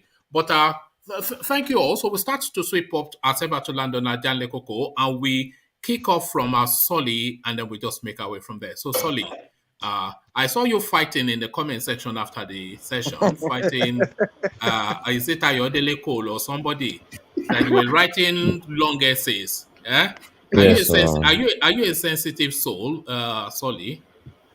Yeah, I just like people coming at me with facts. I have a problem with anyone coming at me, but you have to come with facts, you know. Then I'll yield the position. But if not, I'll keep arguing. All right. So we're looking to start rounding off. So a few words from you, Solly. Yes, so it seems everybody has joined the campaign to fight Tinubu, and that I don't even know how to pronounce his name. He's making the wrong move because his opening is he probably knows something, you know, that all others don't know, and he's making noise about it too early because he doesn't know the kind of man Tinubu is. But anyway, it seems like the kingmaker is being forced to be a kingmaker and not a king. Tinubu, at the end of the day, is still most likely going to step down, I believe, and still push someone forward. All right, you know that is also on the cards, but we'll see how it. I think the Tinubu story is going to within the next week to 10 days because he cannot continue like this. So he would have to make Yes, a decision, and then he's or going to decisions risk. will be made on his behalf. Yes, he's going to risk taking losing Lagos State, going for this governorship. So he probably has to choose one or put someone forward. And I think it's more favorable for someone like Oshibanjo to favor Buhari at the end of the day. And I feel like Buhari at the end of the day was not going to support Tinubu. You know, he's just what someone like Buhari does not like, even though they are all losing together, but they are not just the same. And I don't think Tinubu saw that coming. Maybe Tinubu thought that Buhari will be able to overlook all those kind of things, but you know, unfortunately for him. Or if they remove Tinubu, I still say they can still put someone like Firemi there, still an option, but we will see what happens in the coming few weeks. It has been very interesting so far. But All right, go on. Let me ask this when question. it comes to that pin thing, Hold on. Hold on. Let Solly land here. Sorry. Yeah. Okay. when it comes to Okay. that pin thing, I don't think people in Nigeria are going to take it that serious as, you know, it's just something that is just going to split. They are not going to focus on it. It's just something that is just going to come and pass away again. As like someone said, there are plenty psychophants around him. And he also has psychophant fans. He also, you know, they are just going to overlook it and just move on to the next stage.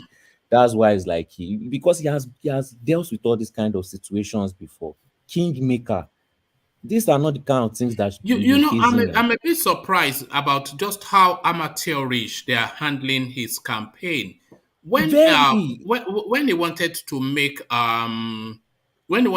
Buhari president, he went and bought Obama's team, the team that brought Obama in. He went to America Yes. and brought them to Nigeria and told them to make him president. And now he's losing Sule from down the road to run his own campaign. You know, so if you want to The beat someone campaign like team is like Tinubu, that because I'm sorry, because most of the people in his party are not in support of him going for the presidency.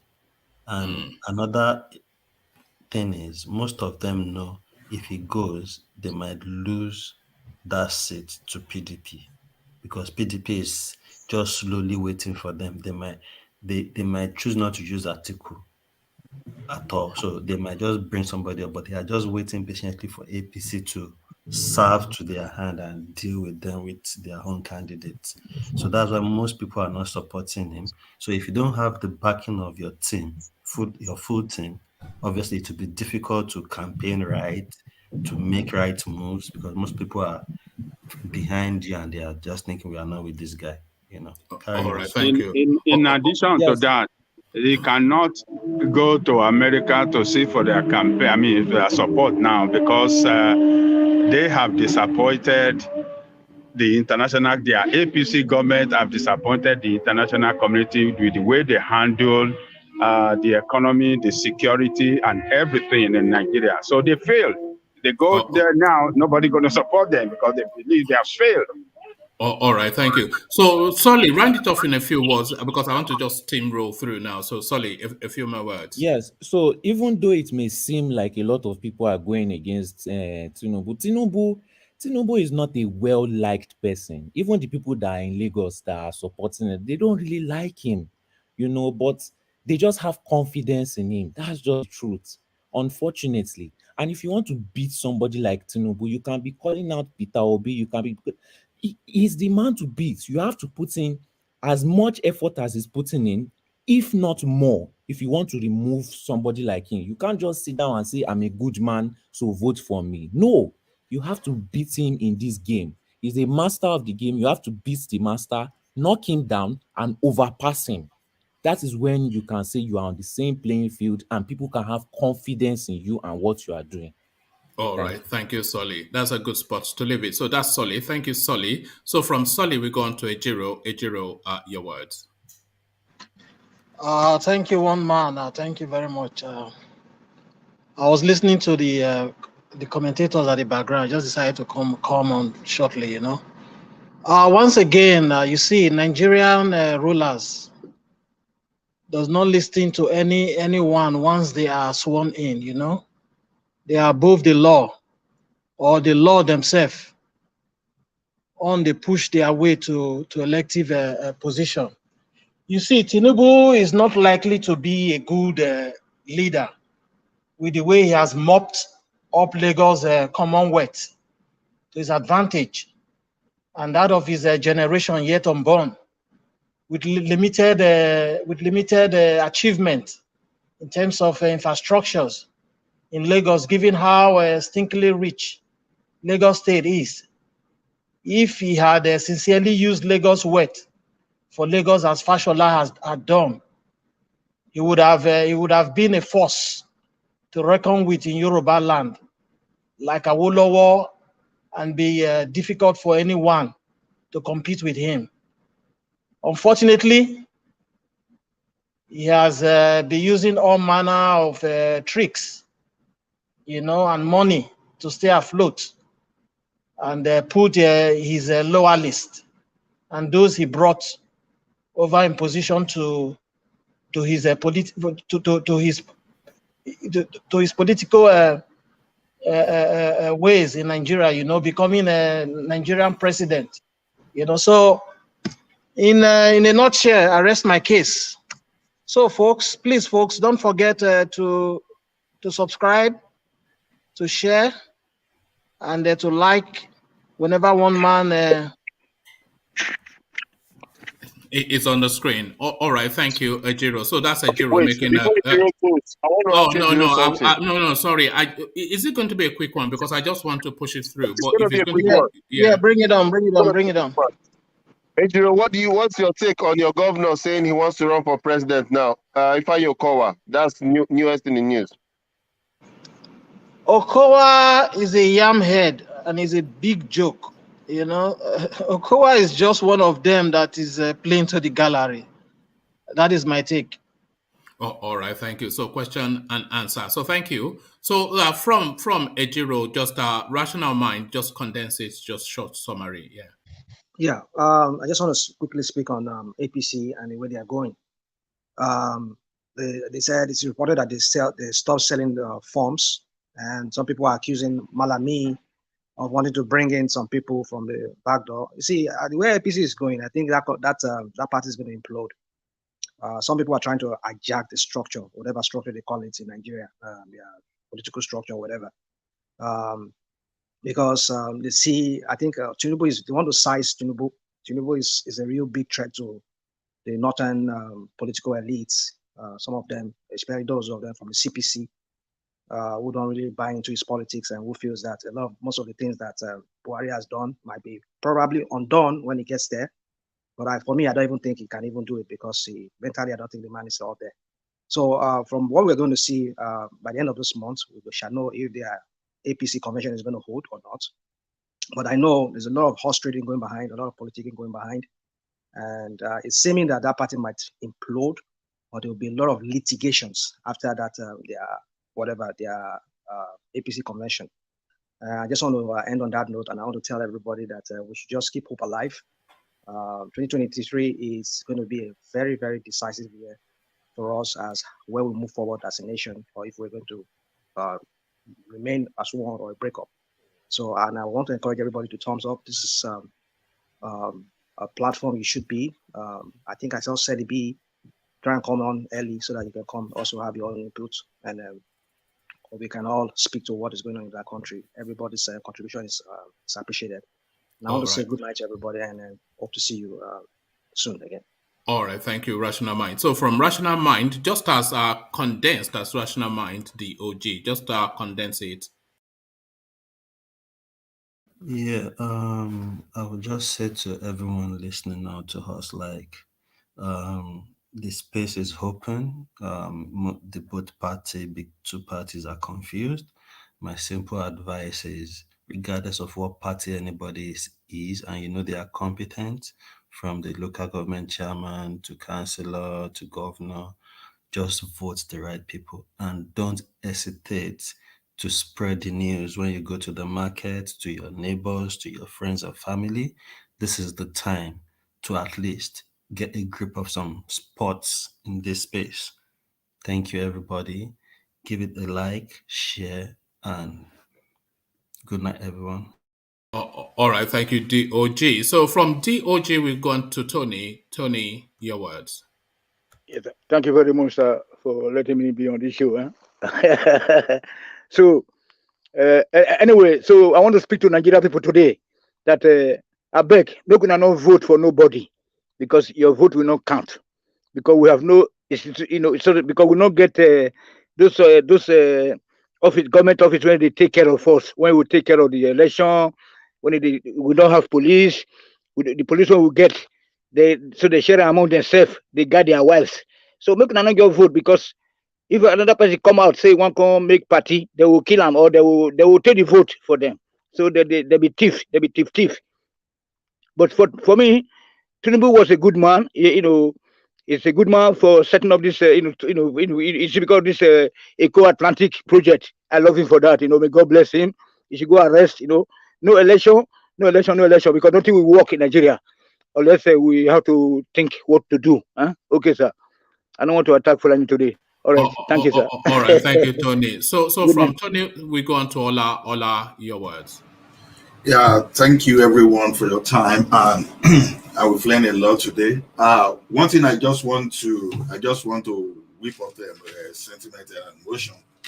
As it stands now, based on forecast, by the end of 2022, Nigeria national debt should stand at $190 billion. Then by 2023, it's expected to reach like $222 billion. Why am I saying this? You see all this fight between Aregbesola and his godfather. It's all about money, relevance, money, all those stuff. And that is how wasteful our politicians are. And that's exactly what they are going to do in 2023.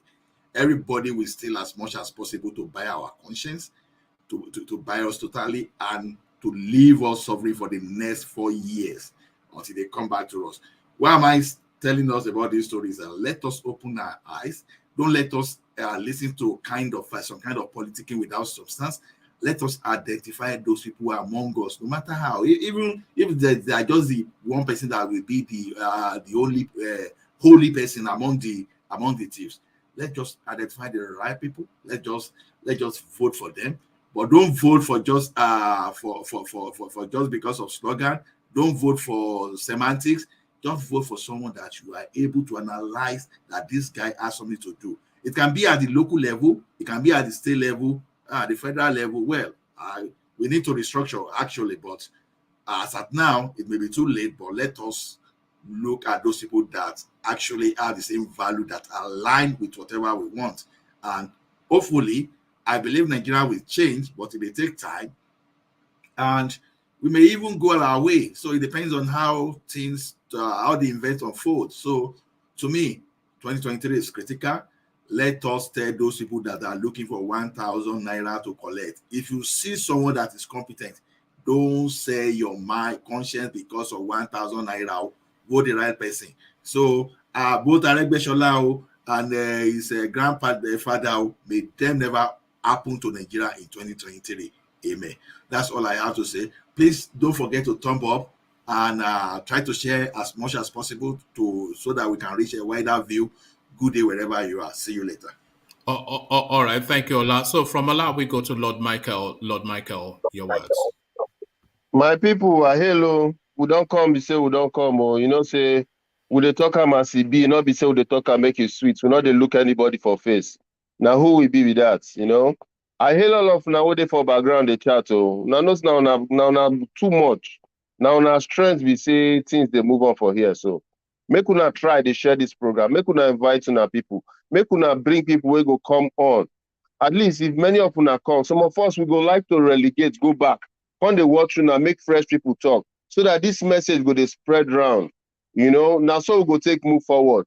For me, I go say, make all of una they save because I know they like to pretend when I want to talk my own. It go hard pass as it like this. So inflation already the America inflation now 7.5%. So just check out by the time when you reach Nigeria, waiting it go be. Yesterday I go shopping after I finish this session.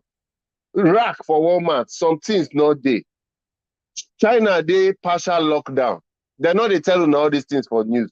Una go fit confirm from other people who dey for United States here for their own places. May they go shop, may they go check.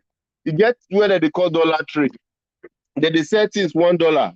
Now $1.25. All these small things whether they are raw costs for this country. If you reach Nigeria, how it go be? Make una stand up. I they tell you now, not say my own, so they be.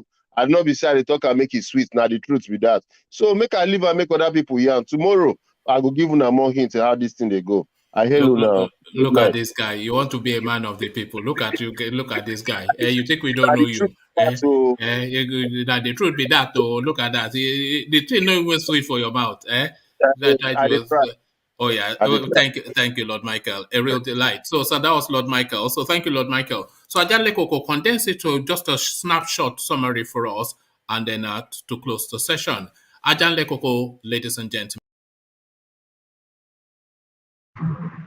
Thank you, one man. I thank everybody that came on the platform tonight.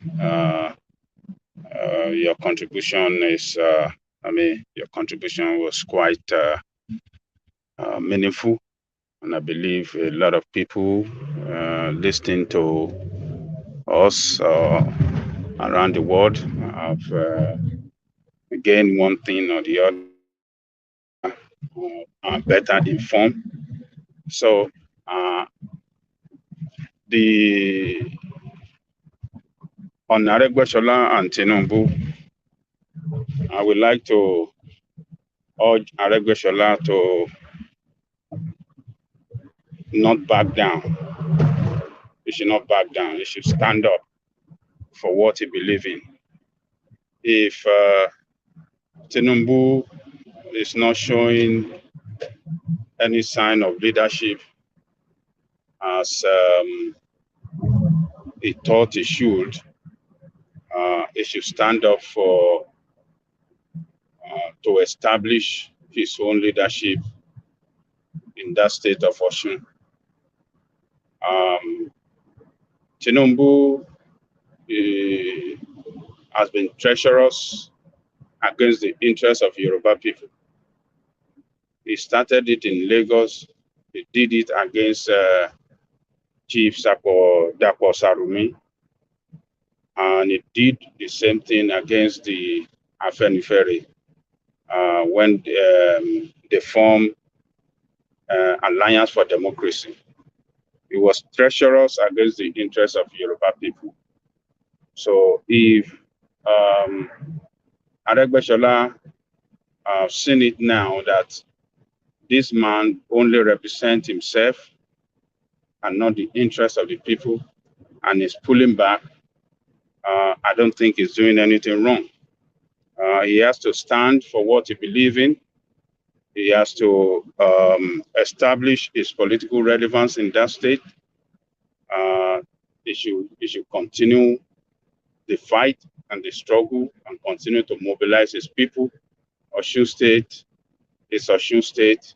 Osun State is not Lagos State. So I support Adegbeshola in what he's doing. He should not back down. He should stand up as a man and establish its political relevance in Osun State. Other than that, I want to thank everybody listening to us around the world. If you have not liked, please do that before you go to bed or before the end of the session. Like, share, and subscribe, and hit the notification button so that you can get notified whenever One Man Went to Mo is going on live. For our brothers chatting in the chatting room, I really commend you guys. You are the strength of the platform. Keep on doing what you like to do best. And One Man, I really appreciate your effort for bringing us together every morning. Sometimes in the morning, sometimes in the night. You are doing a good job. Thank you so much for bringing us together today. Tomorrow going to be another day, and we continue the struggle. Thank you, One Man. All right, thank you, Ajan Lekoko. So that was Ajan Lekoko summing it up as only he can. So that was Ajan Lekoko. So we'll leave it there. Carry the conversation on in the comment section, but here I say peace.